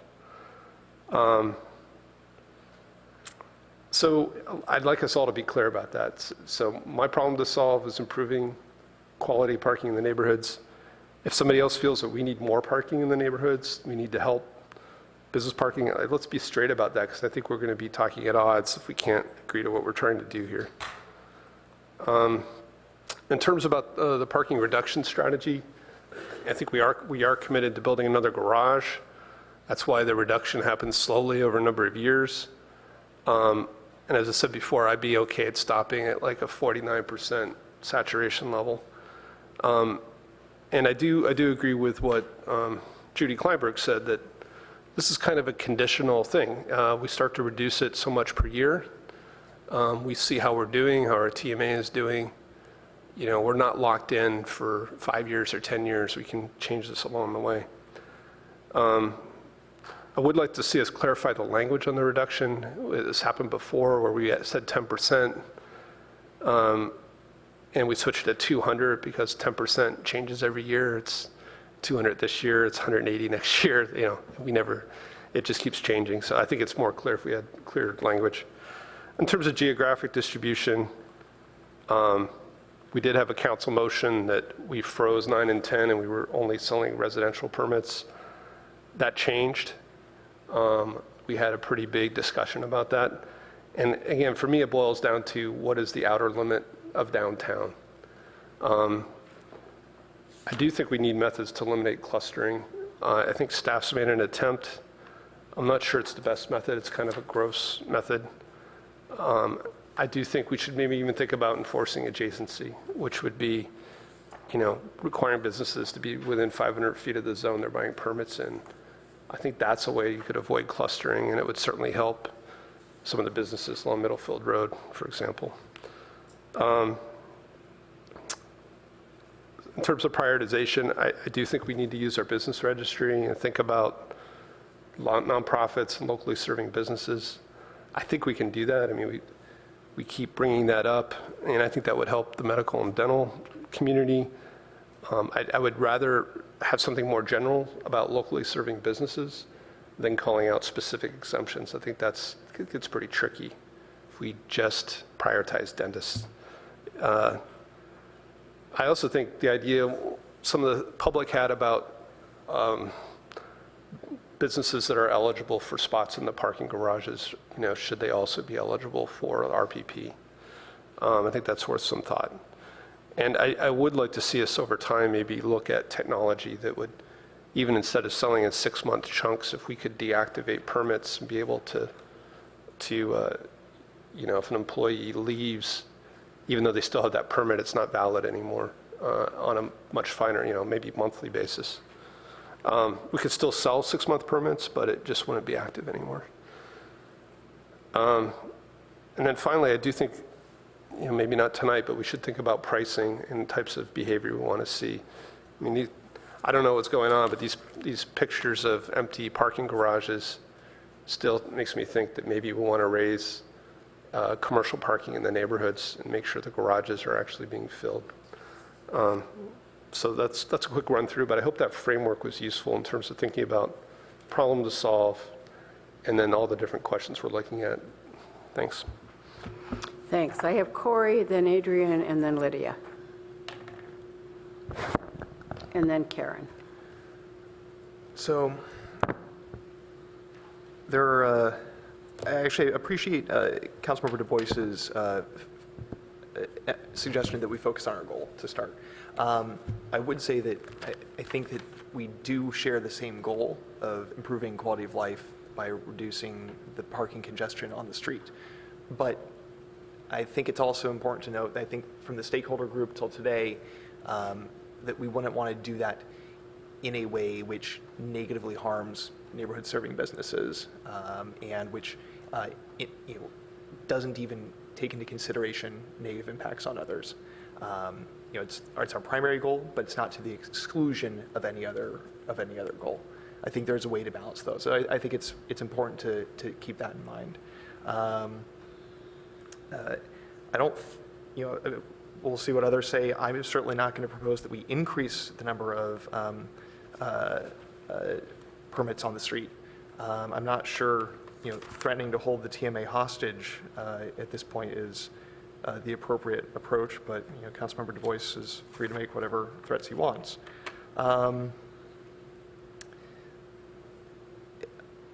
When it comes back for more conversation, the idea of getting everything back to the green level of congestion, I hope that Councilmember Du Bois will clarify if he means total congestion or the number of permit parkers on those streets, because it could mean permit parkers plus or permit business parkers plus permit residential parkers, permit parker business parkers on their own, or permit residential and 2-hour parkers.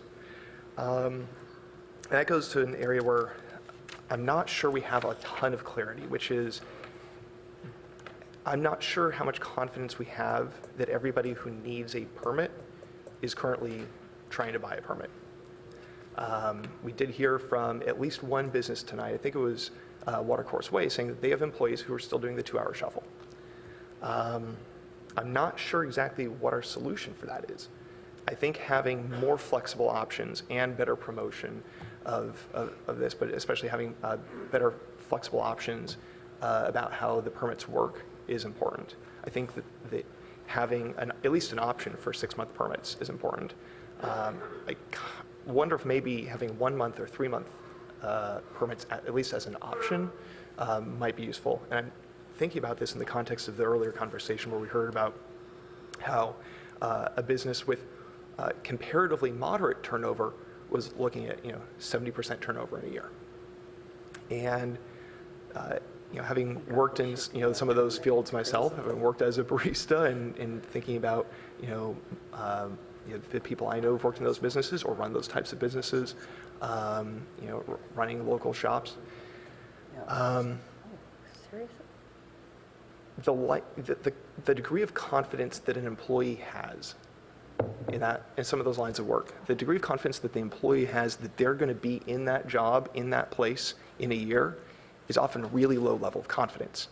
And investing in an annual permit for a job where you're not sure if you're going to be there in a year is a pretty tough sell to the employee, especially if they're not going to be driving every day. If they work a couple days a week, or they work a couple days during the week and then a couple days on the weekend, they don't need it Monday through Friday. So the cost effectiveness and the logic for buying an annual permit is pretty low. So what do? You do the 2-hour shuffle. So having more flexible options, I think, is important. I did see that we didn't sell a lot of the 5-day passes. Those were scratchers, right? Or were those for 1 week? Yes, the 5-day and 1-day are scratcher hang tags. Right.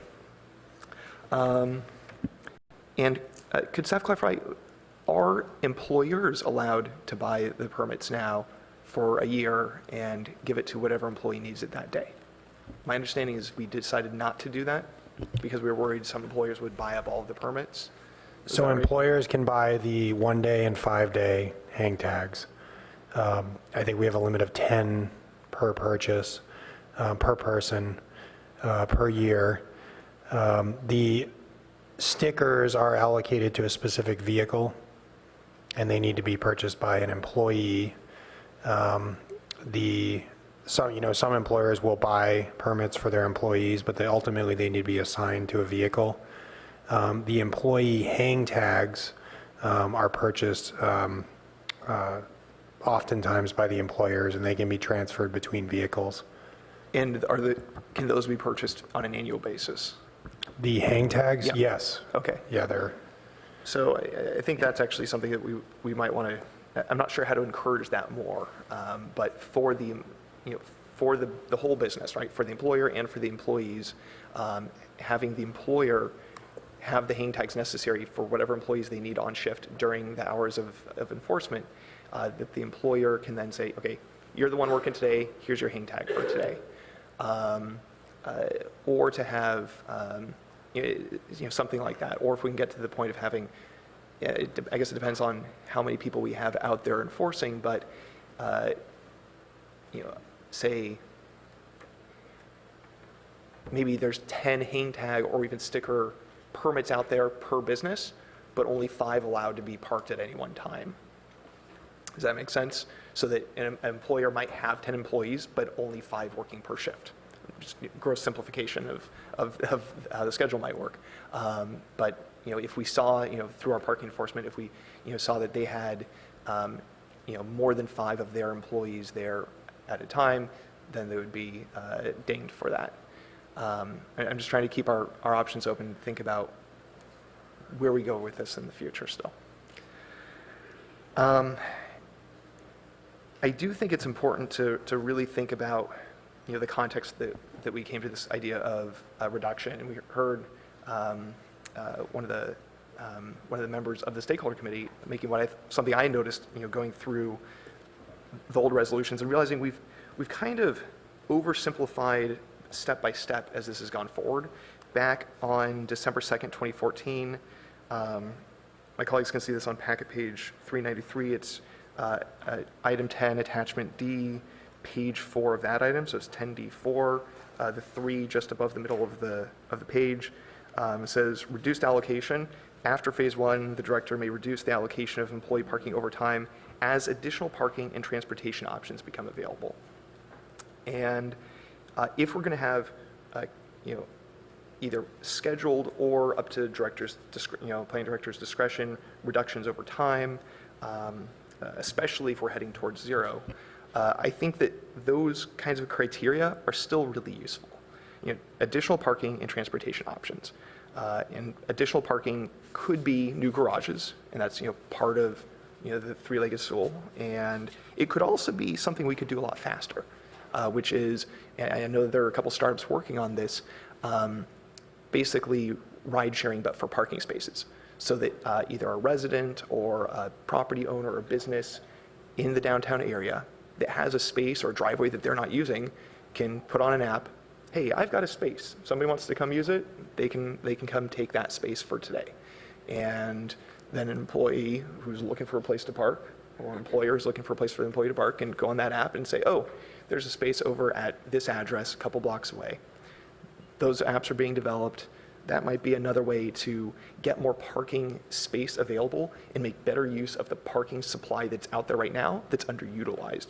Councilmember Du Bois also pointed to our own garages and still the importance of making sure we utilize those. But all this, again, is on this idea that additional parking supply in some way becoming available is an important criteria if we're going to eliminate the parking on the street. And also, along with that, that same section I was reading from before, and transportation options becoming available. And transportation options essentially means our TMA. And we heard tonight that the TMA is off to a good start, but it's just getting started. It's really neophyte still, and it has a lot more to go before it's a viable alternative. And a philosophy I've held for many years is that if you're going to kick somebody out of one place, you need to make sure that they have somewhere else to go. And the idea of the three-legged stool is, the three-pronged approach is, we have RPP on the streets, and we provide additional parking supply, and we provide alternatives through the TMA. And how those function together, how we think about it systemically as a functioning system is really critical.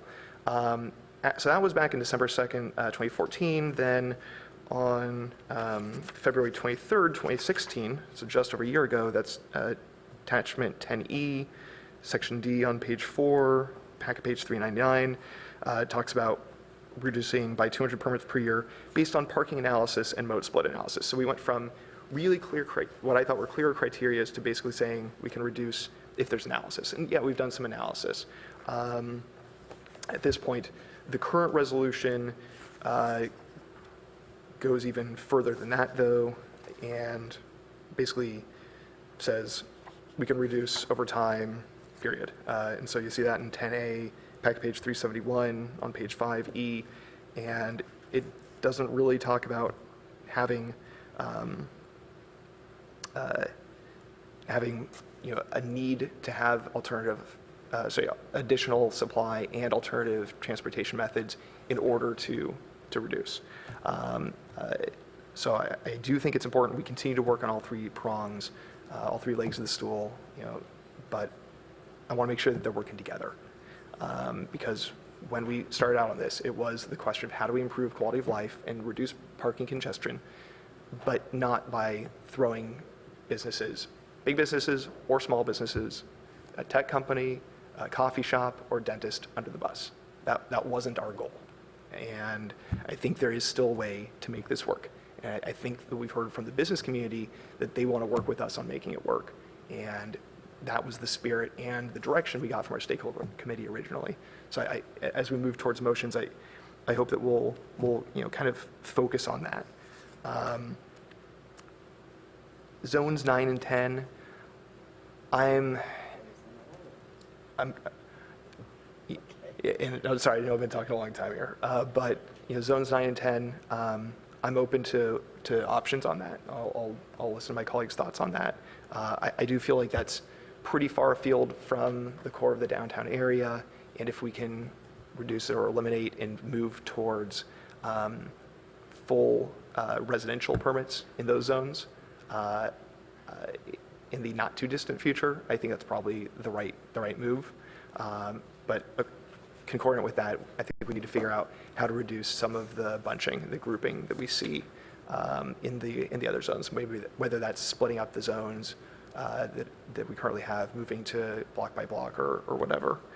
I will leave my comments at that. I've talked for far too long, but I appreciate the indulgence of the Vice Mayor. Okay, Adrian, Lydia, and Karen. And before you start, let me mention it's now after 9:30. We've been underway since 5 o'clock.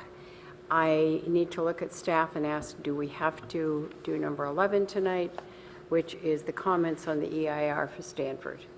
The answer is yes. Okay. If not tonight, then tomorrow night. Simply a reminder to everyone that you do have another item, so you might keep that in mind as you're making your comments. Okay, Adrian? Thank you, Vice Mayor.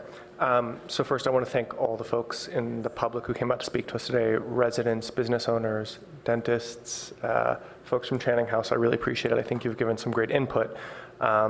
I think it also speaks to the fact that this is a balancing act among different constituents across the city.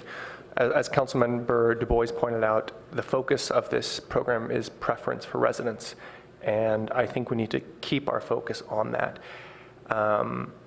There are inordinate parking impacts on our neighborhoods downtown and to Cal Ave to some degree, so we do need to address that. On the converse, I don't believe we can go to zero for employee permits. Tom, the converse of your point is that do we know of any downtown districts without employee parking options? I'm not sure I do, and so there is a balancing act to be had here. I want to echo what Corey said, that this is part of the 3 legs of the transportation demand management, parking supply, and parking management stool, and we really need to keep our focus on all 3 of them as they interact systematically. You know, tonight we kicked out an item for bike share for $1 million, but you know, our TMA has only got 100,000 so far, so we need to consider those costs as well. I also want to commend staff for a job well done. I think overall our RPP program is a huge success, and we really need to acknowledge that. You know, we used to have clogged up streets in our neighborhoods, and now we don't. Hundreds of block faces have had reduced employee parking impacts. That's a good thing. I don't believe we should be aiming for 49%. Best practices is to use parking, which is a valuable resource, and why so many folks showed up tonight is at 90% use. How we split that between residents and employees, we can work that out. I think something I was pretty persuaded by are some of these maps from Mr. Sintz. I think they really do show that we have a 2-hour parking problem, which reinforces the need for us to look at our parking management study and potentially look at charging for parking downtown, perhaps even Cal Ave. These maps are showing it's not the employees, it's not the folks with the employee tags causing these midday impacts. These are the 2-hour parkers who are coming to go shopping, to get lunch, or maybe just hopping around zones because they work at a business and they're just stepping out every 2 hours, which is an economic impact to our business owners. Also going to echo Corey on the 2014 Stakeholder Committee. It was really clear that we reduce these parking numbers as additional transportation and parking options become available. But Tom, also I agree with you. I think 10% is a little funny. We should choose a hard number if we're going to reduce them. I think that's a lot cleaner. Clustering does need to be looked at. And I think we can address that, but I really want to point out, I think the clustering issue is the 2-hour parkers. It's not the employee parkers. As Josh mentioned earlier, only 30 or 40% of the employee parking permits are being used on a daily basis. So if you're choosing whatever, it's 1,300, 1,800, cut that number in half. One quick question, and then I'll pass it back to my colleagues. Josh, you mentioned there are 5,964 on-street parking spots. You're looking for the number of garage spots. Do we have any estimate of the number of residential parking spots? So what folks have in their residential garages and their driveways? We do not have that number. I do have the number for garages and lots, though. Garages, the total number of spaces is 2,454. with 1,546 of those being permit spaces. And for the surface lots, there are 772 total spaces, and 181 of those are reserved for permits, for a grand total of 3,226 garage and lot spaces, and of those, 1,727 are permit spaces. Okay, so that should give us some indication. If we're looking at 2,000 permits, 1,800 permits, 1,400 permits, and we have 3,225 off-street, that's a metric and a balance we should be looking at. Personally, I would be really interested in knowing how many private residential spots there are. I don't want us to get into a situation where we're giving away an extraordinarily valuable resource, a parking spot on street, to residents at the expense of them using their driveways or garages. And that's why I asked my question earlier, do we know how many residences have bought 3, 4, 5 permits? I think that would be really important data for us going forward. With that, I'll send it back to all you. One quick question, though, before we go on, to clarify, Josh. The 5,964 spaces are 1 through 10, or is that 1 through 8? The number of spaces in the zones? That's 1 through 10, that's all 10 zones. So that's everything? Yes. So in a couple of minutes, when you figure it out, could you take out 9 and 10 and see what's left? Yes. We'll come back. Lydia, Lydia, you're next. So I thank you for everybody for remaining for so long, and for staff for doing this, updating us on this. So I see, some of the dentists love Palo Alto. I appreciate that, but there are also a lot of other community-serving businesses that love Palo Alto as well. And there's only so much Palo Alto the city can do. And what it comes down to is, what boils down to is that when we have buildings that come up for approval that are not fully parked, this is what brings us to this point. And, whereas some might believe it's alternative facts, there are some rules that we should follow. One, we would really solve this parking issue if we went with the rule of thumb that is that one employee takes up 250 square feet of the space that they're in that building. So today, these office buildings do not operate this way anymore. These tech workers, they're in a small space. As a matter of fact, one of the companies in California Avenue is operating at 85 square feet per employee, approximately 85 square feet per employee. And they actually only have one parking space. So when you look at this, there's something wrong in the system that we have, and now we're invading into neighborhoods and impacting their quality of life. And then, as a matter of fact, I really don't think Zone 9 and 10 should even be eligible. It should have the College Terrace RPP. I can agree with Councilmember Warbach on that. That's residential, and as long as you make areas eligible, you're just asking it to be used. So we should actually be looking at reduction in a sensible manner. I don't think anybody has advocated, on the stakeholders group had actually said that they were looking to go down to 0. I mean, they've even said that they're committed to understanding that this is a downtown location where business operate. So it's not an intent to go down to 0. I'm sorry, I don't agree. But, we need to look at keeping downtown a viable business place, but definitely not to impact further the neighborhoods. So I would support the current max that is listed at in Josh's Table 1 recommended reduction in employee parking permits, but not at the 1,800, because the whole goal is to make sure that we can understand what what we're able to take here in the neighborhoods.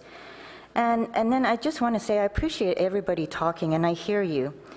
However, at the end of the day, businesses have an ownership for their employees, and you also have the degree of, you also provide the degree of confidence for your employees. And the city is responsible for providing parking for the customers that come to your businesses. You know, we want to make sure that we have a viable downtown and there is parking enough for your customers. But I think there is needed share where you have to take responsibility as a business owner here. It's part of your operating expenses. So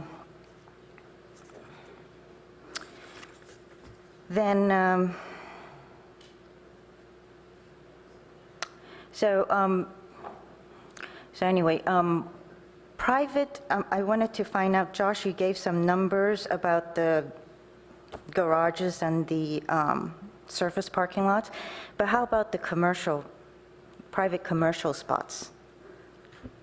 That's going to take a little bit of research as well. I do have Councilmember Niss's answer, though, when you're ready for that. Okay, thank you.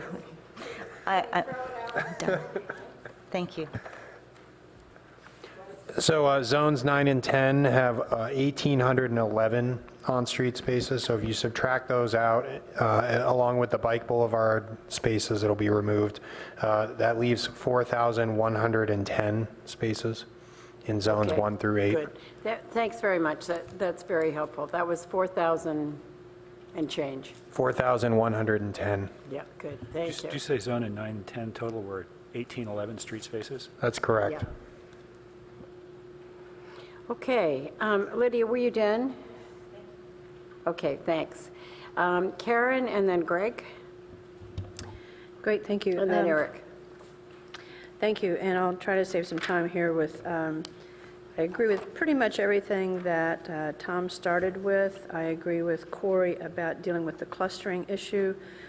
I agree with comments that have been made about, I don't think there was ever an intention to go to zero. I don't think that's feasible, doable, practical, and I think it would cause great harm. We can't get there, and we're not going to go there, I don't think. One of the current speakers and colleague to my right mentioned this too, the 2-hour parking.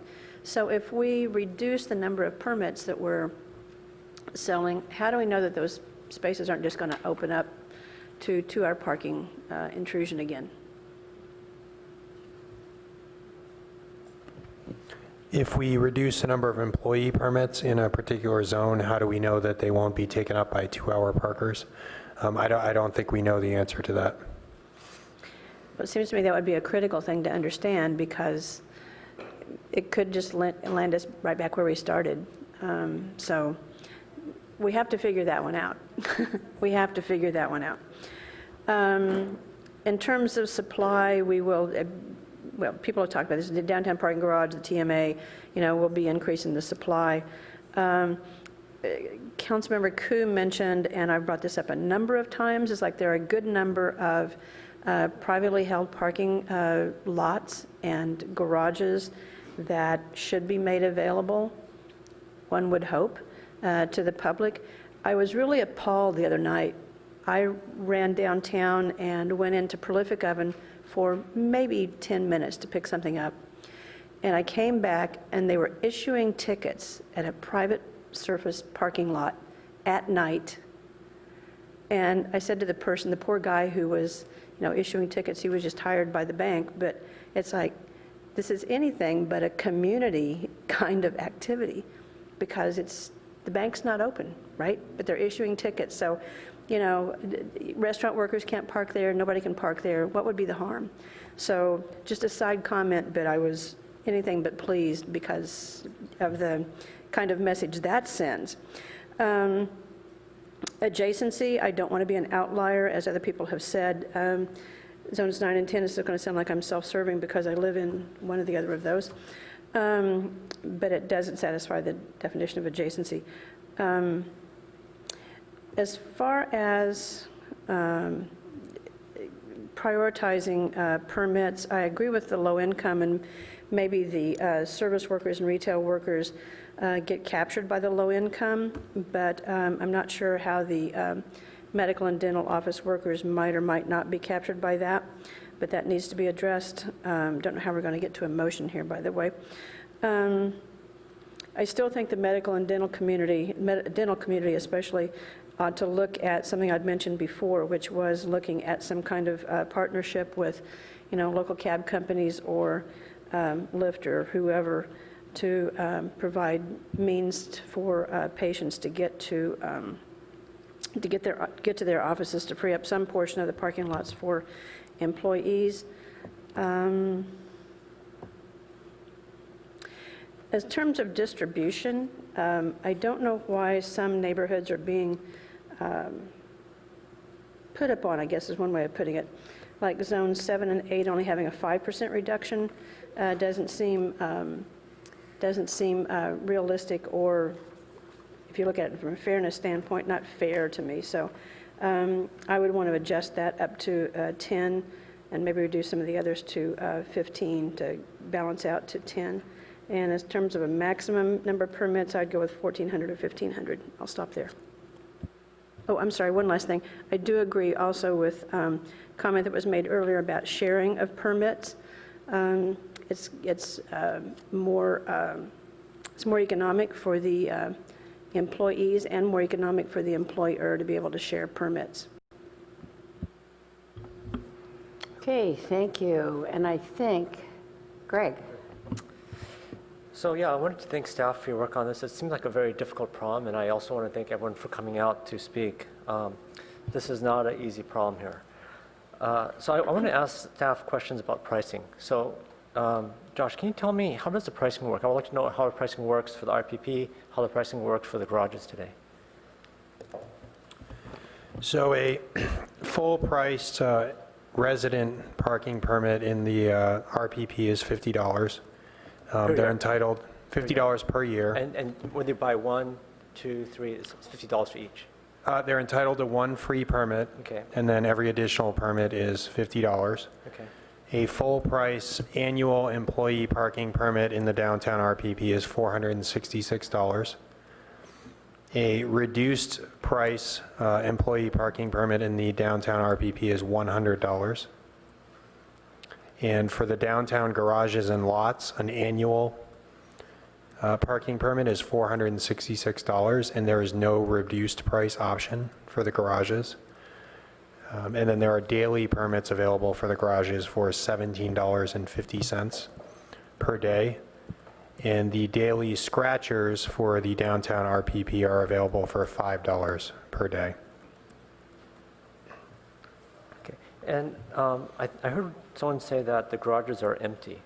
The permits aren't being used. Is that true? I have the permit data for the garages I can put up.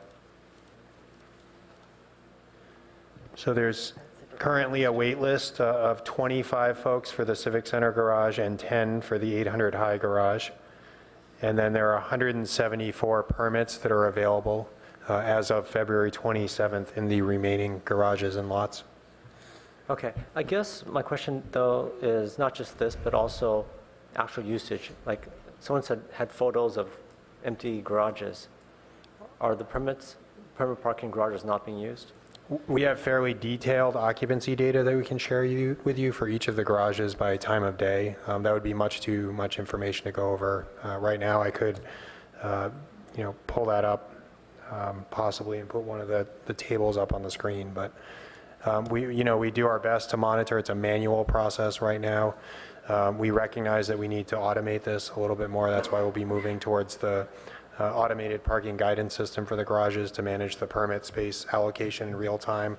And also in regard to Councilmember Wolbach's comments about more flexible permit periods, it's currently a stretch to offer too much of a variety in permit options because of the system we have, but we're actually moving forward with a more comprehensive parking permit system that would enable app-based purchases of daily permits, weekly permits. By no means are we at the top of our game right now in parking management in the garages and lots. Okay, so can you tell me what is the average occupancy of the garages, this average for the permits? That's going to take a little bit of digging to get you. I don't know that off the top of my head. What can you tell me about the occupancy of the garages for the permits? I don't have that information available right now. I'd have to look it up, and we can come back to that later in the questions, Okay, I mean. if that works. Okay, I'm just trying to understand, what I'm trying to understand is, are there parking spots in the, like, are there a significant number of parking spots in the garages not being used, like permanent parking spots? That's really what I'm trying to get at. So some of the lots are full. Today, we just had all of the valet spaces occupied in Lot R, and we had to overflow people to Civic Center. So that garage is well utilized. Civic Center is also well utilized. It really varies by garage. That's what I mean when I say I can't give you a kind of a round number for all of the garages and lots. Okay, and from the pricing you just told me, it seems like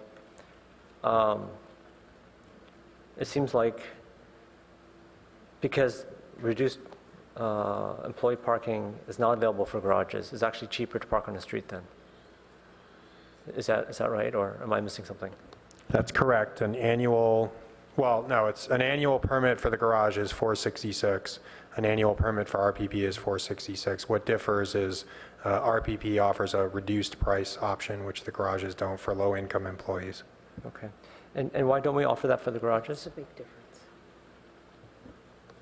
We're planning to come back with you later this year with kind of a more complete conversation about our pricing in the garages, and RPP was implemented separately from the garage permit pricing, and those permits were never adjusted to match what was introduced in RPP. Because I think the situation is that the garages are actually connected to the street parking, right? It's kind of one big supply of parking, and to treat these as separate things, they're really not, because when you push people out of the garages into the streets, that's not good, or vice versa, right? So I think you have to look at this in a more holistic manner versus treating the garages completely separate. In fact, I would say we should actually encourage people, the prices should be lower. We should use economics to push people to the garages versus having a higher price for the garages and pushing people to the street. I think ultimately that's where we want to end up, but this evening we are here before you to renew a program that has permits that will expire on March 31st. So we need to move forward with the downtown RPP, but we do plan to come back, relatively short order and have a much more robust discussion about parking pricing, garage pricing, RPP permit pricing, as well as on-street parking pricing. I think the problem, though, is that these programs are connected. They're not separate, and to look at them in isolation is the problem. Yes, if I might, Councilmember Tanaka, as Josh was pointing out, I think we've actually got scheduled within roughly a month to come back to you with that larger discussion of pricing downtown and connect some of the pieces. Again, as he pointed out, many of these programs have been developed on separate tracks over the course of many years. Now, I've heard that the interceptors that you guys use to patrol over the parking, actually, you guys have started moving to LPRs, is that right? License plate readers? Or has that never happened? We're going to be discussing the potential introduction of LPR at our meeting in April when we come back to discuss the greater parking strategy. But currently, we do not use LPR. Okay, because I think, as several of my other council members mentioned, without something like that, I think the 2-hour shuffle is going to happen, because you have something that's free against something that you have to pay a lot of money for, and it's going to push people to free. And so I think, as some of the speakers mentioned earlier, it's going to, if we don't have something for that, it's going to just keep pushing people to do the 2-hour shuffle, because it's far cheaper, especially for low-income workers who don't value their time. Because I think this has to be thought a little bit more comprehensively than we're doing right now. We're looking at just one small piece of the total ecosystem for parking. And if you don't think about it, how it connects to everything else, we're not really solving the problem.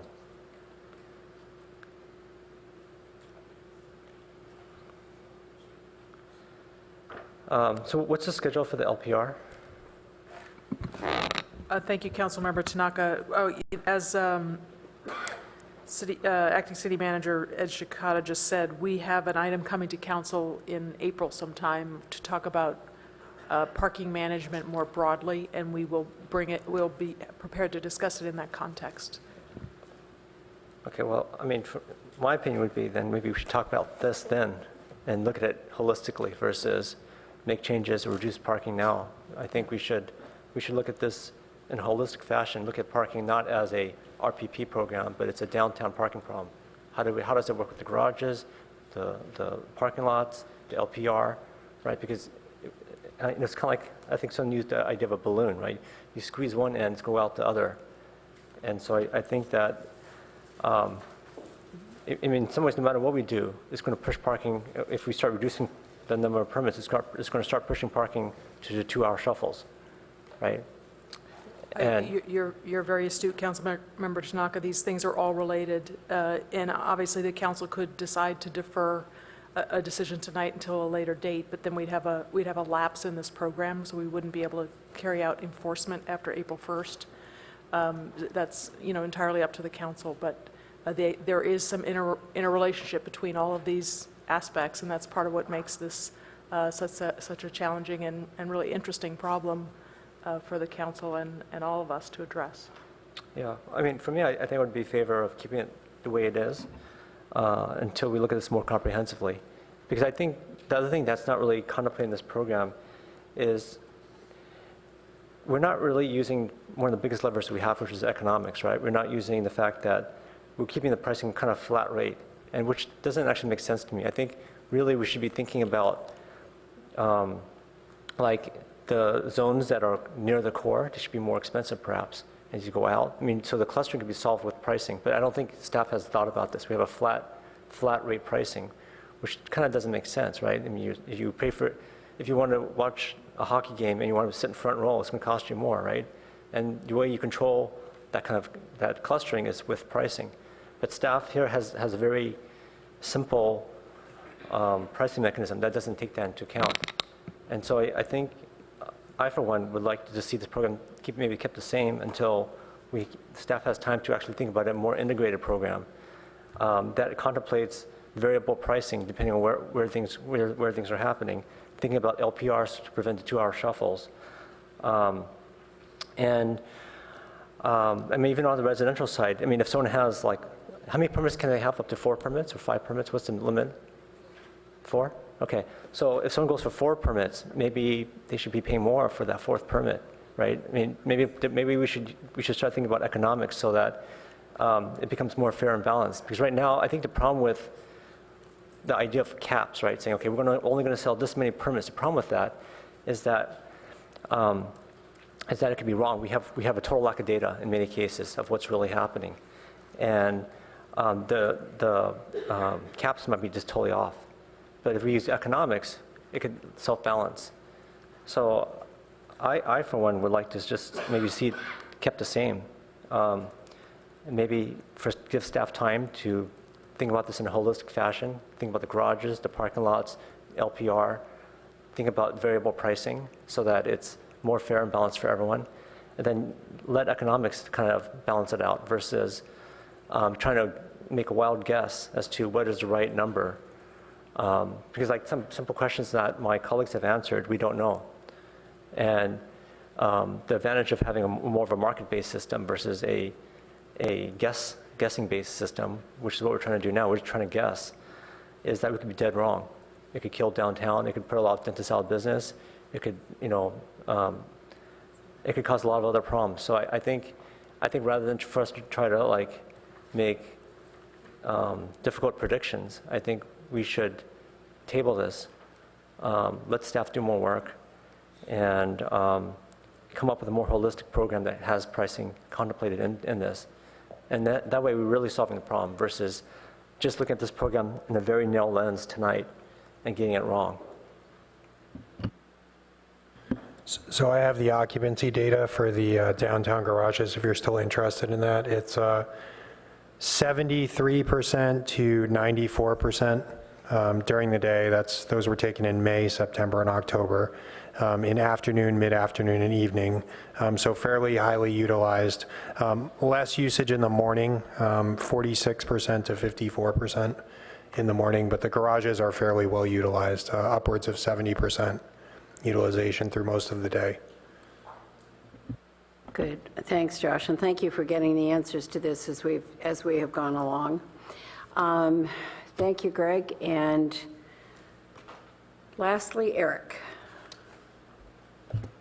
Okay. So, And we're getting to a point at some point where someone might want to think about a motion. so thank I you. realize it's thank you to it's staff still pretty early, for but we all- might still think about it. It's only 10. Yeah, so I want to move the staff report with a number of changes, and if I get a second to discuss, I will.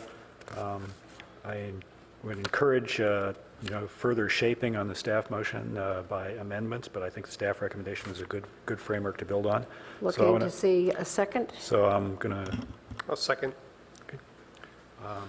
Thank you. So if I can speak to my motion, I want to move the staff report with the following changes, right? First is we come back in 1 year, not 2, okay?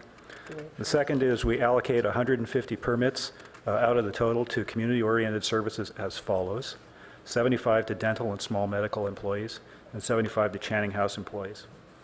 3, that we delete the reference to 85% utilization. And 4, that we delete the words until they are zeroed out, okay, on the discussion of reduction. And let me just comment a little bit on this. I think, as we all know, all of us have been here for many times. This problem has been a long time developing. I think residents in Professorville were warning about this a decade ago, that the number of commuters was growing faster than the number of parking spaces available, and as a result, they were flooding into the neighborhoods. And I think all of us wish we'd moved on this years ago when the problem was smaller than it is, but it is where we are today. Does the staff have the chart? This chart. This chart. It's the December, this one. Do we have this one? That one.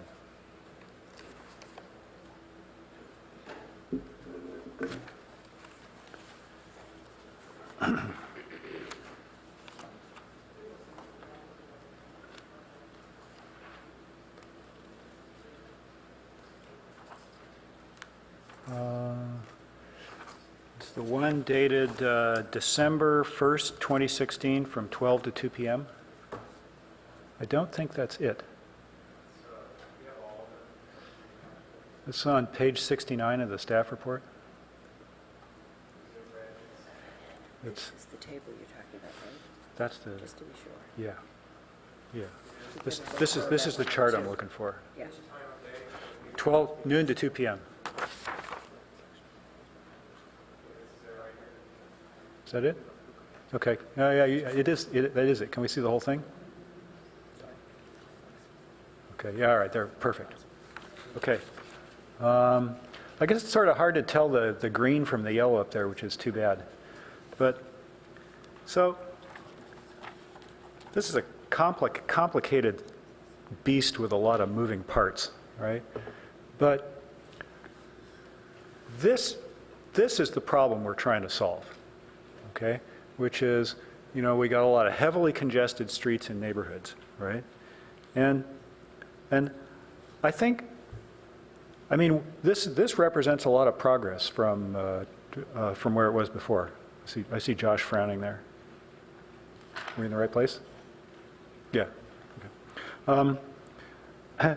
This is progress for sure, okay? It used to be all red, okay? And what's happened so far is I think, it's clear progress. We've eliminated the Stanford people, mostly. We eliminated the trained people. I suspect that, as Councilmember Tanaka would comment, that just charging for this probably made an impact on the number. So this is good, but clearly we need more work, okay? Because if you look at this chart, it's still clear that there are significant parts of the neighborhoods being used basically as commercial parking lots, okay? And it's our job, okay, to make sure that those streets are safe for kids to ride their bikes on and all the other uses, right? So, but looking at this, I think we should manage to this, and Councilmember Du Bois' suggestion, of 49%, that would turn that whole chart green. And I think that's a justifiable thing. I think it's pretty clear to most of us what should happen here, okay? We can discuss how we get there, but it ought to all turn green. And we ought to prioritize local serving businesses, okay, first. And if you agree with that, I think there are a couple important things here. First of all, I don't think anybody thinks we need to get to zero in order to turn that all green, okay, and return it all to being basically residential neighborhoods, right?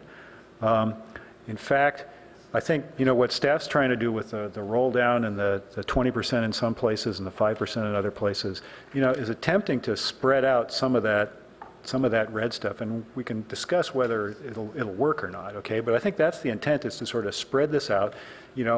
Maybe we don't actually have to reduce it very much to get to all green. I mean, we don't know yet, okay? Because as people have pointed out, there's the issue of the 2-hour parkers and so forth. But, I think we're learning this stuff as we go along, right? And so that's a big part of the reason I think we should come back in a year, not 2 years. I think staff should continue on their mandate to try to figure out how we get it to all green, take into account some of the stuff we've learned, right? And let's see where we are in a year, all right? And then we can assess which tools, right, make sense to go to the next year, whether it's further reductions or whether we do something with the 2 hours or something like that. So question. Yeah, if we could just get some clarification on the motion. We see in the staff report where you're referring to when you talk about deleting the phrase "until they are zeroed out," but we're actually looking at the resolution. Oh. So we're on packet page 371. And that the resolution is, it contains the 85% standard in the first section, in the kind of whereas clauses or the findings, and we can certainly delete that, but there's no reference here to zeroing out. There's just the suggestion that we would issue 1,800 permits, and then it would go down by 10% per year. 10% So per that's year. the paragraph there, E on page 371, that we'll have to modify. So, sorry? So,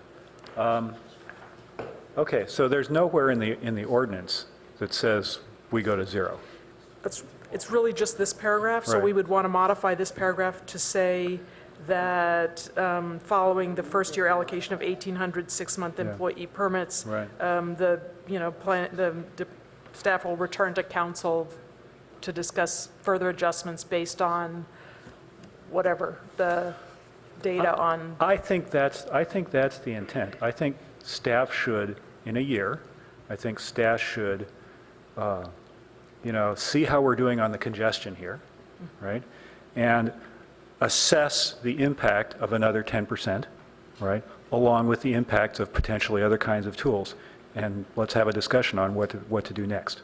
I think that's how it should read. Okay. So it would really be an amendment to that section E of the, it's C2E, to incorporate this change. And then we'll need clarification from you as well on the direction about allocating permits to those uses, because I guess I'm wondering whether you mean that they should be prioritized like low-income workers. I don't think with the 1,800 permits they'll be constrained from buying permits. I don't think so either, yeah. It really, just in the future, when we start to limit the number of permits, we want to somehow I think treat that's the those. reason to do it. I think the reason is to set up the structure to do it, right? And I actually think that, it is a little bit artificial to do that, but, I think we should do this now, and staff should go off, and as we set aside the allocation, right, staff should consider, how to develop a more comprehensive solution, because I'm sure that dentists and doctors are not going to be the only ones that we're going to want to look at, right? But I think we should start somewhere, and I think this is a good start. Could I maybe suggest, I think the easiest way to handle this would be to exempt them from the cap, so that if we reach a cap, then those types of businesses would continue to be able to purchase. That's the easiest way administratively to do it, because we could then verify that they were an employee of this particular business and grant them a permit. Grant them a permit. I think that works now, but if we're looking for a solution some years down the road or something like that, that might not be it. I think we have to come up with a mechanism of deciding, what's one kind of business versus another kind of business. I'm just worried that we would set aside a certain portion for them and they wouldn't be purchased, and then we'd be holding permits back from other eligible employees. That would be my one worry with setting aside Okay, I understand. a specific amount. So the other thing might happen, which is, we sell the whole allocation, and then we sell another 150 on top of that too. Is that could that happen as well? That could happen, but we could bring that data back to you in a year when we, bring back the recommended permit allocations and let you know how many, locally based services purchased, permits above and beyond the cap, and then we could have another conversation about what the appropriate limit is. I don't foresee it going too far above the cap. No, I understand. I would rather we do the specific allocation if we could, because I think we're going to want to do this. Whatever we do here, we're going to want to do on California Avenue, right, as well. So maybe I'd suggest we allocate it and then we release it if it's not purchased within a certain amount of time or something administratively. So it's not.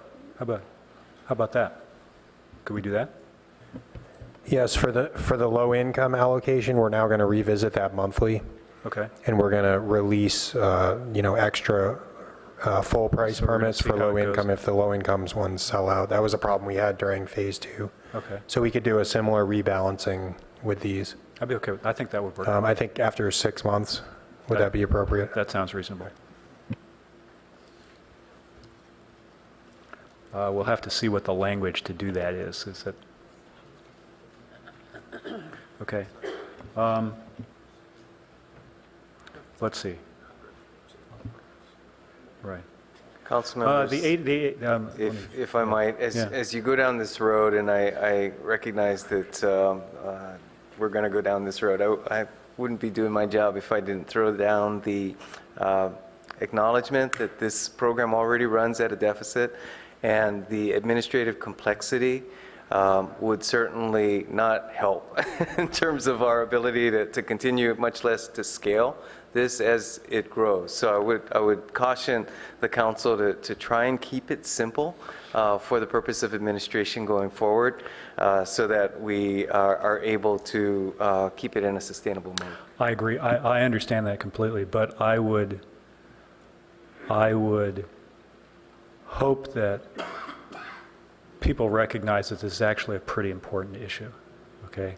What we have here is a scarce resource with more demand for it, okay, than there is supply.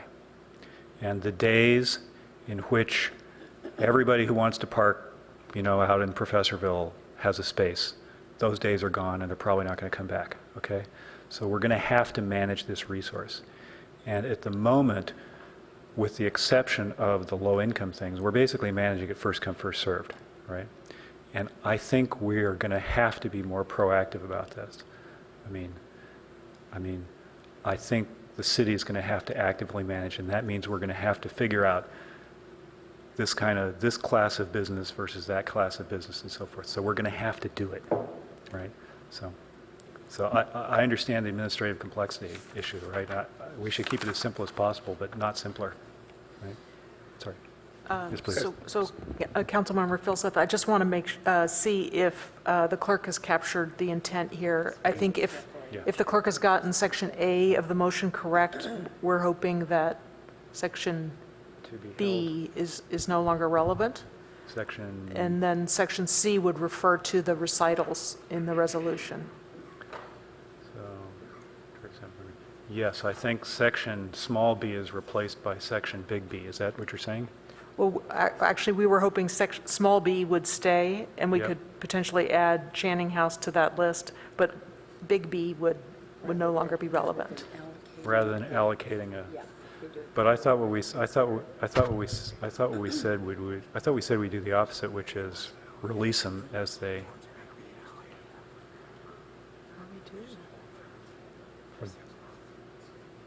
Yeah, we didn't want to accept them. What did Josh say?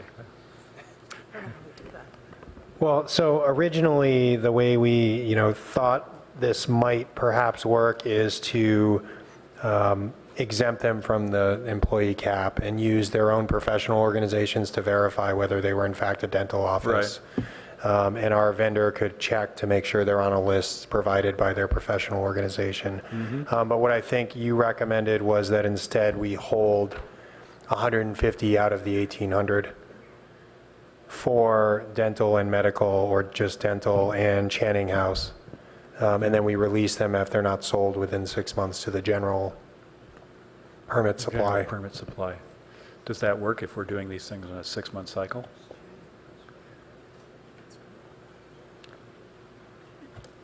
Yeah, I mean, I guess they would be released anyway, because the permits would be renewed, so maybe a 3-month cycle. It's just, Okay. we're going to be looking at the permit balancing on a monthly basis. With the low income and the full price. So we could also look at whether these are selling and make some adjustments. Okay. So consider exempting them from the cap. But if we exempt them from the cap, then let's say the cap is, for the moment, 1,800, okay? And we get 100 permits bought by the dental offices. Doesn't that mean we're going to sell 1,900 permits? Possibly, yes. What we'd really like to do is sell the 100 to the dentists and 1,700 to everybody else. So how do we do that? I guess the way we were looking at this data, we were thinking with the 1,800 permits, no one's going to feel a lot of pain. We're not going to run into a problem, and it would give us a year to kind of come up with a system for making sure that the special entities that we want to guarantee permits to can get permits. It just seems a little ornate. You know, we have a special deal for Addison already. If we add a special deal for Channing, and then we add a special deal for the dentist, you know, we're getting up to a large number of our permits are set aside for special deals. That's right. But so I think that's right. I think we would like a more systematic way to do this than a whole series of one-off deals. But it would be nice to have the dental deal in place, right, while we work on that.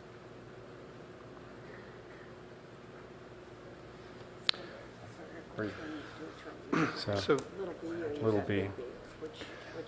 So, well, I was sort of hoping for big B, but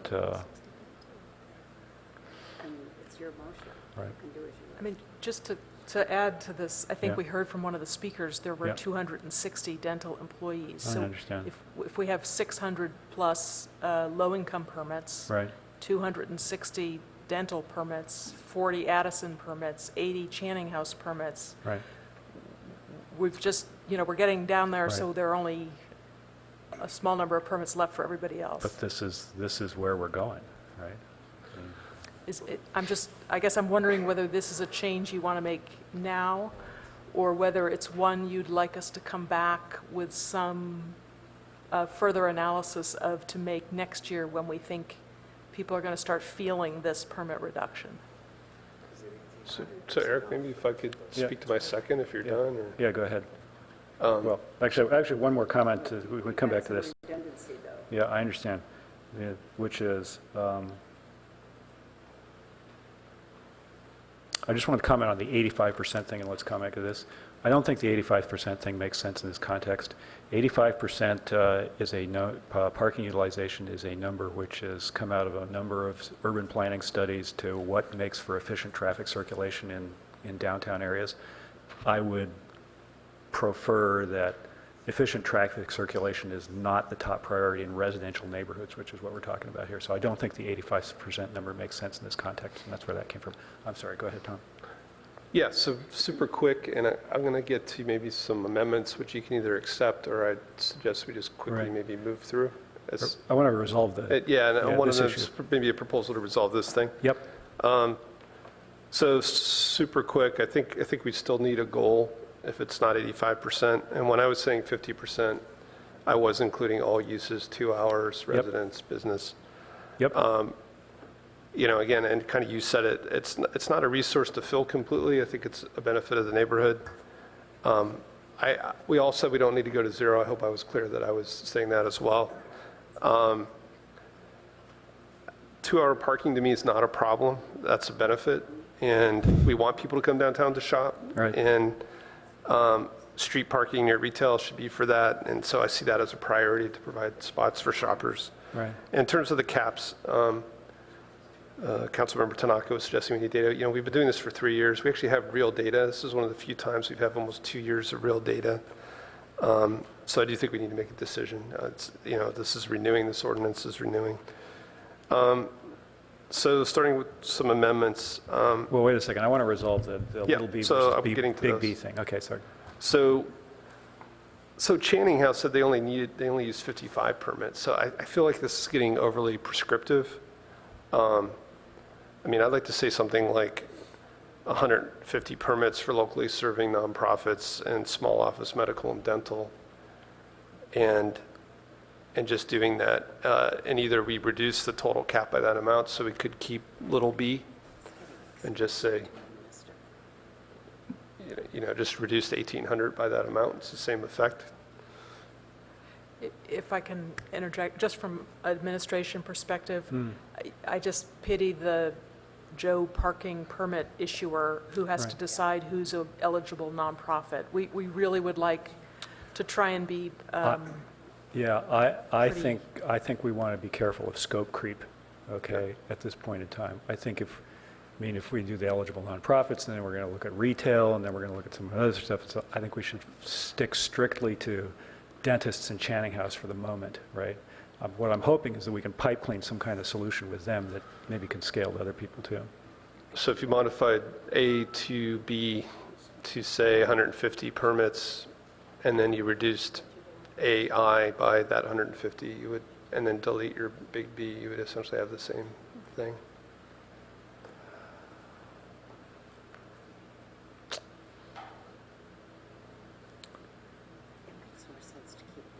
I actually think I actually agree. I think it makes more sense to keep big B. I don't know how we do it, but I think that makes more sense.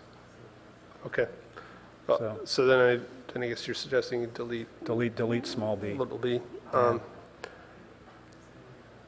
So on C there, my proposed amendment would be to delete 85 and propose 50% as a goal. Again, I'd like to see a target.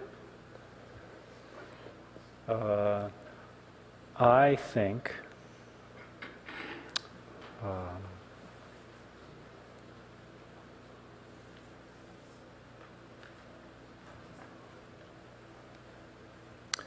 I'll accept that as an amendment. And again, we might want to vote on these separately. So that was on C. Yep. At the end. Actually, you know what? I actually think we should vote on that one separately. Yeah, that's what I'm saying. Okay, so don't take it out there. That'll be an amendment. Well, okay, but so I think it's replace 85 with 50, basically. Okay, replace 85 with 50. Right. If the motion fails, I think 85, the delete reference to 85 should still be in there, though. Okay. Another proposed amendment would be to set the number of permits at 1,500. Why don't we do the one amendment at a time? Want to vote them at a time? though? Yeah. If we get too many up there, we're not going to keep it straight. So you have moved, did you get a second? Is there a second to the 50%? I thought, Councilmember I'll Filson. second it. Can I second it? Can I second his amendment? That means you're just going to incorporate it into the motion. Well, if it passes, we have to vote on it. No, you can, if you've accepted the amendment, it's accepted. No. Okay, so somebody else needs to second. accept that? Somebody else needs to second. Yes. So I don't accept it. Right. Okay. Okay, there's a second. Do we need to have extensive discussion on this? Did you say 55% or 50? It said 50.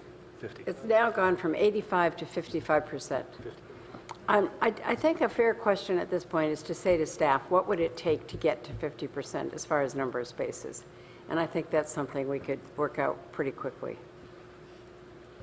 Well, so the average block in the downtown RPP has somewhere around 20 spaces per block. So we're talking about 10 vacant spaces per block. But he's got to include all So- the residents. So in the downtown area, that's pretty substantial. spaces. I don't think you can calculate it. I mean, I think, because you got to account for all the resident spaces too. And the only way to do that's empirically by going out and counting, right? Because that's what Nielsen did, right? So I think you pick the number by what the characterization of the neighborhood's going to look like, not what the demand for space is. No, I'm just, the average block has 20 spaces available Right. in inventory. So if we were to get to a 50% occupancy, we would have 10 occupied spaces and 10 vacant spaces. It wouldn't be even on every block because we'd still have the clustering of the 2-hour parkers. And unless the goal would be to have a 50% occupancy on every block Well, I in think the downtown RPP. I think that is what you're talking about, 50% occupancy on every block, right? In the neighborhoods, yeah. In the neighborhoods. I mean, that would probably require eliminating some 2-hour parking, reducing the 2-hour parking to shorter time periods, removing some blocks from, I mean, it would take some pretty drastic steps to get the inner core blocks down to 50%, I would think. Yeah, you're going to go way overboard to make that happen. So the 85% would be the same, right? You're going to do the inner core to 85? No. Sorry, yeah. Okay. I don't think that should be in a motion. Are we, let's get this one, we've now got one that says 85% with 50%, and that's the amendment we're about to vote on. Yeah. If I can interject. Briefly. One more thought, perhaps. I mean, I think we think that 85% is achievable by adjusting the employee permits. You still have a lot of 2-hour parkers, but by doing the adjustments correctly on the employee side, you should be able to get to 85%. I think you could probably get to, 75% or something, being even more aggressive in that category. But to think that you're going to get much lower than that without a whole nother round of parking regulations and changes to affect the 2-hour parkers. Well, I think this is something that, so I think if I understand where you're going, this is something we want to get to over time, not we're going to get to with this, right? So I completely agree. I mean, to get to that, we're going to have to do what Councilmember Tanaka said, which is look at everything holistically. So I'm going to ask you to vote on this instead of having a long discussion about it. I don't think this one is that complicated, to be honest. So with that, the motion is to replace the Part C with 85% with 50%. So could you vote on the board as to whether or not you accept that change or not?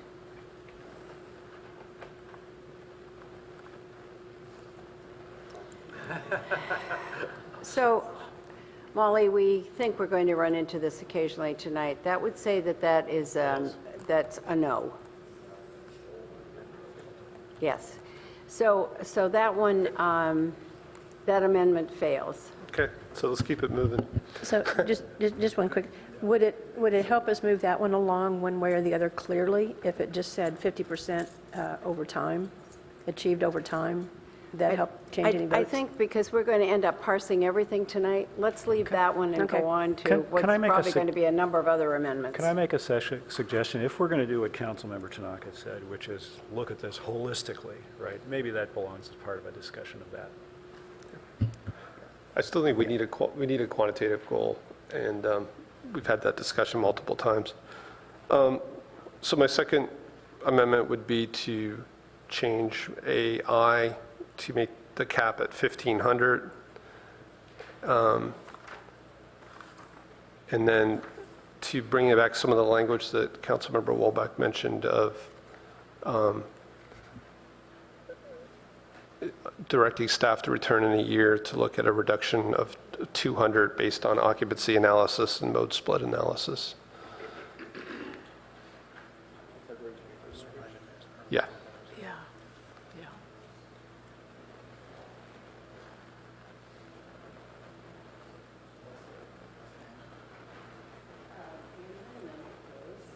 So I think the reduction actually goes in A2,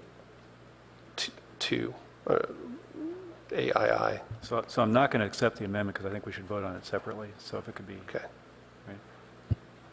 And can I just remind the council that by referring to 1,800 there, we actually mean 1,346 because some of the permits are held in reserve for streets that haven't annexed in yet. So 1,800 is used in the resolution, but it's actually a smaller number of permits that would actually be sold because of Right. those streets that aren't in. So yeah, I'm suggesting we do not expand up to 1,800 based on selling the 1,400 to date, that we would only expand up to 1,500, including annexing streets Well, of 9 and 10. I guess our reading of 1,800 is it's not an expansion because we wouldn't sell all 1,800. We would only sell those that are available on the streets that are within the program. So it would actually be 1,346 permits, which is a reduction from the current number that we've sold. We've currently sold, according to today's numbers, 1,400 permits, and we would be authorized to sell 1,346. So are you saying that instead of 1,800 here, it should say 1,346? Actually, both numbers are accurate. It would be 1,800 if all the streets annex in. Yep. And it'd be 1,346 if only the streets that are currently in stay in. Right, so based on actual demand, which we saw selling, I'm saying if all streets annex in, the max would be 1,500. That's the amendment.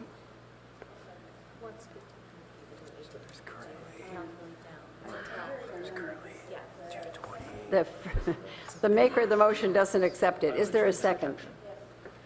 Second? So super quick, again, we have real data here. This 1,800 number is a holdover before we had any data. We sold permits for almost 2 years now, and we've been at 1,300 to 1,400.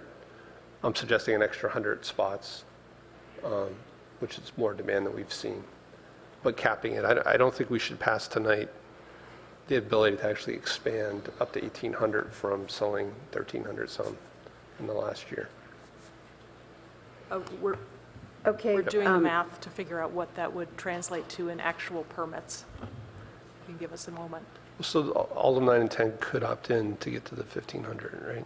That's right. Yeah. Karen, do you want to speak to your second? Yes. Oops, what happened here? Okay, yeah. So we're only voting on, excuse me, only voting on the 1,500 instead of 1,800. But there will be another change, I'm sorry. But there will be another change because we talked about adjacency earlier, so 9 and 10 opting in is not, which I think gets to what Director Gittleman was saying.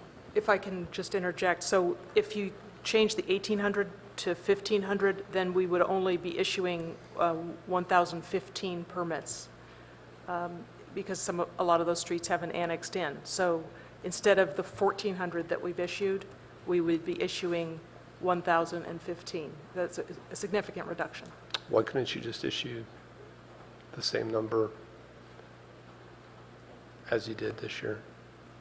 We could, but then... I've done this one already. But then it wouldn't be the 1,500. Is Norm still here? If you resold people's permits that they already had today, you'd be selling 1,400 permits, right? Correct.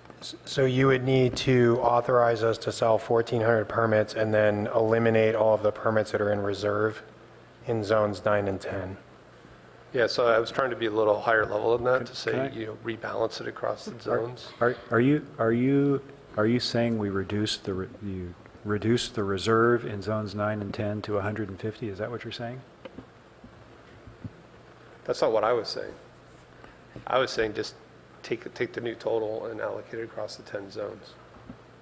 And it would actually be 100 more than we sold so far.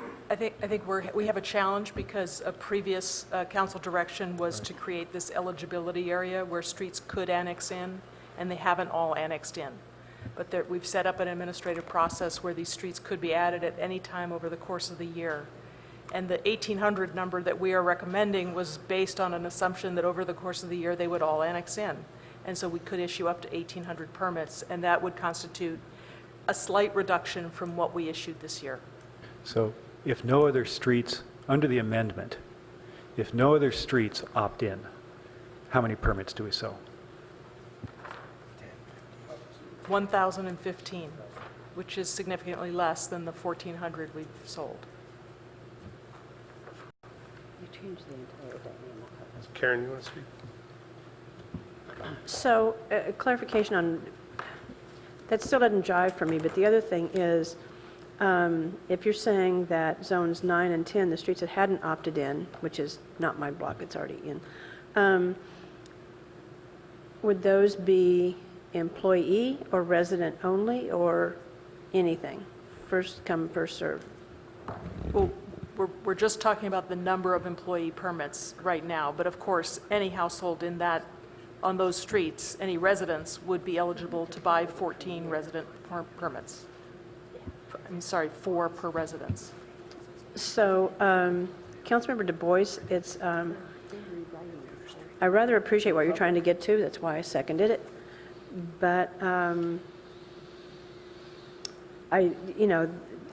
this totally is in defiance if what Director Gittleman is saying is accurate, and I don't doubt that it is, that 9 and 10 are not adjacent at all. Those streets that could opt in are not adjacent to the retail district and are contrary to what, other cities are doing. They're counter to what the reason I'm motion over here is what the attorney who's been consulting with neighbors has been saying. So, so can you say one more time, because it's escaping me, why it would be that we'd only be issuing, you said 1,115 permits? No, 1,015. There are permits that are being held in reserve for zones 9 and 10 for those streets that are not yet in the program. So those are kind of abstract, permits to come at a later date when those streets opt in. We need to have those available because when we talk to you, we want to talk about the total potential employee permits. In reality, we've only issued, 1,400 permits in phase 2 for the areas that are already in the program. So I think one alternative that you could consider is to issue the 1,400 permits for the streets that are already in the program, and then not issue any additional permits for zones 9 and 10. That would get you down roughly to the number that was made in the motion. Yeah, and then the new streets that annex in would not be eligible for employee parking. Yeah, so Councilmember Du Bois, would that be agreeable to you? Yeah, I think that's the effect of what I said, right? Yes. Well, Yeah, that's what he's saying. not according to what they were saying. So, okay, with that caveat, but staff's saying to reduce the 1,500 to 1,400. Yeah, so the wording would be 1,400 employee permits available with no permits held in reserve Okay, all right, you good with that? Or does he mean for the eligibility areas. Or does he mean with 100 permits held in reserve for the eligibility areas? For what? Or does he mean 100 permits held in reserve for the eligibility areas? To get to 15. That's another, we could also do that, 100 held in reserve. That would be a reduction, pretty significant reduction in the outer zones 9 and 10 eligibility areas. I thought that was what you wanted in the first place, yeah. Yeah. Okay. Yeah, so again, I'm suggesting 1,500, not 1,400. That's fine with this additional language with none held in reserve, so I'm good with that. Okay. Did everybody understand that? Actually, with 100 held in reserve. Yes.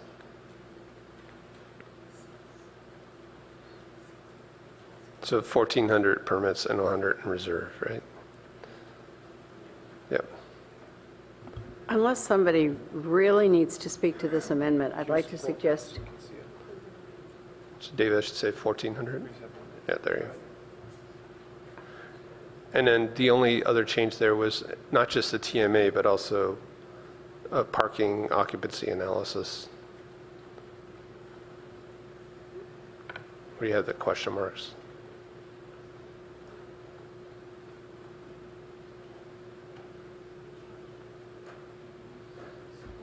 so wait, where have we ended up here? So we ended up With 1,400? that plus the extra for zones 9 and 10 goes down to 100 instead of 40. That surely would work, wouldn't it? Yeah, I think that would work, yeah. So do you want to, in fact, I'm going to ask Eric to restate it as the maker of the motion, because you're willing to live with that one? It's an amendment. Well, if you're willing to accept it, we don't have to vote on it. So what this does is I'm going to vote for it. I think I'm going to vote for it as written. this takes it down from 18 to 1,400, and then it puts 100 in reserve. So essentially, you've got 1,500, am I right? Takes it from 1,800 to To 1,500. 1,500. And it Right. takes the So- permits that are available immediately from 1,346 to 1,400. Right. So that's what we're doing. And I think I think it's a good compromise. you're both in agreement on this? And I would actually be in agreement with you, but I think, again, we really do need to move this on. So unless somebody just desperately needs to speak to it, why don't we vote on it? That one's actually okay. Well, we finally have a 5-3. Okay, so that one does pass. It does significantly reduce it, but I think we end up about where we were before, other than we're not saving the spots in the Crescent Park and the outer Professorville neighborhood. Am I right? Right. I'm sorry, could you restate the question? That's okay. Let's move on from there. Just to clarify for City Clerk, it wasn't Nis voting no, it was Wolbach. Sorry, I'm using her. Oh, right. That's we're all right. moved The over one. lights are somewhat confusing. Okay. So in the middle of this, that amendment does pass. However, Councilmember Tanaka has asked me if he could jump in and make a substitute motion. I'm going to allow this because I think this would take us in quite a different direction if there's any interest. So we just passed it, though, right? Pardon? We just passed it, though, correct? We passed it. Yes. Yeah, we passed the amendment. Right. But I have just taken the privilege of the chair and said that I know that Councilmember Tanaka wants to make a very different motion. Okay, I still have some other, A substitute? Oh, okay. still some other amendments. Do you want to do this now? Let's clear the lights, guys, and I'm asking Councilmember Tanaka if he wants to make his motion. Yeah, I had some further amendments. To which one? I've decided not to. I'm going to, because I think it's important that Adrian get out what he wants to. Adrian, I'm sorry, I'm Greg Tanaka. Okay, so it's 10:45 right now. We have another item after this. I think the current RPP is not broken. It's definitely has improved that map. I think people are generally happy. It's not perfect, but I think people are generally happy. I think it would behoove us to let staff kind of sync this up with the bigger program of, figuring out what we do with our garages and the license plate readers, and come back with a comprehensive program that uses progressive pricing to get what we want instead of caps, and allow us to really look at this thing in a much more comprehensive way where we're not pushing people from. So Greg, is that the motion? If so, you need a second. Yes, I know. Okay, so I'm just going to leave it as, let's defer it for staff to come back to make a more comprehensive downtown parking program. Okay, so essentially, this is to defer the agenda item to another time. Yeah, but basically freeze the program as it is. So keep it going until staff has time to put together a comprehensive program. Okay, is there a second? I'll second that. I actually have another motion in mind, but I'll second this and see if there is support. I agree with Councilmember Tanaka that I think we're getting too much in the weeds here in the previous motion. And this is some pretty radical changes going to 1,400. Okay, so is there a second? I mean, does anyone wish to speak to this? Eric. I think we've promised the residents parking relief, and I think, we shouldn't kick the can down the road until we have like a giant holistic solution, right? And so I think we should proceed with this piece. Thanks. I think unless somebody else wants to speak, what we've had now is suggesting tabling essentially this and coming back with something more comprehensive. And I happen to agree with Eric that we've got to keep this moving. It is what we've promised. Okay, would you vote?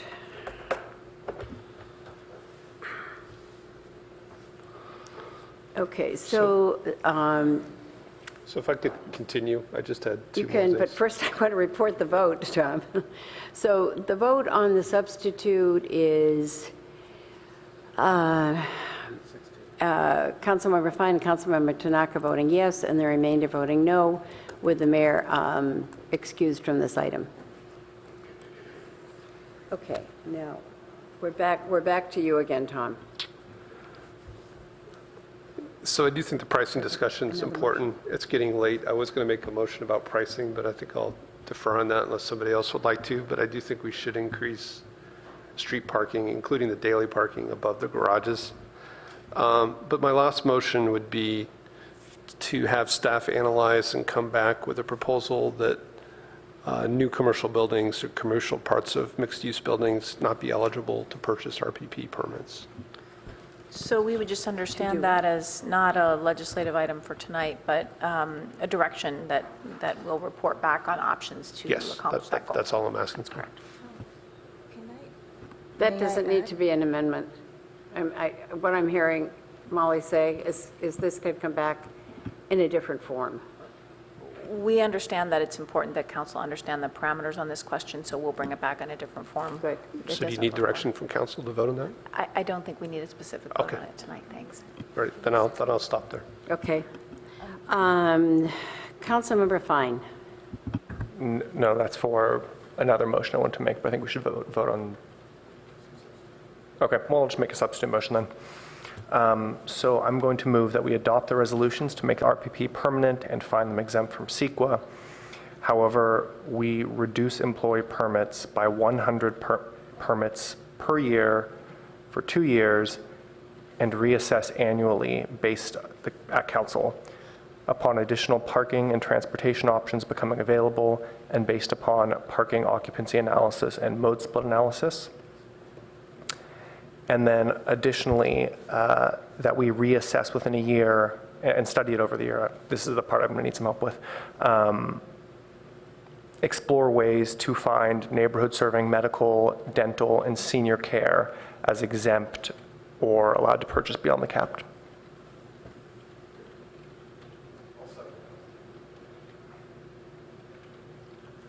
So let me speak to this quickly. Would you be clear, Adrian, in how this differs from the one that's currently on the board? So the one that's currently on the board shoots us down to 1,400. Effectively, it also takes zones 9 and 10 effectively out of the program by using their 300 permits and redistributing them in the core area. Doesn't it? Okay. Right, takes the reserve and moves them into the core area. Just gets rid of them? Okay, so then you're taking 8 and 9, or 9 and 10 out anyways. It's effectively taking 9 and 10 out, which I think we would need to explore. So essentially what I'm trying to do here is acknowledge RPP is working. I think we do have some flexibility to reduce employee permits annually. I think council should continue looking at it annually, however, based upon parking impacts and mode split. The main reason, Councilmember Filseth, you said you want to get rid of some of these clustering areas. I actually don't believe reducing the employee permits is going to do that. That's the 2-hour parking problem, which we're going to address separately. I don't think we can address them all tonight. Finally, I think we've heard loud and clear from our business community, particularly medical, dental, and senior care services, that they're particularly worried about their ability to do business in the downtown area. And so we should look at ways to provide support for them. Potentially it's exempting them, potentially it's about allowing them to get some certain number of permits, potentially it's allowing them to buy over the cap. I don't know exactly what the mechanism is there. And so this would get us to 1,800 right now. Next year when we revisit it, it'll be at 1,700. We're gonna have some more data where I presume we're not gonna see the clustering problem gone away because we're still not addressing the 2-hour parkers. I'm just waiting for my colleagues to pay attention. And then I'm going to let Corey speak to this, but I think this is a good way to continue reducing the employee permits, continue serving our residents, and then it gives us the flexibility to address the business needs. And I'm going to go down and work with them in a sec, but I guess Corey want to speak with us. Let me start by saying was leaning towards supporting the original motion, but as the amendments were added, it was harder and harder for me to support it. I think that this is a little bit cleaner. I'm okay with tweaking this a little bit. I'm also okay with some amendments as long as they make it clearer, not more complex. There's this balancing point between getting too much into the weeds or not addressing an important part of this admittedly very complex issue in front of us. So I'm sympathetic to both motions. Hopefully we can get behind this one and make what necessary tweaks we need so that we can get get 5 votes for it at least. I am worried. So that's what I'm trying to do here is see if there's a way we can marry these two and find a compromise, because honestly, I don't want to see us getting stuck in 4-4 votes here. It would be great, especially for something that's controversial, if we can get greater consensus. There was language in the original motion. There was this discussion, and this is, I want to make sure Councilmember Phil Seth, I have his attention, because this is actually really for you. There was a debate about a small b or a big B in the original motion, and I actually felt that the small b, which was consider exempting dental and medical service offices from the employee parking permit cap, was the right part to go with. And we ended up dropping that from the original motion and going for something different. And I think that it's important that we leave those kinds of potential exemptions for a future year once staff, council, et cetera, have had a chance to really explore it. For a number of reasons, I think it would be inappropriate for us to provide any carve-outs for any particular group at this point, but to prepare for that conversation in over the course of the next year. So I actually like Adrian's language more than I like what you just said, right? Well, and I'm not proposing making an amendment based on that. I think that what Adrian's done here is created maybe a third option that we can all get behind on how we address medical, dental, senior care. We might want to add exempting neighborhood services such as medical, dental, and senior care. But that would be, I think, coming back in a year. And actually, to the maker of the motion, with D, and it looks like you're still working on it, your intent, what was it, the maker's intent that item D here be something that we really address starting next year when this comes back, that those would not be done immediately because the people administering, the staff or consultants administering this program would not be prepared, as we heard from staff tonight, would not be prepared to implement that right away.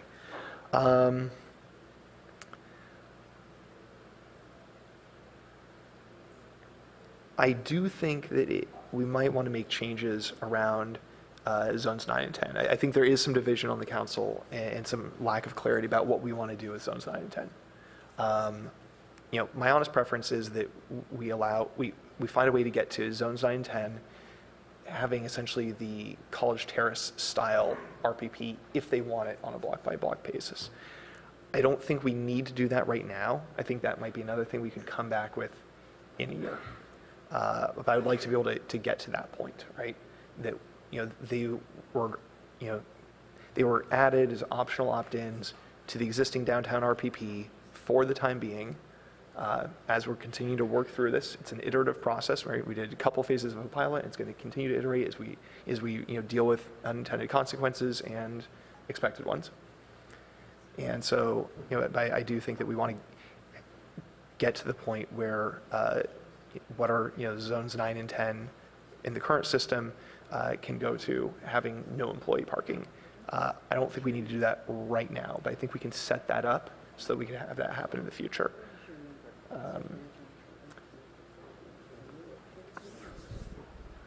So actually, I would suggest an amendment. I'll wait a second while the maker confers.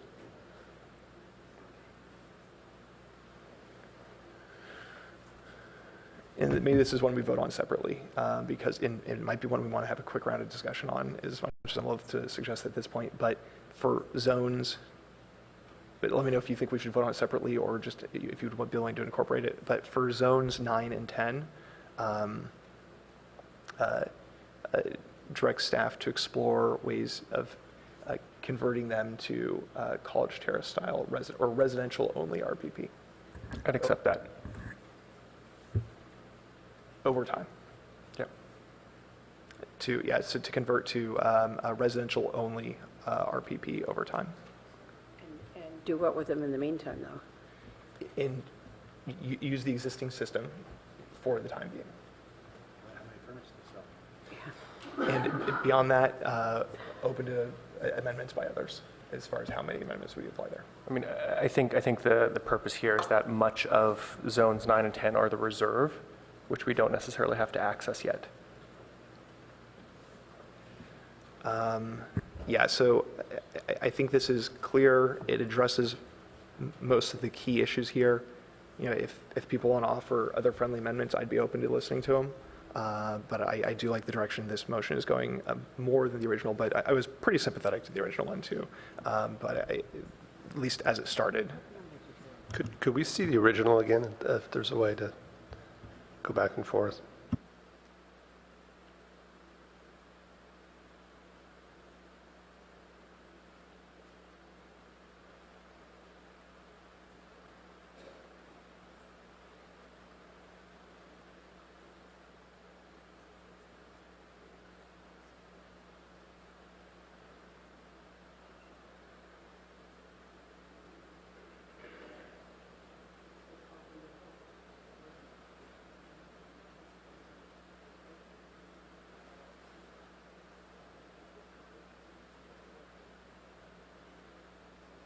Since somebody's piping up, actually, I'll just add one thing to what I was saying before. If I could look to Councilmember Fine, the maker of the motion, and if we could scroll down again to the current one. On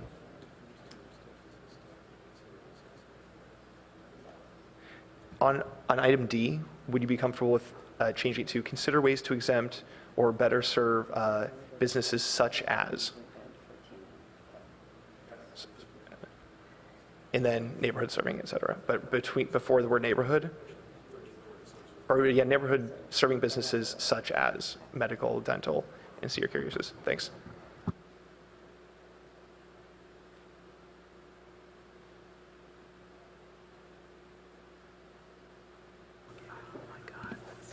I just want to give them a heads up.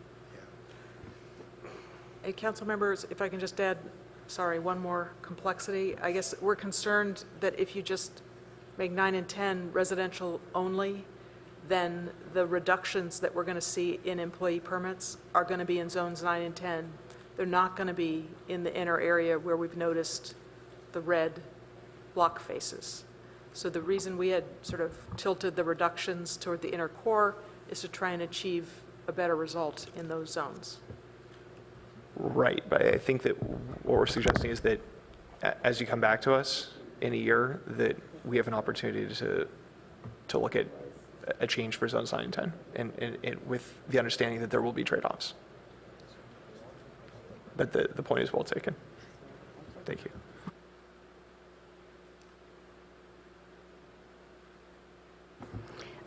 We now have a substitute motion on the floor, and Councilmember Fine, do you want to speak any further to your motion?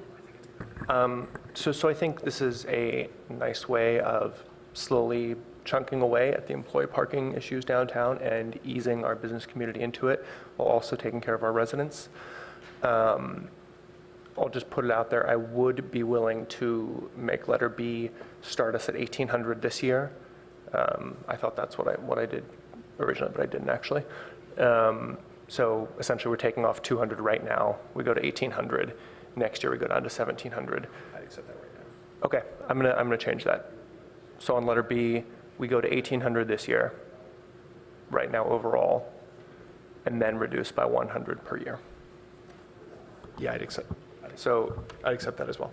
It's similar to the other motion. I think it's a little cleaner. It's also allowing us to explore the ways we might serve some of the business communities rather than trying to pick an exact number out of the hat right now. But since we're starting at 1,800, it gives the dental, medical, and senior care communities a little bit more flexibility. This also includes provision F there, which is looking at ways to move the zones 9 and 10 to purely residential. If I could jump in, does that also include the recommended staff rates of reduction for the zones? So the zones at the core would have a higher reduction rate, or are you recommending a flat reduction rate? I'm happy to leave that up to staff. I think you guys know that better. As Tom mentioned at the beginning, there's a number of parameters we can address. We could go fiddling with how much you're moving each zone, but I think we best leave that up to staff. So I'm looking to see, Karen, do you have your light on to speak to that? Yeah,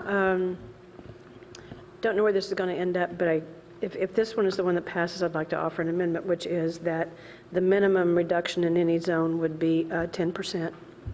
Because right now it goes from 5 to 20%. And so ask that you'd accept that. Well, because you have some of the most heavily impacted zones, 7 and 8, that are only getting a 5% reduction, and other portions are getting 20% reductions. So it seems hardly equitable. So you're just moving that both more to Yeah, so I'm just saying the minimum reduction, staff can work out how the numbers work out, but the minimum reduction per zone would be 10%. Can staff speak to that? Sure, I think a clearer way to say that would just to say start with 1,800 equally reduced in all zones, because it's no longer 10%. It's a numerical figure now. It's not a percentage. So I think it might be easier to just say start with 1,800 with the reduction occurring equally in all zones. If that's acceptable to the maker. I would accept that if you're willing to support the substitute motion as a whole. I'm not going to bargain. I'm not going to bargain. All right, I'll test the waters. I'll accept it. Okay. And I will accept it, but suggest that, the truth is that's what we're doing is we're looking for ways, I wouldn't call it bargaining, but you can call it what you want, or making sausage, but we're looking for ways to find a motion that we can all get behind. Whatever motion passes, the job of the council members, from my perspective, is to make whatever's on the screen the best it can possibly be. Right. And when that doesn't mean or imply implicit support for the whole motion. Right. And so what I'm suggesting is that if there is anything that is causing reservation in supporting the substitute motion, that the amendments needed in order to earn your support should be offered. Let me just tell you briefly why I'm probably not going to vote for this, even though I think it's a really good motion. But I think that we've gone from 18 down to 15. Am I correct, Josh? In the first motion, where we went from 18 to 15. Yes, the first motion had a total cap of 15, and this one has a total cap of 18 for the first year. Your suggestion for tonight was 1346, but you said it was actually about 1,400. So we've actually got an extra 100 in there that we didn't anticipate. What we're doing that's very different is we're looking at 9 and 10 and treating them somewhat differently than we have before. So under this substitute motion, if it was approved, we would issue 1,346 permits. The previous motion, we would issue 1,400 permits on day one of the new program. Will you repeat that? This motion that's on the screen, the substitute motion, we would issue 1,346, which is what the original staff proposal was. That's the calculation that you get when you have a cap of 1,800. For the motion, Councilmember Dubois' motion, which was previously, it would be, sorry, I lost my train. 1,400 permits would be available on day one. But there would no longer be permits held in reserve in zones 9 and 10. Right, and that's the biggest change. Yes. Okay, I think that's important for us to understand. The numbers are rather close. What's really different in the motion as it now stands that was Phil's motion is that we end up without the excess in numbers 9 and 10. And I would only tell you why I'm supporting that, because to go way back when, another night when we were here, much later than we are tonight, this is still early, everybody, is that night I attempted to take 9 and 10 completely out of it. And, but Norm, I think Norm has left now, but Norm had agreed that night that that would work. So I'm comfortable with the first motion, which is the one that is the non-substitute motion. So anybody else to speak? I just took my turn. Karen, you spoke. Tom? Are you speaking to this motion or to? Yeah, I'm speaking to the motion. I don't think it's simpler, it's just a different motion. I mean, we're cutting the reduction in half to 5% a year. And I do think it's time to get specific in terms of reassuring people. So I think the main one of the other differences here was the specifics about Channing House and dentists in the first motion. Councilmember Philseth actually convinced me that, because I actually started off with something more aligned to what you have, more general, and he convinced me that it was time to be more specific. And also, again, just to understand what the first motion accomplishes is it actually moves to affecting the residential permit parking in zones 9 and 10 in a much more direct way. So I'm not going to support this motion. This motion also keeps the 85% target for neighborhood streets, which again, I don't think is the right goal. Any other comments? Corey? Yeah, I'd be open to amendments not at the 50% level because that would be removing essentially, we're talking about removing like 2,000 permits. We're talking about having way too few, way too small utilization of the streets. But I'd be open to amendments on what the goal is for street utilization. Whether it's 75 or 80. If 85 is too high, I think there might be a compromise somewhere in there. And I think the maker would be open to that as well. And as far as 9 and 10, again, if there are amendments that would improve item F, I'd be open to listening to them. Okay, I'm seeing lights go on again. Does everyone need to speak to this again, or are we at a point where we could vote on the substitute motion? Can we vote? I think to move this along, and I know it's frustrating, but to move this along after 11 o'clock, I think we need to vote on this. So this is your vote now on the substitute motion made by Councilmember Fine.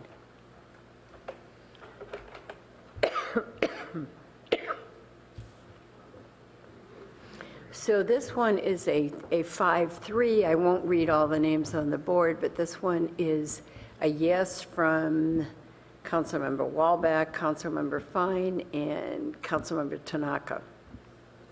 So let's go back to the original motion, and let's see if we need to fiddle with that anymore. That's a technical term.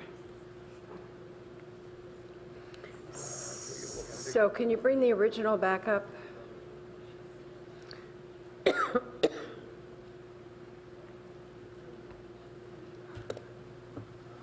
So, Vice Mayor Niss, this motion still has that section B that is of concern to staff. Just the idea of, between now and April 1st, figuring out how to allocate a special category of permits and these numbers, I guess. Say no more. We can go back to we hear your concern, and I think it's well stated. Let's go back to little b instead of big B. So I actually kind of liked Councilmember Fine's language on this one, almost. If we still got that, can we see what that looked like? So eliminate B1 and 2. B1 and 2, right? And it was direct staff to explore ways to D, yes. The one thing I think it's important is, I think we shouldn't have the word, I think better serve, okay, or prioritize or carve out or something like that. Maybe prioritize is a good word. I don't think we want to build an exemption, because what's going to happen is we're going to start we're going to use this for, it's going to go to other kinds of groups. So I think we can't start doing exemptions, right? But prioritizations, I think, is more. Yeah, and as a seconder, I agree. It's not to exempt, it's to allocate. It's to prioritize. And that's to become under A2?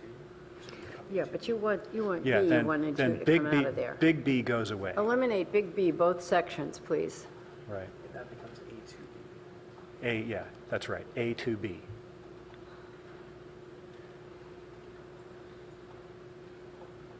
That's right, That helps. That definitely. Okay, yeah, good. that's right.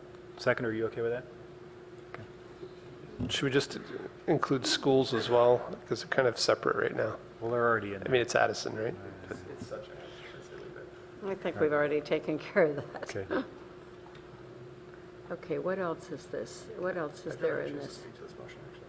Pardon me? I've never had a chance to speak to this motion. Oh, well, Corey. Corey said he's never had a chance to speak to the motion. Please, Corey, go ahead. Karen has either. And if anyone else wishes to speak to this, and hasn't spoken to it before, or needs to speak to it again, put your light on. I'm putting out all the lights right now. Okay, so as we continue to bargain here, that change, I think substantially improves this motion. So I'm glad we went through the exercise of the substitute, because at least we got something good out of it. So that change that we just made helps. On the current B, delete reference to 85% utilization in the recitals. Just so I'm clear, what does that mean? What is the effect of that? Either from staff, actually, I really want to know what staff thinks that means. So included in the recitals in the actual resolution that's attached is one of the recitals says that we would adopt a parking occupancy goal in the neighborhoods of 85% or less.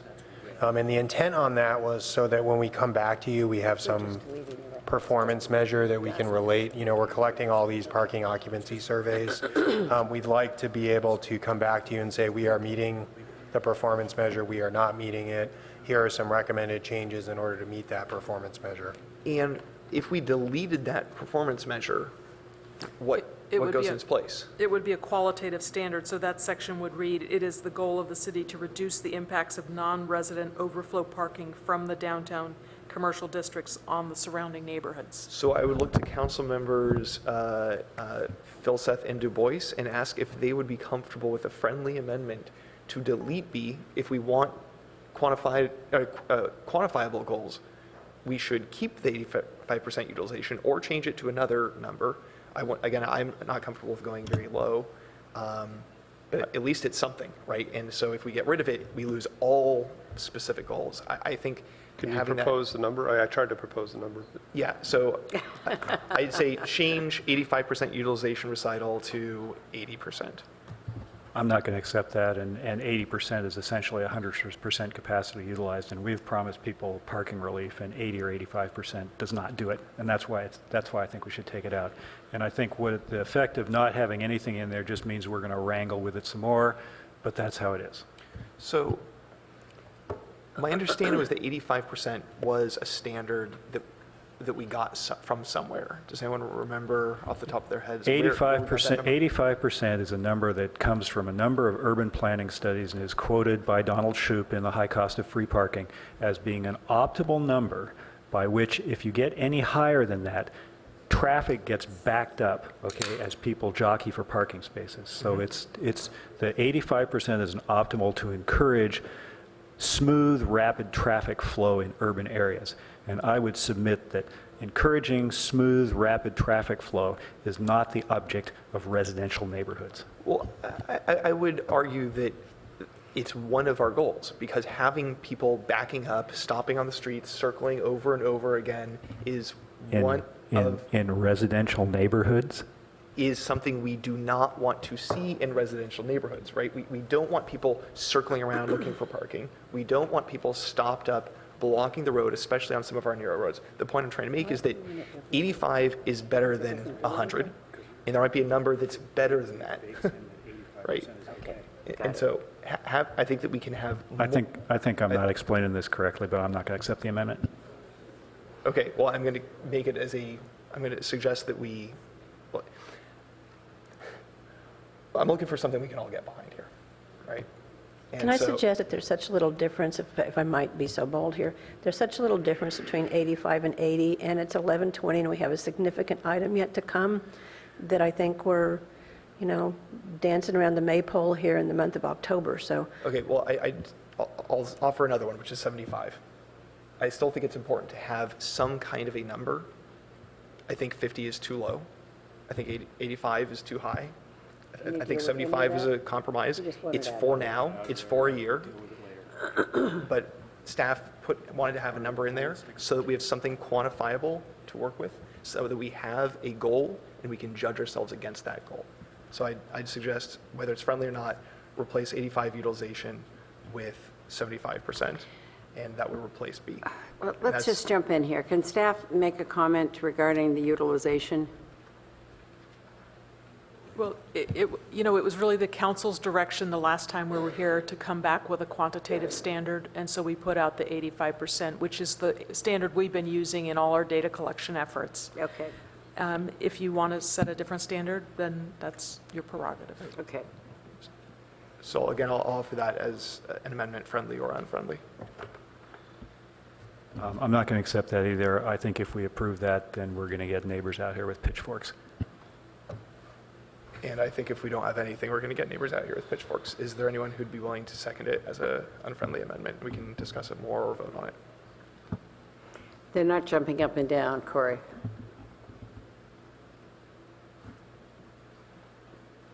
Just a question for the maker and the seconder. I mean, if we're just deleting the reference to the utilization rate, what then? We just don't use that as a metric? Okay.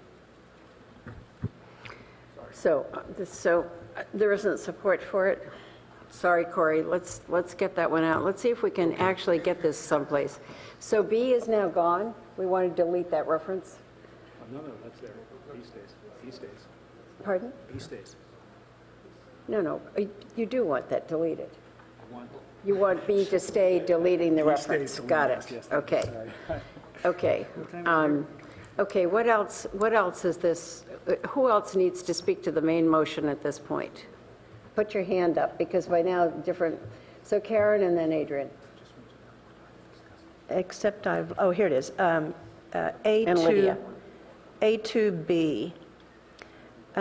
This seems to be a little bit at conflict with something else that we've had as the program before, because before we have prioritized the low-income employees. So could I suggest amending that to say, including low-income employees, consider ways to prioritize neighborhood-serving businesses such as medical, dental, and senior care.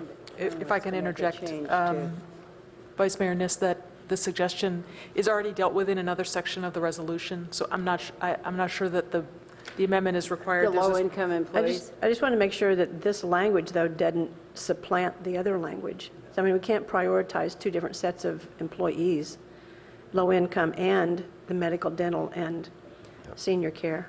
That's fine with me, just to keep it clear. But Eric was the maker of the motion, so, yeah, Eric's okay with it, Tom's okay with it. And we're going to talk about next year's also. Hillary, does it confound the issue? It seems like it just clarifies it. Well, I guess it's just a little confusing because the program already prioritizes low-income workers. So we're saying consider these additional priorities in the next year. Yeah. And then I frankly think it's redundant, because we have continuously talked about how we even have special pricing for low-income employees.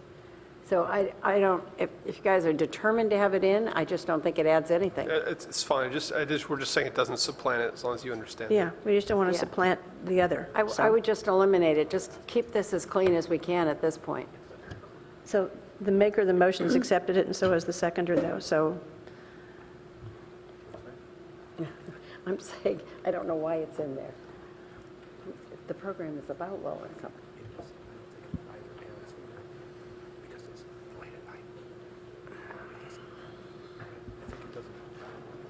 Okay, All right.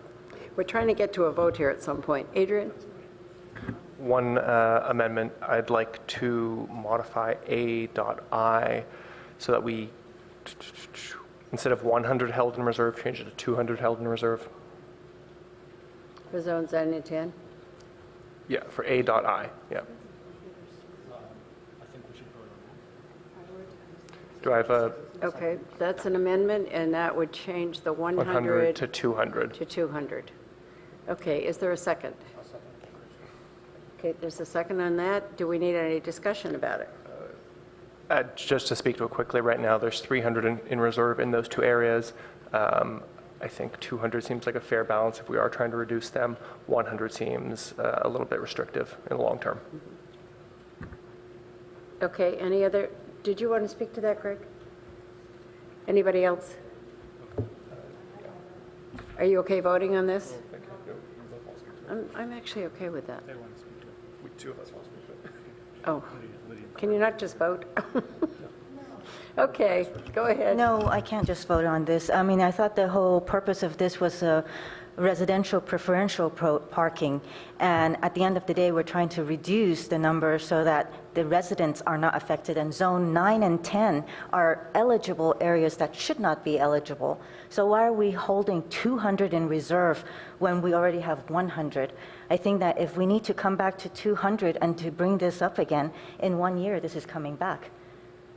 So I won't support the 200. So not all of them are going to be allocated. This gives us more reserve, and we can still move it down year after year. I understand that And you like if the our goal is to get rid of flexibility, employee but I don't parking, we should agree just go to that zero. we are going to compromise the neighborhoods and residents on this kind of issue. You know, they're already compromised, and I think that, you know, we need to step up for them right now. Go back to 1346 instead of 1400. So if it's okay with the chair, I'd like to weigh in on this one briefly as well. Yes, go ahead. Thank you. So I actually don't agree with this. I think this is one area where we may differ. I think that we should be focusing on, I would actually propose that after this motion that we reduce or reinsert some language that we had in the previous substitute motion to explore changing zones 9 and 10 to residential only. But I'll vote against this one and then make that motion as well. Okay, so can we vote on this? The amendment? On the amendment. We're now voting on the amendment. Do you up 100 to 200? If you, I mean, you know it. This is, okay, that fails with Fine and Tanaka voting yes. Can we just call the question? I'd be delighted. As I just said, I want to make one last motion, And what would it be? and that is hopefully a friendly amendment. The language that we had in the previous motion was to,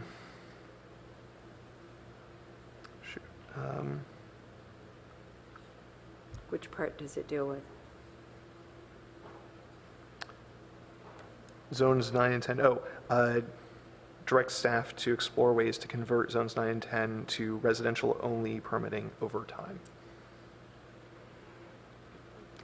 I think that's one that we could take up at another time, frankly, but if anyone else is dying to support it, I think... That was exactly my reaction. I think the question's been called. It's a great idea, Corey, but Okay, I just thought it was important to Well, I indicate think to what the we've done residents of was- zones 9 and 10 that we are looking to reduce employee keeping them parking at in neighborhoods. 100, I think, is very much in that direction. So Tom has called for the question. Do we need to vote on whether or not we're going to vote, or are you okay with voting? Let's vote. Okay. All right. If we're all okay with voting, let's vote on the board. Thank goodness. Okay, at only 11:30 at night, we finally have an agreement. We have voted 7-1. Councilmember Tanaka declining for obvious reasons. Okay, thank you all very much. Do we get to get sharp back Yes, for the last night? you at least need a quick break. Yeah. And thank you, guys. You were very patient. I would have liked more. Liz, would it be okay if I recuse myself now? Seriously. Actually, I am too. Are We're you? both leaving. Can we do that right now? Can you do it right now? before the Oh, break? just say it out loud, yeah. Yeah, because Stanford's a source of income, I'm going to recuse myself from this last item, and I will see everybody tomorrow evening. Okay, and I am also going to excuse myself, and not for any good reason.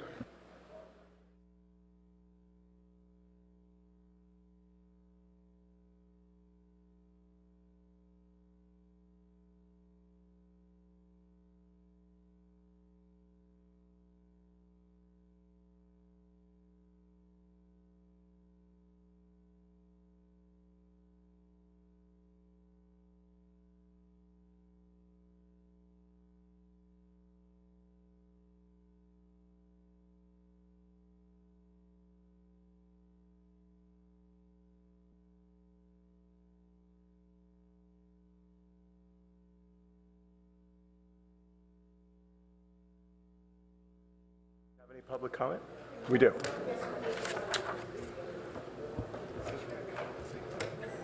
I'm going to. Okay. All right, and our first speaker is Todd Collins, to be followed by Herb Barak.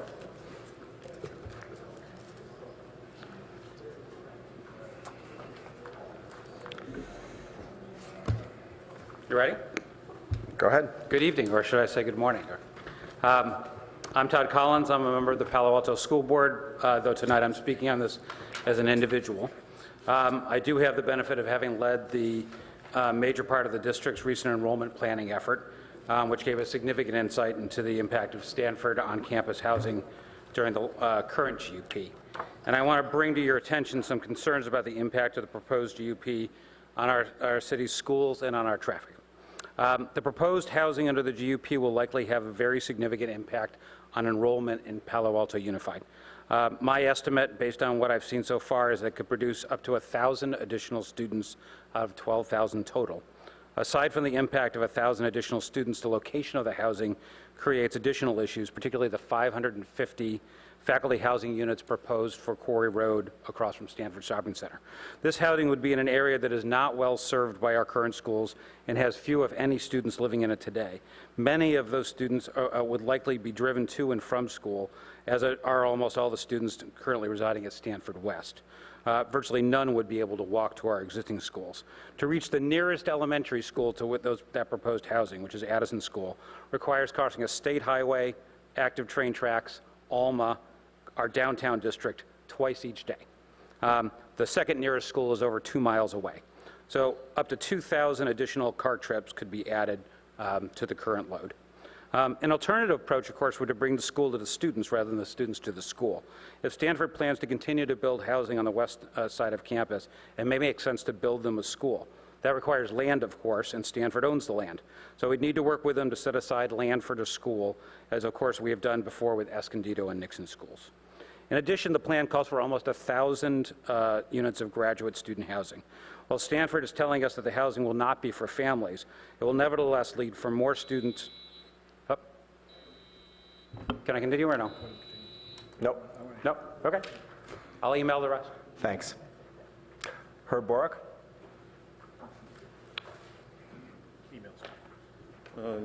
Mayor Scharf and council members, this afternoon, before 4 o'clock, I emailed comments on this agenda item, and somehow it never made its way to the council members or to the clerk.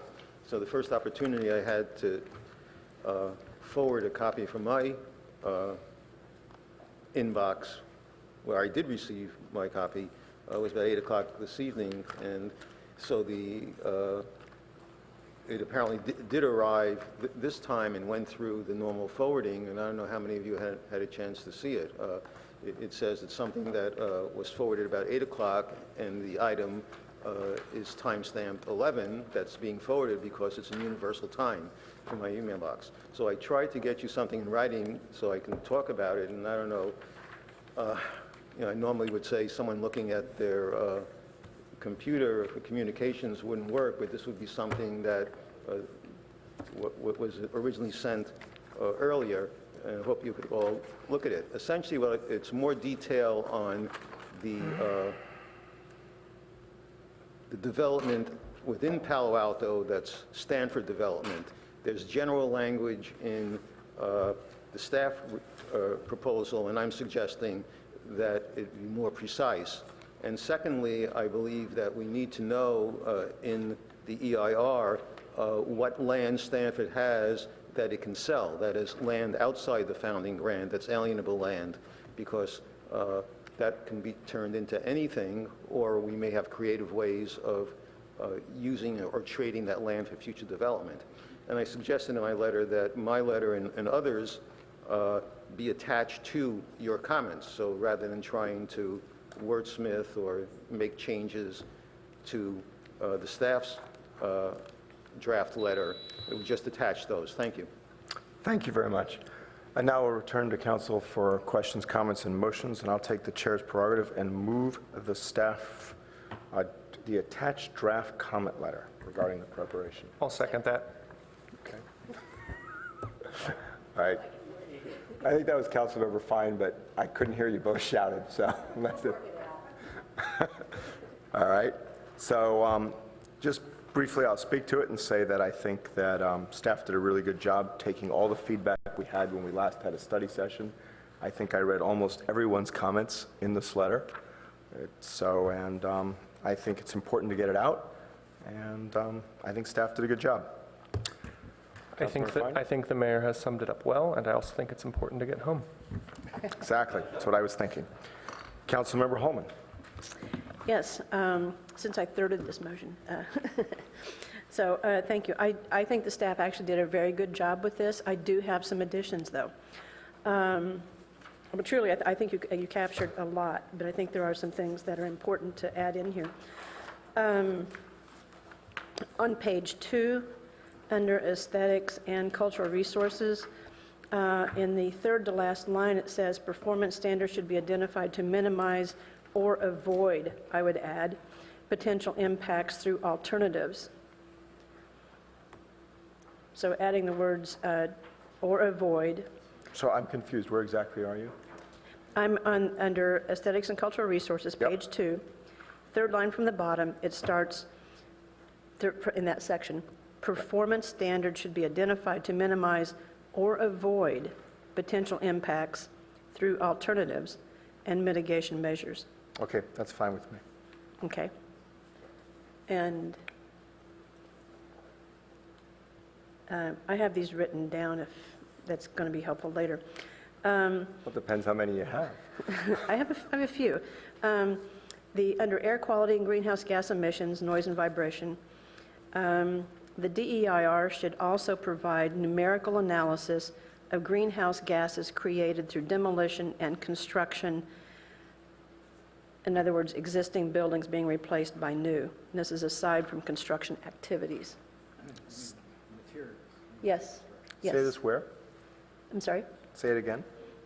Your line, what? Where are you starting? This goes under air quality, greenhouse gas emissions, noise, and vibration. Yep. So the DEIR should also provide numerical analysis of greenhouse gases created through construction and demolition. Is that a new line, or I mean, where's it going? It's a new line, and this is separate from construction activities. So where does it start? So it says right now, it says the DI should provide a quantitative analysis. I added it as a sentence at the end of that section. Oh, so at the end of that sentence, you're going to say the DI should also provide. Okay. Yeah, Got it. numerical analysis of the greenhouse gas created through demolition and construction. No, I won't accept that. Councilmember Filseth, will you second that? Okay. And speaking to the amendment, this is because it is an easy thing to analyze. It is an easy thing to analyze, and these are things that LEED has finally started to address. These are significant impacts that result in, equivalency of adding many car trips to the road, is a simple way of putting it. You want to speak to your second? Okay, yeah, can I speak to my second? I think if the maker of the motion is amenable, I think it needs a couple more words on it, which is the dominant one is the emissions produced during the creation of the materials used in construction itself. So I think you want the words including creation of the building materials used. That's fine with me.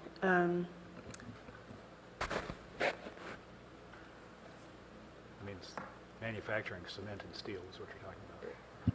Yeah, there's also the, Mayor the recycling of buildings that get taken down, but, Hillary? Yeah, Mayor Scharf, if I could just interject on that last point.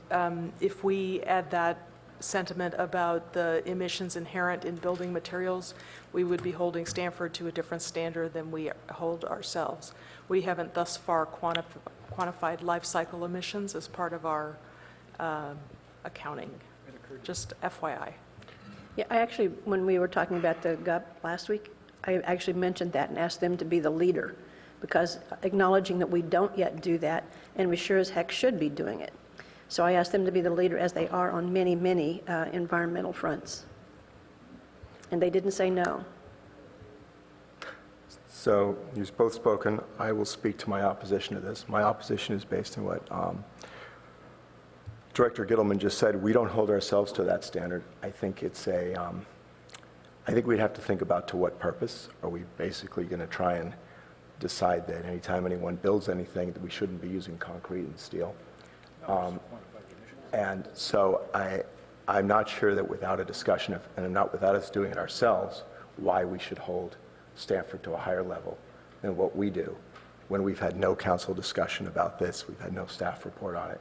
I think that's inappropriate. Actually, if I could, just I bring it up and have brought it up a lot. We haven't had a separate agenda item to discuss it, but I have brought it up a good number of times. And, what the mission is here is to analyze greenhouse gas emissions and what the impacts are. That's the purpose of an EIR. And there are clear greenhouse gas impacts from construction and demolition. Okay, I see no further lights. Should we vote on the amendment?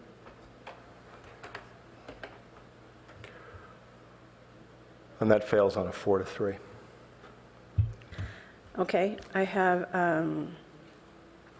on page 4, talking about housing, and this could fit any number of places here, but the gist of it is to create no housing demand outside of GUP boundaries. So in other words, that Stanford should accommodate its own housing demand it's creating.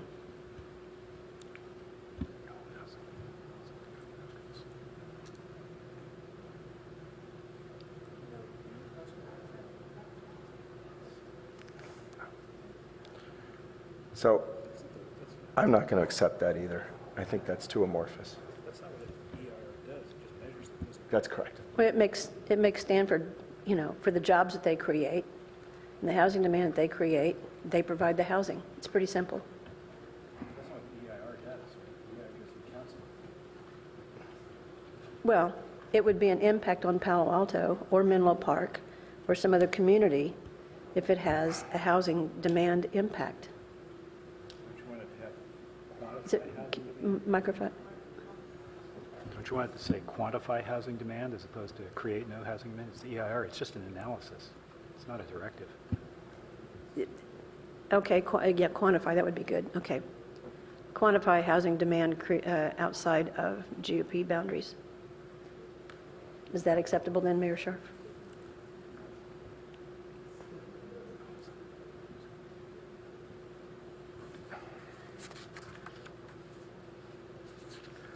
No, it's not acceptable. Okay, thank you, Eric.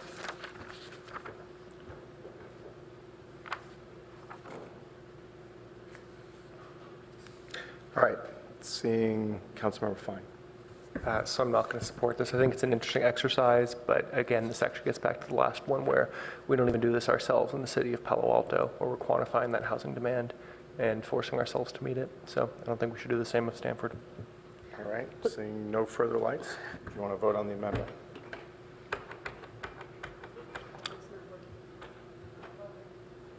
And that doesn't pass, there's no lights.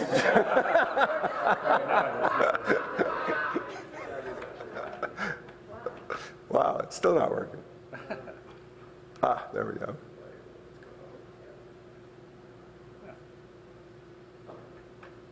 And that passes on a, do you need 5 votes or 4 votes? Who voted yes? So we have Councilmember Koo. You voted Corey, yes? And we have Councilmember Filseth and Councilmember Is it pass or not pass? It passes. All right. Passes on a 4-3 vote. Okay, so then on page 6, we're talking about parks and demand on parks. And I looked to staff to help with how this should be phrased, but, you know, this is all going to be built out. And we have a Mayfield agreement for the Mayfield soccer fields that expires, and I meant to look up what year it expires, but it will certainly expire not in the too distant future after the build-out of Phase 2. So they need to accommodate and reconcile so they either need to accommodate or replace the Mayfield soccer field playing fields. So I guess a way of putting that would be, well, like I said, I need help with language on that one. It's too late.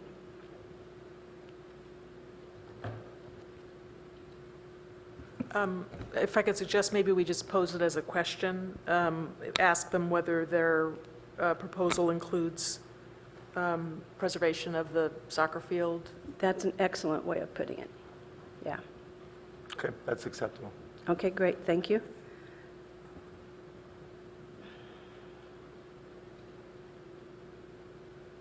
I can't read one of my own notes here, I'm sorry. I've written thank you here in a few places for the staff. Under transportation and circulation, remind me if traffic enforcement support is something that CEQA considers, because we have safety, public safety, you know, fire and police for those kinds of things, but we don't have in here mentioned the need for additional traffic or analysis of whether we would need additional traffic enforcement support. Well, typically, we would analyze traffic safety, so the safety of traffic operations in an EIR. I've never seen an EIR that identified the need for additional traffic control officers specifically. Usually that's within the public safety discussion. So that would be included in the public safety discussion then? Right. Okay. I'm going to hold you to that. On the next page, also still transportation and circulation, in the middle of the page, there's a based on information provided. After that, number 3, it says estimate transportation-related construction impacts, and I think the word should be evaluate, should it not?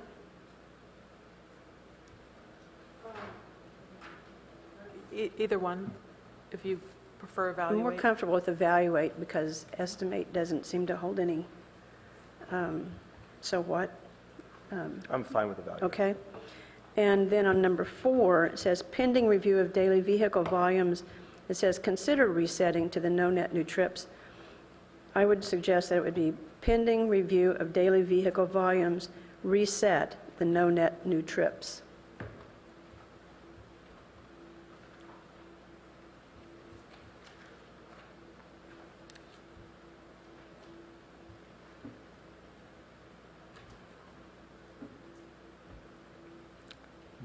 Does staff have thoughts on that? That change is fine, it really doesn't matter. Okay. Can I find with you? Same page here.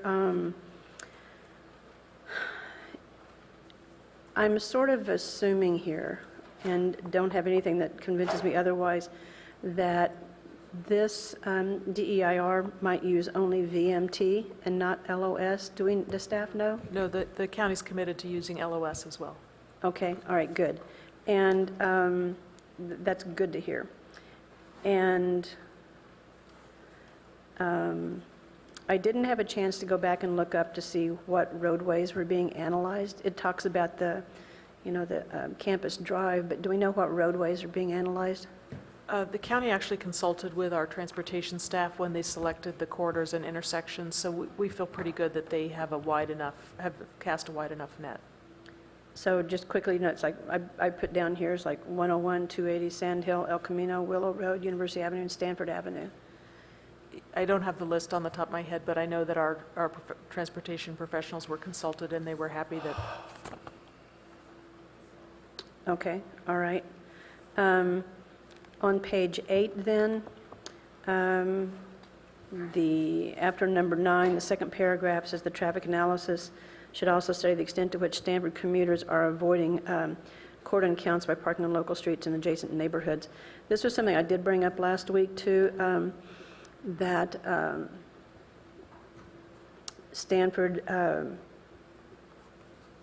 should contribute its fair share of ongoing RPP operations costs for Evergreen Park and College Terrace.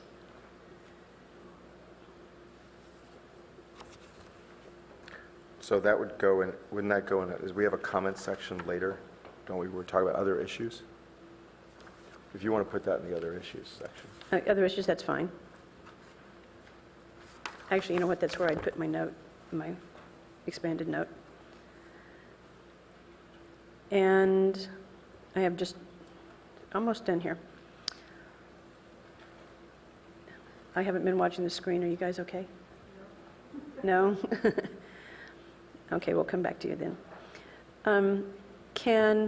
Under other issues, I'm curious about what social services impact, what impact there might be on social services or the demand for social services given the anticipated population growth. Is that something we could add under other issues? What was the question? The anticipated population growth for the build-out, is there a way to analyze or estimate what the demand for social services would be with that kind of population increase? Could you be a little more specific? Is there a service that the city provides that you think we would be overtaxed or extended beyond our current budget? Yeah. So for instance, we provide, one example would be like we provide funding for HISRAP organizations that serve the community more than the city does directly. But would that demand increase to such an extent that we would have to further increase social services funding? In other words, the homeless population increase because of, again, housing issues that we have here? Is there any way to analyze that? You know, I've never seen that done in an EIR. Maybe it's possible to do that based on the income levels you anticipate in the units, but it's truly a question. I don't know how to do it. It's truly a question. I'll look to Maker. You know, I guess I don't really see it as relevant. I don't see how Stanford's increase in their, campus is going to dramatically or significantly increase the homeless population. But just an example, and I don't know. I truly don't know. It's a topic that came up in a conversation with somebody else that I thought was worth carrying. Then just two last things. One is the 25-year foothill protection. Which protection? The 25-year foothills protection. Foothills protection. I'd like to ask that they change that to in perpetuity, and that's, again, other issues.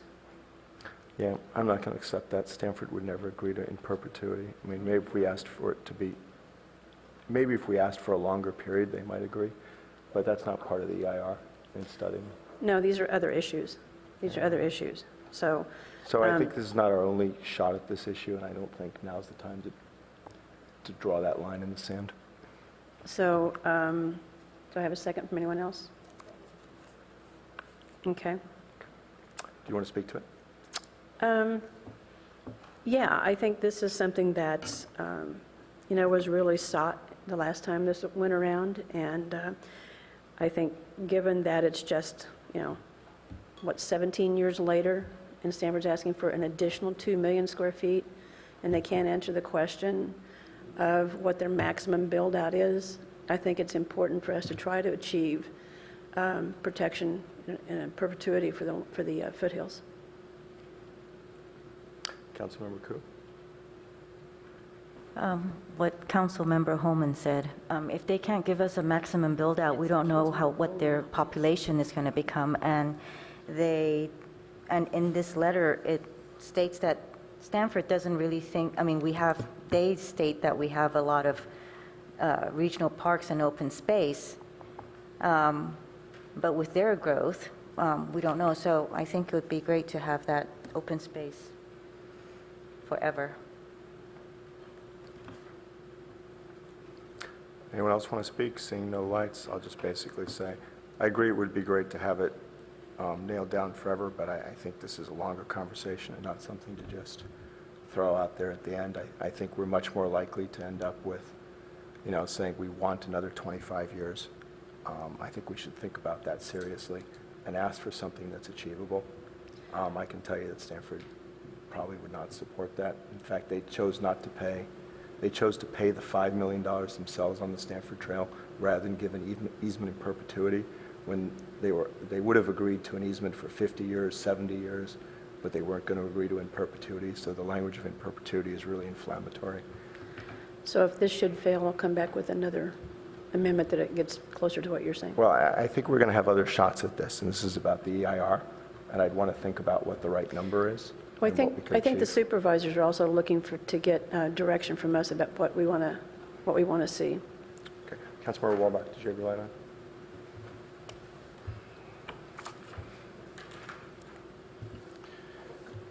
First, a question. The maker of this amendment suggests that it would go under other issues, correct?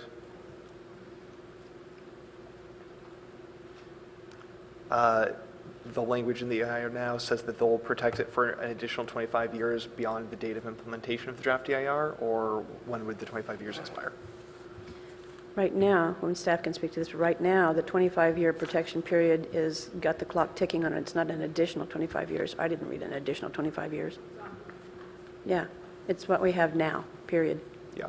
If this was going to say an additional 25 years, I'd support it, but I would not support it in perpetuity for the reasons stated by the mayor. I'll move an amendment to your motion that we replace it instead of in perpetuity, we just do it for another 25 years. Would you accept 50? No? I'm willing to reconsider it, but if you want to do it tonight, I'm willing to do 25 years.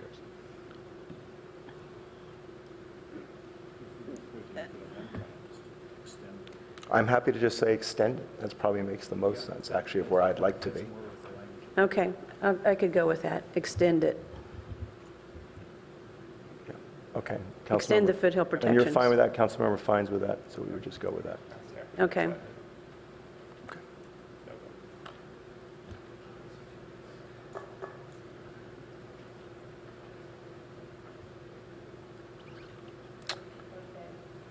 One last one. And the preface to this is, excuse me, that Stanford still has 750,000.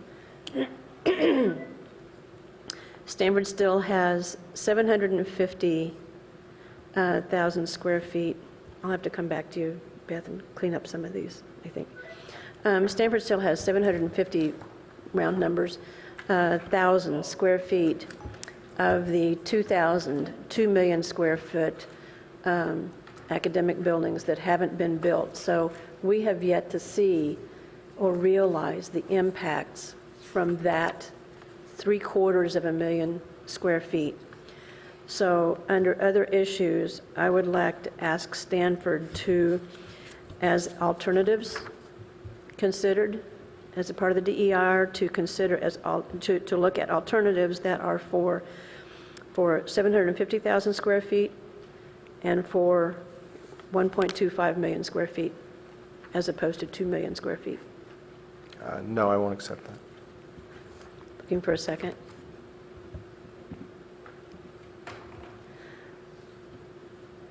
So is there any smaller number than 2 million square feet that you would accept? Anyone? Going once, going twice, going 3 times. Guys, look at, this Okay, is 2 million square feet, just 17 years after the last 2 million square feet. All right. Councilmember, are you done? You said it was the last one you had? That's the last one I had. Councilmember Walbach. Oh, that was for the thing? Councilmember Filseth, was that for the other thing? All right, seeing no lights, no one's going to get mad, can we vote on the board? Oh, wait, you need to clean this up. I agree, because it does say. I actually think that's a good idea. It's the thing to do. We should say it in here. We obviously don't know how to do it. No, we should say it. It should be in there. It is in there. No, I'm with you.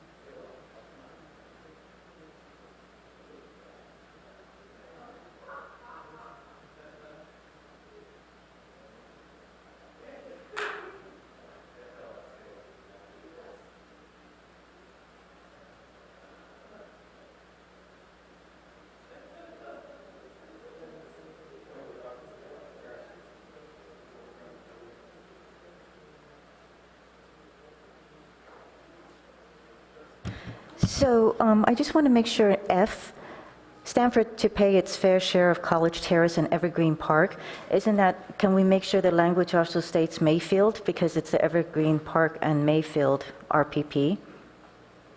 No, I think that was the intention, so I just want to check with Councilmember Holman. Okay. You're fine with that?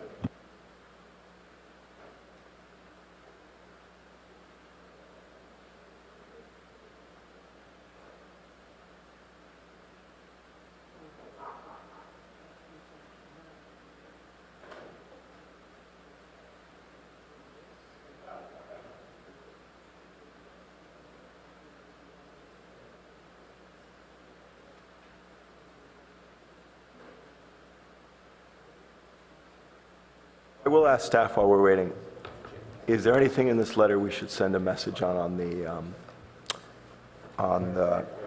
fire negotiation, given that I heard today from our chief that Stanford seems to have lost a little focus on that, in that there was some issue that came up? You know, we consulted with the chief and with the attorney's office on the language we crafted in the letter, so Okay, so you're feeling good about it. I just thought I'd raise it because I had some conversation with the chief yesterday on it, and it was, I think it's covered. Yeah, I think we're okay. And I should say that a lot of city staff contributed to this letter, and Meg was a wonderful organizer in kind of pulling it all together, but the chief was involved. We had help from Public Works and Utilities and CSD and a bunch of other. And I'll just say it publicly, since we're here and waiting for Councilmember Holman, if Stanford's listening, that I think it's time to wrap up those fire negotiations. I still think we should no bid it.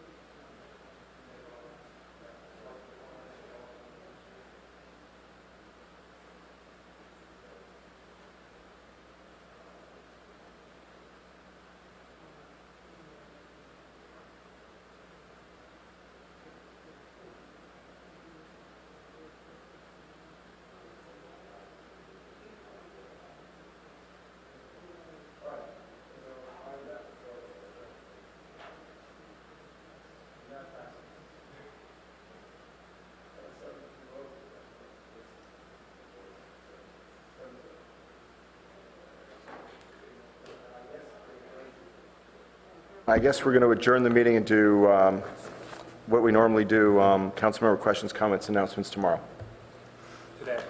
Today. We'll do it later today. Later today. The world of tomorrow, you know. Exactly.